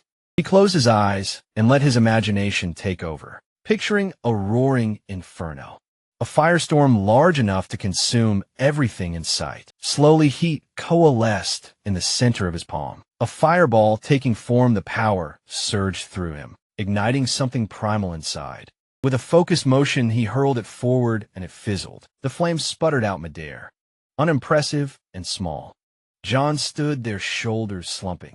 That was it, his face twisted in disappointment. Is this really the limit of what I could do right now? It wasn't powerful, not yet, but it was something. He wasn't empty-handed anymore. Then an idea sparked. What if he combined this new fire magic with his gas, produced by the dignity maintenance skill? Fire and gas now, that could be dangerous. The possibilities began to unfold in his mind. It wouldn't be flashy at first, but the potential was there. Energy to power his tools. Fuel to keep things running and eventually profit. With the surplus energy converted into currency, the earnings would be deposited straight into his shooting wallet. That's when a familiar melody drifted toward him. Light and carefree, he turned to see Yi Jin approaching, humming a tune as if she hadn't a care in the world. The queen of rats smiled, her posture relaxed. "I really appreciate the break you gave me," she said, bowing her head. "It helped a lot. I was able to get some real rest." Jin offered a small smile in return. "You earn it honestly. Your ability has been invaluable. I just gave it the support it deserved." And it was true because of her. His own range of abilities had grown significantly. "I'll be counting on you again today." He added, "Han's group is currently stationed at command. I need you to head out and guide them from there." Yi Jin nodded, tail flicking with confidence. No need to worry, I've already sent the rats ahead along the subway. I'll be counting on you again today. He added Han's group is currently stationed at command. I need you to head out and guide them from there. Yi nodded tail, flicking with confidence. No need to worry. I've already sent the rats ahead along the subway tunnels. They should be able to reach Goryong Station without any trouble. John exhaled in relief with allies like these maybe. Just maybe he could keep pushing forward. Chin's eyes widened sharply, a flicker of concern in his voice. Something happened beyond Goryong Station, didn't it? Yi nodded gravely yes. At buses there was a pause. She didn't go into details. Instead, she said quietly, "It's better if you see it for yourself." Without another word, Yi sank down onto the ground. Sitting cross-legged, her breathing slowed as she entered a deep focus, channeling her energy. Her consciousness slipped into one of her rats positioned at the site. A moment later, the image began to form through the eyes of the rat. John could see it all clearly. Busassin Station was in ruins. Collapsed structures littered the area. Rubble was piled high in every direction, rendering paths completely impassable. Worse still, large portions of the station appeared to be flooded. Dark, murky water pooled where platforms should have been. Viewing it through his ultimate perception, Chin's expression grew tense. "There's no way we're getting through that," he muttered. Yi gave a faint nod, her voice calm but firm. "That's why I sent the rats ahead. I needed to be sure before we got close. But what I found was worse than I expected." John narrowed, his eyes switching to his own ability. What he saw left him silent. It wasn't just the station. The entire district around buses was devastated. Not a single structure was left standing. It was as if something had wiped the entire area off the map. What could have done this? He asked under his breath, stunned. What happened there just then? One of Yi rats crept forward and peered into a dark hollow in the ground. At first, John assumed it was just another crater. But as the rat adjusted its angle, the truth became apparent. It wasn't a crater, it was a footprint. And it was enormous. John froze, realization slamming into him. That wasn't just a disaster site. It was a battlefield. Something massive had walked through there. That explained the broken roads, the collapsed buildings, the sheer scale of destruction. He didn't have time to dwell on it. The ground beneath them trembled. At first subtle, like a pulse through the earth, but quickly growing into a violent. Jun and Yi locked eyes. Instantly alert, the tremor escalated. Dust shook loose, the earth roared beneath them like something alive. Yi shrieked and collapsed forward. Her connection to the rat severed as she clutched the ground in terror. Her composure cracked, she curled in on herself. Overwhelmed by the quake, Jun dashed to her side, reaching for her Yi, but even as he moved, he felt an unsettling pressure building in his chest, like the very air was warping. The tremors weren't natural. This wasn't just an aftershock. If it didn't stop soon, the buildings around them would begin to fall one by one. Everything was coming apart, and despite the growing chaos, Chin's only thought was this: we need to reach Goryong Station before this spreads further. The tremors intensified, rattling the buildings with terrifying force. Dust rained from cracked ceilings, and distant booms echoed like thunder through the streets. Still reeling, John turned to Yi. Concern etched into his face. "Are you okay?" he asked. Yi nodded, though her eyes were uneasy. "I am, but Jin, what is this? What's really going on?" John opened his mouth to respond. Just a tremor. But his words were cut short by a thunderous voice screaming his name. From somewhere outside, the two of them froze. Then, without needing to say a word, John gave Yi a subtle nod. She understood instantly, and they moved toward the door. Down the hall, Fatty was pacing, visibly rattled and mumbling under his breath. "What the hell is all this chaos? Jun, we need to get to my place now." Wasting no time, the three dashed out into the trembling streets, their footing unstable with every step. Fatty puffing from the run, but focused, explained between breaths.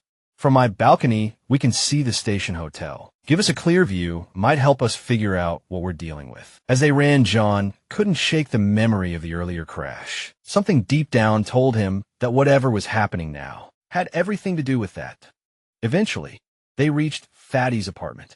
The moment the door opened, John was met by the pale, panicked faces of Fatty's wife and a few neighbors. Fatty pointed urgently toward the balcony. "Go look." John stepped outside, and his breath caught in his throat. There, towering over the city skyline, was a monstrous cyclops. Fangs like blades, horns like jagged towers. Each footstep sent buildings toppling, its roars drowning out every other sound. The creature tore through the streets like a force of nature, wild, unstoppable, and utterly ruthless. Frozen in place, John could only mutter, "Why is it always something insane behind him?" The others had followed one by one. Their faces turned from confusion to horror as they, too, caught sight of the beast. Han and Moon exchanged glances, trying to connect the dots between the quake and this creature's appearance. But no theory could prepare them for what they saw next. The Cyclops, now stomping directly toward their sector of the city. Fatty pointed, trembling. "June, it's coming. It's heading right for us." John clenched his fists, panic tightening in his chest. We have to do something. But when he glanced down at his hands, searching for any sign that his powers, whatever they were, could help. But they only trembled. Then a voice cut through the chaos. Johnny turned. It was the Werbear woman. Her gaze was calm, but unshakably fierce. "I want a chance to fight it," she said. John blinked, taken aback. "You what? I'm ready. Let me take the lead." Her confidence was overwhelming, even soothing. John hesitated, then nodded slowly, offering a faint smile. "Are you absolutely sure?" She stepped forward one way or another. "I'm doing this." In that moment, a glowing interface flashed into view. Mission alert objective: defeat the Cyclops within 24 hours. Reward 1 day of resurrection for the sun. Penalty if failed: 24 hours of intense pain. John turned to the others. His voice was firm. "Now, everyone assemble. I'll explain the plan." Once they had gathered in the room, John laid it out. "We're splitting into 3 teams. Listen carefully. Team 1, Han the Werbear, our healer, and Toji. Team 2, Moon the Archer, and John. Team 3, Eugene and me. I'll manage the defense of this area. The rest of you get to your posts fast. We're out of time." The teams nodded in unison and scattered into the streets, each heading toward their assigned sectors with purpose and urgency. As John was checking the perimeter, a voice called out to him again. He turned to see Hyan approaching. "I did a sweep," she reported. "Military-trained fighters are covering the gate. Everyone else has taken shelter in the underground parking area." John exhaled in relief. "Good work, Hyun. You should head there too. Help manage the others." But she didn't move. Her eyes remained fixed on him. "No," she said. "I want to stay. I need to contribute." Her hands were trembling, clearly betraying her fear. But her words were steady. John looked at her for a long moment, then gave a slow nod in the face of terror. Even the smallest act of courage carried weight. John was caught off guard by her sudden declaration. He studied her face for a moment, concern flickering in his eyes. "Are you sure?" he asked gently, his voice laced with worry. Hen looked down her shoulders, trembling as tears pulled in her eyes. "No," she admitted softly. "I'm scared." But then, almost as if something shifted inside her, she lifted her head. Her voice, though shaky, carried strength. "But I'll try to be brave." John exhaled slowly, a faint smile breaking through his otherwise stern expression. He nodded. That courage, however fragile, was enough.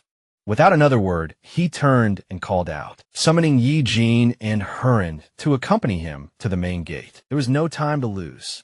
Once there, John immediately began surveying the gathered crowd. He needed to know who had combat experience. He moved quickly, asking questions, making mental notes. The numbers came in grim. Out of over 1,200 residents, only 101 had ever served in the military. His jaw tightened. "That's it," he muttered under his breath, appalled by how few had any training for what lay ahead. Then from the group, a man in a red jacket nervously raised his hand. What exactly are we supposed to do?" he asked before responding. Chun's eyes narrowed. "Where are the twins and the red-haired man?" he asked sharply. The man flinched. He scratched his head, avoiding eye contact. His body language shifted. His unease was palpable, and in that moment, John understood. "They ran," he said quietly, but then his voice hardened louder. "They ran." The realization hit him like a blow. Not just the twins and the redhead, but hundreds more had slipped away. hiding in the underground parking garage. He clenched his fists, fury building inside him. Cowards, he growled. They abandoned us. The entire crowd had gone. Still, all eyes turned to him, waiting. John stepped forward, his voice rising with conviction. Listen to me, he began, eyes sweeping across the crowd. The ones who stayed wouldn't choose to stay because you're stupid. You chose to fight because you understand what's at stake. If we don't stand our ground now, we all die. He paused, letting the weight of his words sink in. Not just defending yourselves, you're defending your homes, your families, everything that still matters. A silence followed, thick, heavy. Then John spoke again, this time with calm clarity. I once heard that courage isn't the absence of fear. It's the will to act, even when you're terrified. And right now, in this world swallowed by fear, the only ones who survive are the brave. He looked them in the eye. Every last one of them, and that's what you are. A breath later, he gave a short nod. Thank you for choosing to stay. Then he opened the system interface and quickly began the transaction. He selected 101 weapons and their matching ammo. The second the purchase was confirmed, weapons began materializing in thin air, clattering onto the ground in front of the stunned crowd. Gasps echoed all around as the system chimed. XP and participation in liquefaction process increased by 100%. John turned back to the crowd. Pick them up, he said firmly. One by one, hesitant hands reached out rifles. Handguns and ammo were lifted slowly, reverently. Their eyes were wide, nauseous with awe, but with the dawning realization that this was real, that they were really going to fight. John's voice cut through the quiet. Steady and resolute, those of you who stand here now. Those who refuse to run, you will not be forgotten. You will be rewarded with that. He turned sharply, his pupils flickered. The telltale glow of his absolute eyes ability activating. His gaze burned with purpose, his expression cold and unshakable. And then in a calm, commanding voice, he said, this is just the beginning. The Cyclops, his jagged teeth bared, and his monstrous face twisted in unrestrained fury, charged forward without hesitation. Rage consumed him completely, guiding his every move. Positioned just outside the beast's line of sight, Han waited silently, an iron bar clenched tightly in his hands. He was still coiled like a spring, eyes sharp and focused the moment the Cyclops passed. Han acted with a cry of effort. He hurled the iron bar with all his strength. The weapon flew through the air and struck with brutal precision, impaling the Cyclops' leg. Blood erupted from the wound in thick, violent spurts. The Cyclops bellowed in pain and spun around, his massive body turning with shocking speed. His burning red eyes locked on to hunt the one who had dared to draw blood. For an instant the world seemed to stop. Han stood frozen under the monster's gaze, terror seizing him like a vice. His heart thundered in his chest. Panic surged. The beast was injured but not defeated. The Cyclops, limping yet relentless, began advancing toward Han with murderous intent. The look in his eyes promised pain's low, merciless and final. But just before he reached his target, another figure slammed into the fray. The Were-Bear woman, now fully transformed into her fearsome beast form, leaped at the Cyclops with a primal roar. Her claws gleamed in the light as she tore into his thick hide. Her blow landed with tremendous force, knocking her backward and sending her crashing to the ground. It wasn't enough. The Cyclops barely flinched, his fury only deepened, snarling. He lifted his injured leg, the same one Han had pierced. Dan, with all his rage, delivered a devastating kick. It landed squarely on the Were-Bear woman, launching her into the air like a rag doll. She soared helpless through the sky, her scream of defiance cutting through the air. Then she crashed to the earth, the impact shaking the ground. Her body lay still, broken and drained of all strength. From afar, the Cyclops stared at her motionless figure. His blood-stained eyes gleamed with sadistic satisfaction. He raised his arm, preparing to finish what he started. Then a voice cut through the chaos. Hey, ugly. It echoed loud and clear, magnified by a white megaphone. The Cyclops froze mid-swing. The voice continued, you big-faced idiot. It was Toji. He stood defiantly with the megaphone in hand, shouting insults in an attempt to distract the beast. The words worked. The Cyclops whipped his head toward him, startled and infuriated. Confusion and rage battled in his bloodshot eyes. Then he looked down. The iron bar Han had thrown was still embedded in his leg. Blood continued to drip from the wound, painting the earth beneath him. Toji's bravado faltered. He lowered the megaphone, his earlier courage melting away. A whisper escaped his lips. Was this thing the Cyclops'? Eyes narrowed slowly. Deliberately, he turned his focus to Toji. The beast's gaze traced every inch of his weapons, analyzing. Calculating, he looked less like a rampaging monster now, and more like a wounded predator, preparing its final strike. Toji stood paralyzed. He tried to speak to stall for time, but the moment was already lost. With a roar, the Cyclops charged at him. Toji screamed. Terror surged through him. He turned and bolted, sprinting, with the desperation of a man who knew death was at his heels. Elsewhere, John observed the scene through his ultimate eyes. His expression sharpened as he spoke. Toji's on his way here, and the Cyclops is right behind him. He turned his team, voice steady but urgent. Get ready, we don't have much time. Once again, he activated ultimate eyes. His jaw clenched, tension radiating from him. Toji's nearly here, and he's bringing the biggest monster I've ever seen. Moments later, they heard Toji's frantic screams in the distance. His voice echoed through the air, growing louder and more desperate by the second. Then he appeared, bursting past the edge of the barrier, breathless, soaked in sweat, wild-eyed, and yelling incoherently behind him. The earth trembled. The Cyclops was coming. Beyond the protective barrier, the towering Cyclops loomed, its single, massive eyes scanning the battlefield with unnerving stillness. Then, without warning, a dark silhouette cut through the sky. It was Black the Crow, belonging to the man with glasses, soaring with fierce intent directly toward the monster. The bird darted and twisted in front of the Cyclops' face, pecking with relentless aggression, disrupting the creature's vision.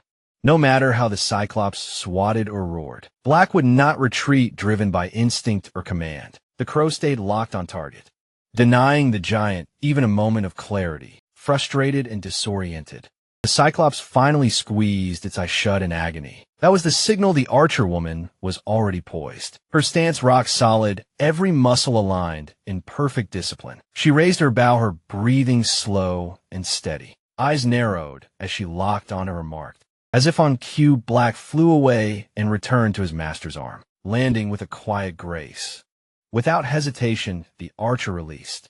The arrow tore through the air like lightning. The Cyclops, reacting too late, raised its massive hand in defense. But the arrow pierced straight through the palm and embedded itself deep into the monster's forehead. With brutal precision at that moment, Moon descended from above, gliding overhead with calculated grace. He reached inside his robes and pulled out 4 live rats, writhing and restless without a flicker of doubt. He hurled them one by one toward the Cyclops' gaping mouth, open wide, in a howl of pain from the arrow lodged in its skull. Moon's voice cut through the battlefield.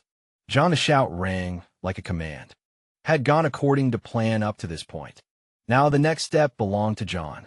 His ability already primed, activated instantly. A toxic gas, secretly implanted inside the Cyclops via the rats, began to stir the Cyclops' eye. Flew open. Despite the pain, blood trickling down its cheek, it tilted its head downward, frowning in confusion at its own stomach, as if sensing a strange foreign presence within. Then John raised his arm, calm, unwavering. His face betrayed no fear, only a cold, focused resolve. His fingers curled as he summoned a fiery magical attribute. Flames sparked and danced along his palm, crackling like lightning in a bottle. A single heartbeat passed. Then came the eruption. An explosion detonated from within the Cyclops' gut, tearing through flesh and muscle. A wave of dark smoke burst outward, filling the air with choking ash and heat. For a moment, the towering beast stood motionless, enveloped in smoke, his body slack and seemingly stunned by the blast. All around, the villagers stared in frozen silence. No one dared to speak. Then someone noticed. Slowly, the Cyclops' massive form began to tilt forward over the barrier. John snapped back into motion, his voice sharp and commanding. Hold your positions, don't break formation. He assessed the situation with rapid precision. Everything had gone more or less as planned. But now, the success of the final strike depended on the townsfolk themselves. John turned toward them, aim for the head. Concentrate your fire when it dips low enough. Take the shot as mind word through calculations.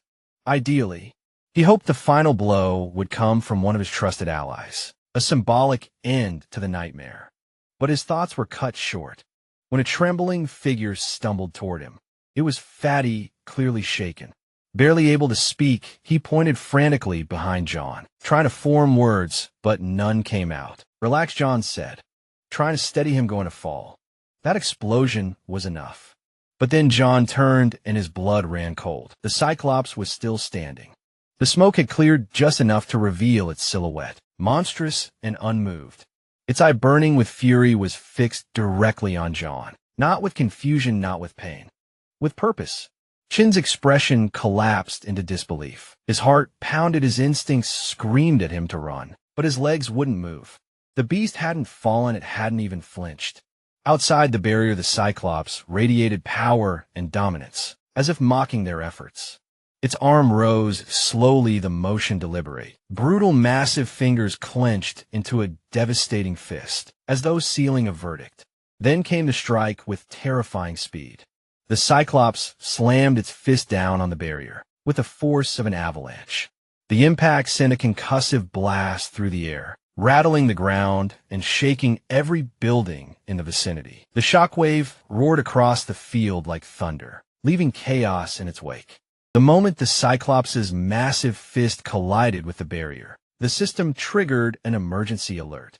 Unauthorized entity attempting entry into protected zone. Panic surged through the crowd. For a heartbeat, Jun and everyone around him felt the worst. But when the dust settled and they realized they were still standing, Chin's breath caught. Somehow, he had done it. The shield had held. Then came Fatty's shout. Open fire. Still shaking, the group snapped into action, raising their weapons and unloading everything they had into the looming behemoth. Bullets and energy blasts tore through the air, most striking the Cyclops squarely in its single glaring eye. The monster howled a deep bone rattling sound of pain and fury. John clenched his fists. He had stopped the first hit, but barely. That kind of force couldn't be held off forever. Another unblocked strike would spell disaster. He couldn't just stand by. Without hesitation, he activated one of his enhanced skills. Invisible Hand layered with gigantification. It was one of the more advanced techniques he'd unlocked with his hard-earned ability points, and now was the time to use it. Meanwhile, the Cyclops, staggering from the onslaught, lifted a fist. Once more the citizens saw it coming and froze in terror. With a roar, the creature hurled another earth-shattering blow toward the barrier. The impact came harder, heavier, but the shield held again, barely. The system chimed again, unauthorized entity continuing breach attempts. The people roared in triumph, voices rising in a surge of renewed hope. They had survived again. Eyes never left the Cyclops. It was hurt. They were slowly chipping away at it, explosives strapped to rats. And the coordinated fire of desperate citizens had started to take a toll. But John knew they needed more than wear and tear. They needed a decisive blow. Then, out of nowhere, a spear tore through the air and struck the Cyclops deep in its side. The creature bellowed in agony. Chin's eyes flicked toward the source. Han stood tall, spears still extended from a throw. Just behind him were the bear woman and their healer, who already looked spent. The Cyclops turned its fury fully toward Han's group. John exhaled. It's your move now. He thought. He opened the system interface and issued a command. Summoned spears. A series of weapons blinked into existence beside Han, who didn't flinch. His eyes were locked with purpose, his stance firm, one after another. The spears soared through the sky. The Cyclops raised its arms, trying to swat them away, but the attacks kept coming. Spears from the front, blades from above. The archer woman had resumed her barrage, providing air support for Han's advance. Together they moved in perfect rhythm. Han charging forward, the archer striking from above. Each blow forced the giant backward. Then, unexpectedly, the system sent a new notification to John. Cam's level has increased. John frowned. Now he barely had time to process before more messages appeared. Cam has partially unlocked the power of the sun. Inherited portion of Guardian Beast energy. Fire magic has evolved from basic to intermediate. Intruder detected near central territory. Cam requests permission to release energy. Chin's eyes narrowed. The intruder had to be the Cyclops. But what exactly was Cammy planning? He hesitated for only a moment, then confirmed authorized energy release. A system confirmation followed immediately. 300 million units of energy consumed. John winced that much power could bankrupt a mid-sized district. Still, it was done.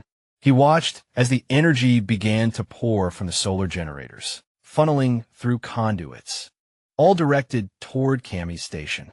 His own room, the flow was steady, relentless, and incredibly expensive. Then it stopped as June turned around, expecting to see another attacker. He froze. What stood behind him wasn't another enemy, but Cammy. Only it wasn't the same three-legged crow he had always known. This creature, this version of Cammy, was something entirely different. Gone was the small, awkward, chirpy bird. In its place was a majestic beast radiating raw power. His wings were broader, darker, and pulsing with energy. His beak gleamed like a blade. And where there were once 2 curious eyes, now 3 glowing orbs stared ahead. Unblinking and fierce Cammy had transformed into a true guardian, no longer a mere companion, but a force of nature. And then, without warning, the guardian opened his beak and began gathering a swirling core of fire. The Cyclops, still preoccupied with his opponents in front, hadn't sensed the looming threat behind him. It wasn't until a blinding heat ignited the space around his back that the monster finally turned. But it was already too late. Cammy released the built-up inferno in a focused blast, a torrent of flame so intense that everyone around, June included, was left speechless. The sky flared with crimson and gold as the fire tore through the air. The Cyclops didn't stand chance. The blast struck him directly in the back, cutting through muscle and hide as if it were paper. The creature bellowed in anguish, his body convulsing as the flames ravaged his insides. Blood poured from his mouth, thick and dark with a final agonized groan. The monster fell, shaking the earth. As his massive body crashed to the ground, Han stood motionless, his face unreadable. But someone else didn't hesitate. Yinju, the were-bear warrior, surged forward. With terrifying momentum, she launched herself at the fallen Cyclops, her massive form blurring into motion. From the beast's half-conscious perspective, the only thing he saw was an enormous, enraged bear bearing down on him. In seconds, it was over. Yangju delivered the killing blow with brutal efficiency. The threat was gone almost immediately. The system issued a broadcast. Level 51 Cyclops eliminated. Massive EXP and currency awarded. Multiple skills have leveled up. June braced himself. He knew what came next. The moment his abilities evolved, the pain would begin to hit like a tidal wave. His body tensed, seizing up as raw energy surged through his veins. His senses expanded, his perception of the world widening. His influence extended far beyond its previous limits. His skills now reached distances that would have been unthinkable before. But the cost was agony. Another system message appeared congratulating him. You have officially claimed this entire apartment complex. As a unified refuge, funds have been deposited into your account. June collapsed to his knees, gasping as the new power continued to flood in. Every muscle screamed. It felt like his body was being reforged from within. At that moment, Cammy returned to his original form and fluttered down beside him. The small 3-legged crow hopped proudly in place, puffing out his chest and chirping with triumphant glee, clearly boasting about his contribution. Still panting, June managed a shaky laugh. That blast cost me 300 million won. You know, Cammy froze, his proud chirps stopping instantly. He blinked, now visibly sheepish, clearly embarrassed by the staggering price tag. But June wasn't angry despite the cost. He was grateful Cammy's strike had been the turning point. Without it, the Cyclops might still be standing. He reached out and gently stroked Cammy's head. You did well, although The system indicated that guardian beasts couldn't be summoned again. While inside the refuge, June reflected on what had just happened. He had spent 300 million won, but earned 30 billion in return. That kind of return made him pause. What if he summoned all 10 guardian beasts? If even one could perform like Cammy? Maybe it was worth it. Just as that thought settled in his mind, the system pinged again. Guardian beast summoning cost has been updated. 10 billion won. June blinked in disbelief. Wait, what? Why is it so much now? Before he could even begin to process the increase, another sound drew his attention. A faint trembling voice laced with emotion. He turned his head, so did Cammy.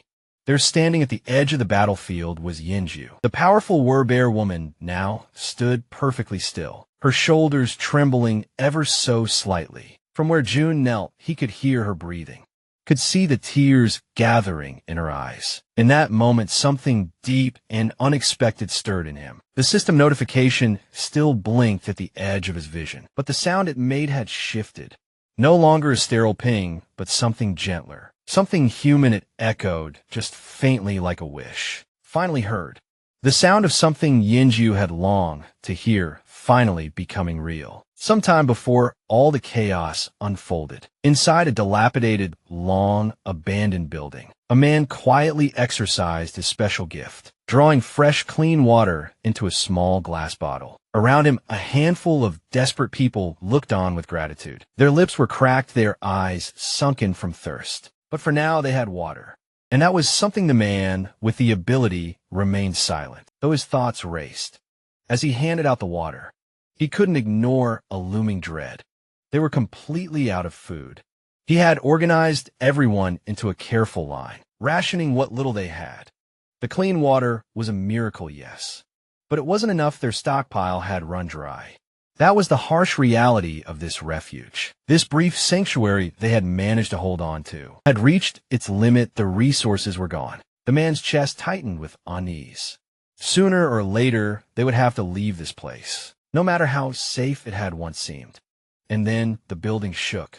Everyone around him went rigid. Was it an earthquake? The man asked aloud, scanning the room for reassurance. But none came suddenly. A panicked voice burst in. A young man stumbled through the doorway, eyes wide, breath ragged. You have to come up, he cried. There's something huge outside. The word monster snapped the water bearer into stillness. His body froze, mind reeling. But then instincts kicked in. He bolted for the stairs, taking them 2 at a time. He raced upward, desperate to see it with his own eyes. When he reached the rooftop, what he saw made his breath catch. Towering over the shattered landscape stood a massive cyclops, its single eye glowing with pure, seething rage. Its muscles rippled beneath thick skin. Every movement a thunderous tremor of power. The air around it vibrated. Death incarnate beside him. A pale-haired man trembled uncontrollably. What do we do now? He whispered. Eyes locked on the beast, but another voice rose behind them, calm, deliberate. John Hook, the purple-haired strategist, was already moving. Take everyone to the basement, he said, not looking away from the monster. Now Hyun, the silver-haired man, hesitated. What about you all think of something? Hook muttered, though his hands ran nervously through his hair. Truthfully, he had no plan, no trick, no tactic that could ever stand against a monster of that scale. He tried to sound reassuring, try to keep everyone calm. There's nothing we can do against that. Not now. And while they stood on that rooftop, voices low with fear, something in the distance began to shift. A glow, subtle at first, but growing. Concentrated energy forming into something terrifyingly precise. A beam of light, not from the heavens, but from a force rising below. Then it happened without warning. The Cyclops was struck, obliterated, gone in a flash of sheer destruction that left no trace behind. The people on the rooftop reeled back, stunned into silence. None of them could comprehend what they had just witnessed. But John Hook knew. He stared at the fading light in the sky. Heart thundering, that wasn't a weapon or a machine. That was power, raw, unimaginable power. And it came from someone like him. An awakened, but not just any awakened. Someone who had evolved into something unstoppable. Hyun, he said suddenly, voice sharp, get the others. We're going. The silver-haired man blinked. Going toward that thing, are you insane? No, Hook said. Already turning to leave, I don't know who they are. But it doesn't matter if we want to survive in this world. We need to be beside that person. Hyun hesitated a moment longer. Then they gathered the others. A group of weary souls barely holding on to hope, and started walking. No one spoke much. They were too afraid, but not of the one they were approaching. They were afraid he might not be kind. Because at this point, they had no more chances to gamble. They had to believe their survival hinged entirely on the unknown, the power they had just witnessed from afar. Eventually, the group reached an apartment complex. The building stood eerily intact, untouched amidst a sea of ruin. It had to be the place. They stepped forward, hearts heavy with desperation, with flickering just faintly with hope. Hyun walked ahead of the group, his eyes scanning the surreal landscape. The city, still full of towering structures, seemed untouched by the collapse of the world around it. He muttered in disbelief, how are these buildings still standing after everything that's happened?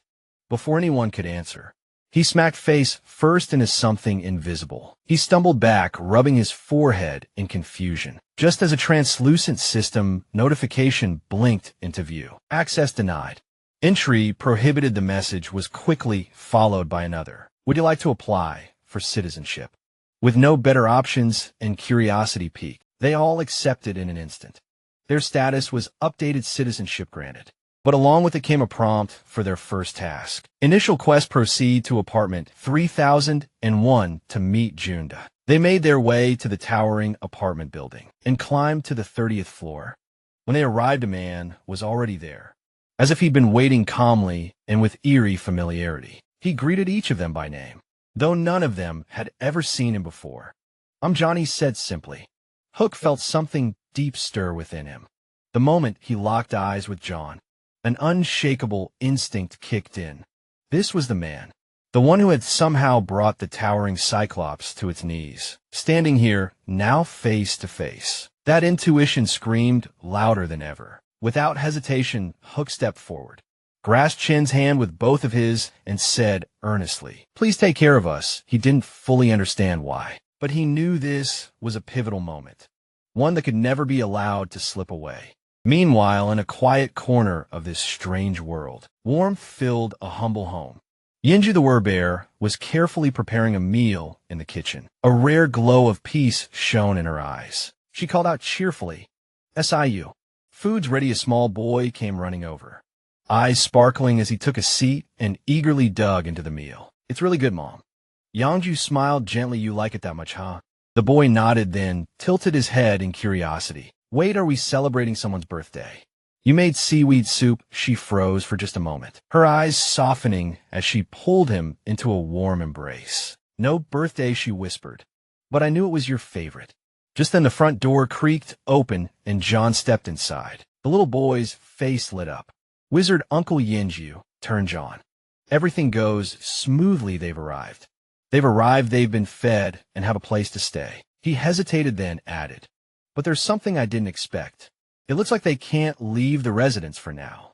Yanju didn't even flinch. Her voice remained calm and steady. That's fine being here like this with shoes. More than enough. She hugged her son even tighter, whispering that she was truly happy. At that moment, another system prompt appeared. Loyalty has increased significantly. Yinju is now registered as a retainer. But June didn't need any confirmation. He saw it in her eyes, in the softness of her voice, in the way she held her child. She was at peace. Time passed slowly and gently. Yongjo and Siu sat together on the floor, watching a show on the old television, sharing quiet laughter and smiles. For a brief moment, everything felt normal. John, watching from the side, found his mind drifting. He thought of his own family. How long had it been since he'd last seen them? Were they safe? Were they eating? A sick feeling twisted in his chest as he imagined the worst. The sound of playfulness pulled him from the spiral. Cammy, the small creature who had somehow become part of this odd little family, was frolicking around, tugging at Yinju's fur and making Siu giggle at them. Mother, son, and Cammy. And something clicked. There was no need to rush just for today. It was okay to pause. He realized how hard Yangju had fought for this kind of day. The simple, peaceful, Ordinary day, a moment where she could finally exhale, and in the distance, John knew that one of the Yinian messenger rats was heading toward the main house carrying what his family needed. Whatever happened next, they'd be provided for. So today, John made a quiet promise to himself. He would focus only on this in Yeonju and Sue, on this fleeting serenity. Because today, for the first time, her one and only dream was shining in full. John casually suggested they stay in a master bedroom for the night, but with her son still nestled tightly against her. Yeonju declined, gently proposing they settle in another room instead. June, however, was insistent. He assured her with a calm, sincere smile that the master bedroom was the warmest and most restful space, and besides, it was in order. Touched by his kindness, Yeonju tenderly brushed her son's hair and softly thanked John. Her son mirrored her gratitude with a sweet smile. Together, mother and child made their way to the room, whispering a soft good night as they passed June. The boy waved cheerfully before disappearing into the bedroom. June watched them go, a quiet peace settling in his heart as he smiled faintly to himself. The lights in the house gradually dimmed, and from behind the door came the sound of a lullaby, soft, soothing, and full of warmth. Lying alone on the couch in the living room, John listened quietly to the melody. It had been years since he'd heard a lullaby like that, and the sound wrapped around him like a memory. Slowly his body relaxed. His eyes fluttered shut, like a child dozing off under the gentle rhythm of a mother's voice. Morning arrived with soft light and quiet joy. John joined Yeonju and her son for a breakfast they prepared with care. Laughter echoed from the living room as they gathered to watch the child's favorite cartoons. He giggled at every scene as if each moment was a brand new delight. Later, their pet Cammy, who had been napping in a patch of sunlight, was suddenly chased around by the boy, much to Cammy's visible dismay. After exhausting every new toy in the house, the trio lay together on the floor for a light nap, surrounded by drawings, crayon marks, and bursts of laughter. But moments like these never last forever. With Cammy perched on his shoulder, John turned away, tears silently falling as the weight of reality pressed down on him. He had only been able to give the boy a single day, a single beautiful day of life. Yeonju knelt to the floor, arms wrapped tightly around her son, as she whispered her final goodbyes. Her embrace was full of love and desperation, as if trying to hold time still. Her son, too young to grasp the full weight of her sorrow, looked up and asked with concern, "Are you crying?" She tried to smile, brushing away her tears. "No, I'm not," she whispered, her voice shaking, but the boy reached up, his small hand pressing gently to her cheek. Feeling the tears she couldn't hide. "Don't cry," he said softly, wiping them away with the tender patience only a child can have. Yeonju clung to him again, trembling in a voice cracking under the weight of her fear. She finally admitted, "I'm scared. Scared of a world without you." Without hesitation, the boy looked up at her with clear eyes and said, "But I'm still here, Mom." Those words, simple, honest, and full of love, shattered whatever composure she had left. Her sobs grew louder, unstoppable, even as the boy continued to comfort her. Then, ever so gently, he stepped back, slipping from her arms. Meeting her gaze, he promised, "I'll always be with you." Yeonju called out his name, her voice breaking, but he kept walking toward the horizon where the sun dipped low. She cried out again, her voice cracking with all the love and things left unsaid. "I still have so much I need to do for you." He stopped slowly. He turned to her, a smile full of love lit up his face as he said, "I love you," and just like that, his body began to dissolve into soft, golden light. Yeonju froze, still kneeling, her whole body trembling under the weight of loss. Pain overwhelmed her, stealing her breath. But even in the midst of heartbreak, she forced herself to smile through her tears. With all the love in the world, she whispered back, "I love you." With that, the boy, Saya, smiled one last time and was gone. In a sudden, soundless instant, his entire form disappeared into the void, leaving behind only silence and sorrow. Yindu's hand, still stretched toward where he had been, trembled once before, falling helplessly to the floor. Overwhelmed by grief, her knees buckled beneath the weight of loss. John stood beside her, watching in silence, his heart aching with every breath she took. Her pain echoed inside him like a scream in an empty hall. When she tried to stand, her legs gave way. The despair was simply too heavy. Too raw, her body refused to move, held down by anguish. John clenched his eyes shut. The sight of her suffering pierced him to the core. It was then that a thought, bitter and beautiful, crystallized in his mind. Hope is like a fragile blossom that dares to bloom in the shadows of tragedy. But those who choose to nurture it must be prepared to stare into the abyss. He extended his hand slowly, gently touching her shoulder. "Don't give in to grief," he murmured. "This isn't the end." Yinju looked up at him, her face streaked with tears. Her voice trembled as she asked, "Do you really believe that this isn, single quotes, T, truly the end?" Without hesitation, John nodded. "If there's even the smallest chance, I'll bring your son back again and again, no matter how many times it take." Zolta studied him in silence. There was something deeper in Ghislain now, a strength not born of youth, though the others didn't know it. His son had once lived another life, carrying the title of the mercenary king. Now that soul stood before him, calm and prepared. Randolph slammed his fist against the table. "We're wasting time," he growled. "They want to fight, let's give them one. We have the numbers and experience.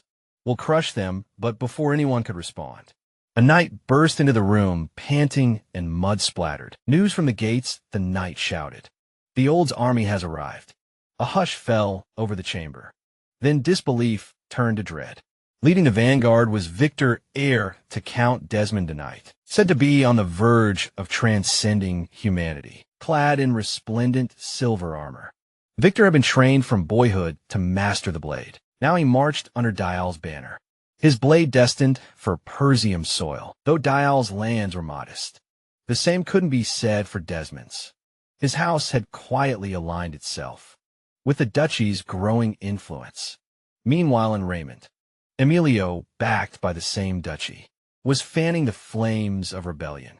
One by one, Persia's enemies were being drawn into the fray, all under the thin veil of revenge. Randolph stared incredulous. "How did I do it? How did they arrive so quickly? How long have they been preparing this?" Albert, usually stoic, shook his head.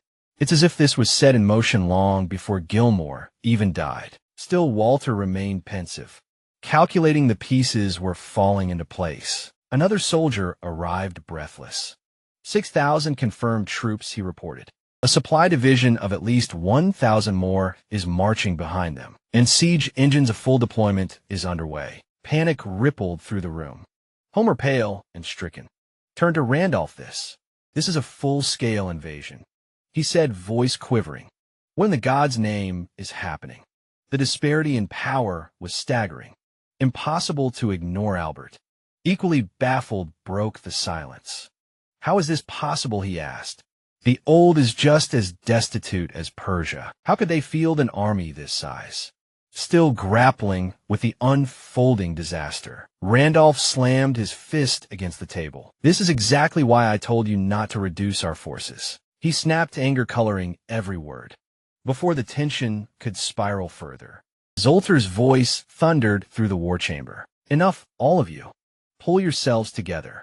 The arguing nobles fell silent as Zotter stepped forward, eyes cold with the weight of countless northern campaigns. "This squabbling helps no one. Get every soldier to the walls. Evacuate the civilians into the inner keep. Seal the gates and hold position. This is no longer a disputed war. Far from Persia's ramparts." Thomas de Gold surveyed the massive fortress from atop a hill, a quiet hum escaping his lips. His gaze was calm, almost amused with Count Desmond's backing. He was certain Persia would crumble. The death of his son, Gilmore, hadn't bothered him much. The boy had been a failure, lazy, entitled, a waste of inheritance, but Gilmore's death served a higher purpose. It gave Thomas a perfect excuse to strike. Sons, after all, could be replaced. Opportunities like this, however, were rare. Turning to his ever-silent companion, Victor Thomos said smoothly, Come with me, I have something to say to Count Persium. Before the towering walls of the fortress, Walter appeared standing defiantly atop the gate. Thomas de Gold, he shouted. Have you gone mad? What is this treachery? Thomas chuckled, darkly treachery. I'm simply seeking justice. My beloved son Gilmore was murdered on these lands. I've come for retribution by your own son's hand. Guzzling Pershim, no less. His voice carried the theatrical sorrow of a man playing to the crowd. Tell me, Zoltar, what parent wouldn't be outraged? But I'm not unreasonable. Surrender your castle now, and I'll spare the rest. From behind Zoltar, Gizel watched silently. He knew Thomas's words were twisted half-truths. And worse, he knew that Count Desmond's involvement meant this was no skirmish. It was a calculated assault. Randolph couldn't hold back any longer. Lies, he roared. All of it. Homer nodded grimly beside him. There's no use talking to him. But Ghislain said nothing. His thoughts were elsewhere. Saving Alina had bought them time. But not much. Gilmore's death had made conflict inevitable. The siege weapons below confirmed his worst fears. The old wasn't here to negotiate. They intended to obliterate Persia. So Walter stepped forward once more. Voice like steel. Ghislain did not kill your son. But even if he had, I wouldn't hand him over. If you care for your life. Elmos turned back. The look in his eyes was fierce, forged by years of fending off barbarian raids. In the unforgiving north, Thelmos faltered, if only slightly. Victor, as ever, remained silent, though a flicker of respect passed through his gaze. So this is the northern wolf, he thought, as Walter Persium, guardian of the frontier, a man worth fearing. Thelmos cleared his throat, trying to regain his composure. As expected of the famed northern wolf, but foolish nonetheless. You'll regret this decision. He turned and walked back to his army, leaving only the echo of threat behind. Inside the fortress walls, as Walter's expression darkened, he knew exactly how grim the situation was. Persia was poor, its land barren, its supplies low, and its defenses thin. A siege could break them. Randolph turned to him, voice filled with urgency. Let me command the troops. My lord, we don't need numbers. We need strategy. I'll cut through that rabble like butter. Albert shook his head. You're strong, Randolph. But this isn't a duel. Their numbers alone could bury us. Homer joined in, his voice low. One misstep and we lose everything. But Randolph wouldn't back down. We can't just wait for death. As Walter said nothing. The weight of leadership hung heavy on his shoulders. The vassals began to speak all at once, pleading for reinforcements, proposing alliances, even suggesting they abandon the castle and retreat to the northern keep. Their voices blended into a storm of desperation. As Walter stood still in the eye of it all, silent, but thinking, always thinking. The sudden outbreak of war had struck with terrifying precision, an ambush executed by an enemy that was not only prepared, but overwhelmingly so. The scale of Diggle's forces defied logic. No one should have been able to raise such a massive army in such a short time. Lord Swalter, standing atop the battlements of his ancestral keep, stared grimly into the horizon, and could not help but wonder who was backing them. As a noble honor bound him to remain as a father, his instincts cried out for justice. Ghislain, his son, had been accused of killing Gilmore, and accusations Walter did not believe for a second. Yet surrender under these false charges was unthinkable. His thoughts were interrupted as Gishelin approached and calmly recommended they prepare the castle for a siege. Walter turned slowly, surprised by his son's composure. Amid the swirling panic of the court and the chaos of impending war, Gishelin stood still, focused, resolute like an island in a storm. Ghislain broke down the numbers. Diold's army stood nearly 7,000 strong. Persia at best could rally 2,000. The odds were staggering. Diggle's forces were organized, well supplied, and carried high morale. In 15 days, they would complete their siege equipment and mount a full assault. In 15 days, Diggle's forces, now rumored to have support from Desmond's territory, would descend upon Persium. But Ghislain had no intention of playing by the rules. That same evening, Ghislain donned his armor, a deep obsidian hue that shimmered faintly beneath torchlight. It was time to gather his closest allies, Gillian Core and Belinda Gillian. a former mercenary not yet knighted, fought with the precision and presence of a seasoned warrior. He would later earn the name White Lion of Fenris for the way he tore through enemy ranks. He was the first to swear loyalty to Gizlenkor, known later across the Shadow Mountains as the King of Leather, had once been a wild, unruly blade. That is, until Gizlen broke him down and rebuilt him through brutal training. Then there was Belinda, shrouded in mystery. She had come to Pershim through Gizlen's mother, an assassin by trade. Belinda had been in Elena after their mother's passing. Her loyalty was as deep as her secrecy. The war, as far as Gizlen was concerned, had already begun in his previous life. Gizlen had risen to the title of Mercenary King, one of the 7 most dangerous individuals on the continent. His raw power wasn't the strongest, but his tactical genius placed him among the top 3. If time permitted, he would have tracked down Claude, his most dangerous companion, the man who once brought kingdoms to ruin at Gizlen's side. But there was no time now. He had to work with what he had done, with a mind sharpened by memories from another life. That would be enough gathering his team. Gizlen laid out the plan: strike the supply lines. Without them, the old siege would collapse under its own weight. Simple in theory, dangerous in execution. Belinda raised the obvious concern. The area outside the castle was crawling with enemy patrols. Any suspicious movement would be spotted instantly. Island turned to Kor and Jillian. Are our preparations complete? Kor nodded. We've already stationed a unit at the Forest of the Beast. They're deep enough in the trees to stay hidden, just like you ordered. Jillian followed up. The ponchos made from duras and bark are distributed. The material blends perfectly in darkness. Ideal for night ops. Gizlen pointed to a map spread across the table. A large force would be noticed, but a small elite unit in camouflage. That's our window. We strike fast. Vanish faster, even with his unwavering tone. Belinda couldn't hide her worry. She'd watched him grow beneath his armor and tactics. He was still young, still human. Yet, the fire in Gizlen's eyes made her hesitate to voice further concern. There was still one major unknown: the location of Diggle's supply unit. As Gizlen laid his strategy bare, Lord Walter stood surrounded by his vassals, silent and grim despite the numbers, despite the enemy's advantage. He could feel that something had shifted.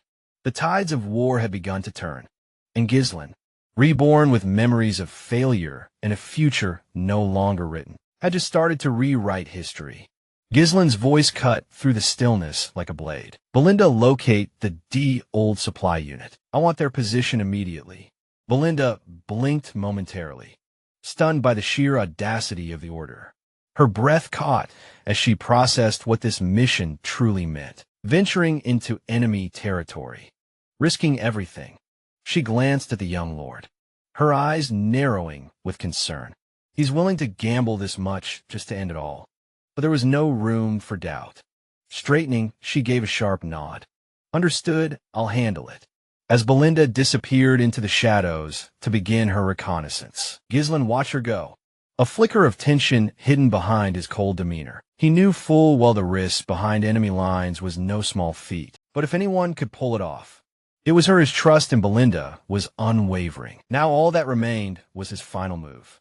The trump card he had kept hidden until the time was right. Vanessa. In his former life, she had been known as the Red Nightmare, a woman feared and revered across kingdoms. After ascending to the rare rank of 7th Circle Mage, she had crushed the kingdom of Lithania almost single-handedly. Her unique, erratic mana cultivation had made her a living weapon, one now aligned with Persium, the last stronghold standing in Gizlen's way. She had become the cornerstone of Persium's defenses. But Gizlen had planned for this. Every step, every risk call for the chance to deliver the final blow. A few days later, far to the north at the Diggle's supply encampment, night fell heavy across the land. Thick clouds choked the moonlight, leaving the camp in deep shadow. Inside a well-lit tent, Baron Fo laughed heartily, raising a golden goblet high into the air. Finally he boomed. The war begins in earnest. I can already taste the land Desmond promised me. Around him, other retainers, former nobles of Persia who had defected to Diol Chair. One clapped him on the back. Best move we've ever made. He said Desmond rewards loyalty, unlike the old crown with a wide grin. Foe toasted again to the fall of Persia. May it be buried in dust, and may the spoils be ours to divide. Laughter echoed in the tent as wine flowed freely. The officers oblivious to the threat, crawling ever closer. In the darkness in the forest that rimmed the supply camp, a quiet force stirred. Ghislain crouched low, scanning the campfire lights in the distance. Around him, his mercenary army hardened. Loyal and silent, waited for his signal. The objective was clear: annihilate the DLD supply unit, severing the flow of resources to the enemy's main force. Before they reached Persium Castle, without supplies the enemy would collapse. One strike and the war would tilt. Melinda stood nearby, eyes on the sky. The weather's turned sour. Can't see a damn thing in this darkness, muttered Seer, adjusting his cloak. Ghislain, helmet in hand, smirked. Perfect night for a massacre. With a practiced motion, he pulled down his visor and drew his blade. The steel caught the faintest glint of firelight from the camp. No prisoners, he growled. Cut them all down with that.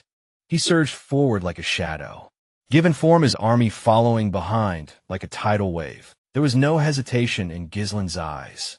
Only fire. The memory of Desmond County's betrayal burned in his blood, and the ducal forces that once exiled him would feel his wrath tonight. The time for words was long past. Anyone standing in his path would fall, and by morning the dialed supply line would be nothing more than ash, disguised beneath the banners of old, dressed as recruits and mercenaries. The massive force pressing into the region was unmistakable to anyone paying attention. It was outside interference, a hidden hand pushing into the bitter war between Persium and Diggold under the thick veil of night. Their approach was silent, concealed. No one in the Diggold camp noticed until it was far too late. The ambush descended like a shadow storm, and from within it, Ghislain's forces surged forward from the darkness. Kay stormed ahead, with a gleam in his eyes and a savage grin curling his lips. His sword sang as it cut down soldier after soldier, stationed near Diggold's supply line. On his flank, Gillian swung a long-handled axe with devastating precision. Each strike sent bodies flying, cleaving through armor and bone alike. Through the chaos, Ghislain moved like a phantom, his body brimming with mana, his blade infused with lethal energy. He tore through the enemy ranks with merciless force, each swing clean, deliberate, unstoppable. Fear might have gripped the hearts of lesser men, but he pushed through it with unrelenting focus behind him. Belinda closed and ready to defend her young lord. Her heart was heavy with concern. It was his first true battle against human foes, but she remained steady, her blade ready. She would not let anything reach him. The Deos soldiers faltered, caught unprepared and fragmented. They reeled under the assault. They had underestimated Persia's capability, never imagining such a coordinated strike. Their tactical arrogance would cost them dearly. Ghislain and Gillian moved like avatars of war. No hesitation, no merci. This wasn't a battle, it was a purge. Ghislain's past life as a knight commander guided his decisions, each move deliberate and deadly. Gillian's hardened experience, forged through countless battles, made him a wrecking force on the field. The outer perimeter fell swiftly. At full gallop, Ghislain rode to the far end of the camp, reined his horse sharply, and shouted out orders. The plan remained unchanged. Leave no DLD soldier alive. The battlefield became a slaughterhouse. Burning torches knocked loose, and the chaos began to ignite tents. Flames crackled, spreading across the camp like wildfire. Panic set and soldiers screamed. Scattered. High-ranking officers scrambled toward Baron Foe's command tent. A breathless soldier burst inside, shouting that they were under attack. Foe stormed out, eyes wide at the sight of his camp in ruins. Fury boiling, he screamed at the guards. Where had they been? His hands trembled. His voice cracked as he bellowed orders to regroup, insisting they still held the numerical advantage. But reality soon crushed his bravado. A shaken scout returned moments later with a dire report. Over 70% of their force had already been eliminated. Just then, a thunderous presence followed close behind, gizzling Gordon the muscle. a legend forged in the brutal forest of beasts. His sheer power was monstrous. He barreled into enemy lines like a juggernaut, tearing through soldiers as if they were made of straw. Noticing the tide and wanting to preserve strength, Jillian sheathed his axe and switched to a lighter weapon. It cost him some sheer destructive force, but allowed for faster movement, deadlier strikes with sharper aim. Meanwhile, Kerr remained a whirlwind of destruction. Every swing was calculated and cruel, cutting down any soldier in reach. Ghislain pressed forward silent. Focused mana pulsed through his limbs. His sword felt like an extension of his will sharp, unerring final. Though weaker now than he had been in his previous life, he was still a reaper of men. Each strike was a promise fulfilled in blood. His mercenaries well-trained and loyal, moved with him like an extension of his own mind. From afar, Baron foe saw him and froze. Ghislain was like no soldier he'd ever seen. This was no mere battlefield skirmish. This was judgment sweat-drenched foe's face. He realized too late that his army stood no chance. His confidence cracked, then shattered. Spinning around, he screamed for a retreat. One of his aides looked at him in disbelief. Stunned by the command, Fro didn't care. Pride wouldn't save his life. If he stayed, he'd lose more than just the battle. He'd lose his head before the aide could speak again. A blade flashed from the smoke and struck his neck cleanly. He dropped without a sound. Shock flickered across Fabreau's face as he stood frozen, paralyzed by the brutal efficiency of the ambush, the precision, the sheer speed of it. It was unlike anything he had expected. Though untouched himself, his knees buckled from sheer terror, and he collapsed to the ground. As the dull thud of his aide's lifeless body echoed beside him, Belinda had arrived, perched atop her horse. She surveyed the burning remnants of the camp with cold detachment, her voice calm and sharp like a blade. Cut through the chaos. Well, what an unexpected meeting. She said icily, a vessel of Perti. Iwamdat. Dot. In such disgrace, Fabreau's mind spun. His army, over 1,000 strong, was gone. He had relied too much on numbers, not enough on strategy. Smoke choked the sky. Tents smoldered, and the stench of blood filled the air. He'd waited too long to retreat, and now there was nothing left to retreat to. The gold supply lines had been annihilated.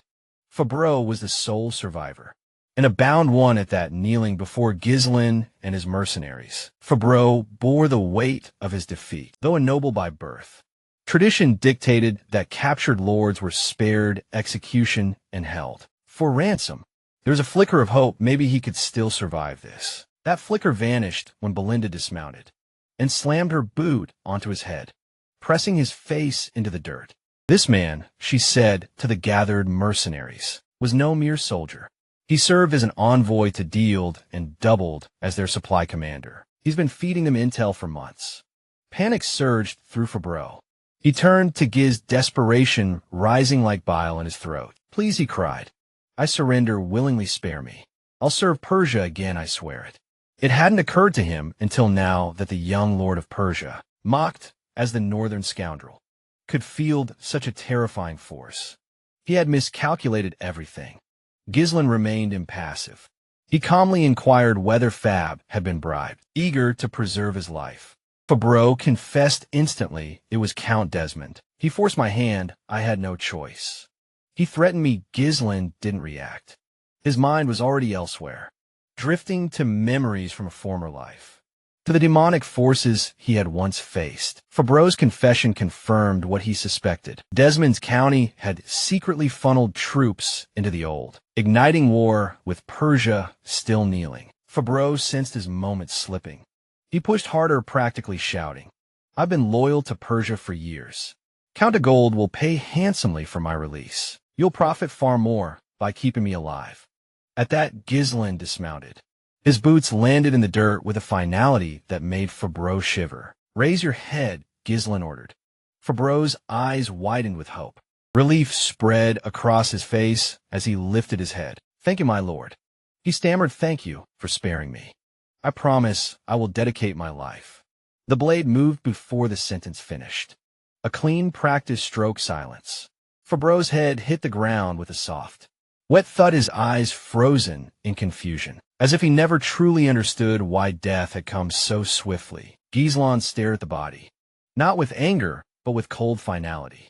"I've never heard of you in my last life." He said quietly, "You meant nothing then, and you mean nothing now." To him, Fabro was scum, a parasite who betrayed his banner for coin. Gislan turned toward his troops. "I don't make deals with men like him. I don't honor cowards in the field." His voice hardened with conviction. "Anyone who raises a sword against Persia will find death at the end of mine." Without another word, he led his mercenaries away from the ruins of Doyle's supply camp. Despite having faced a full battalion, his forces had sustained little more than fatigue. No real losses, the victory had been absolute. Belinda remained quiet as they rode. Her gaze lingered on Gislan, troubled. This had been his first real battle, and yet he had waded through it with eerie ease, as if the killing of men came as naturally to him as drawing breath. She had seen warriors cleave through monsters, but slaughtering humans was different. It should have been harder. Cheer rode up beside Gislan. "What's next?" he asked simply. Gislan didn't answer right away. His eyes were fixed ahead, somewhere far beyond the battlefield, locked on whatever war was still to come. With calm intensity, Gislan announced their next move. They would return immediately to the castle. His instincts told him that the enemy wouldn't wait. An attack was imminent, and he was right. From a distance, the thundering crash of stone echoed across the battlefield. Deagle's army had begun bombarding Pershim's outer defenses with massive siege weapons. The stones hurled through the sky with frightening precision, smashing into the castle walls. Such heavy artillery wasn't something Deagle had on his own. It was clear now Count Desmond had provided them the means to launch a full-scale assault. As the catapults roared, the old infantry surged forward like a black tide, aiming to overwhelm the castle before Persia's limited forces could organize. But Gislan was no amateur. As a seasoned tactician, he responded swiftly. Once they arrived, he directed Kerr and Belinda to reinforce the left flank of the castle walls, while he himself would command from the right. Then, turning sharply, he called out to Jillian, "You'll strike their camp directly." Gislan ordered it will be a surprise attack. "You'll have far fewer men than they do, but the goal is to hit fast and hard." He locked eyes with Jillian. "Think you can handle it?" A quiet confidence spread across Jillian's face. His lips curved into a faint smile, eyes glittering with a dangerous excitement.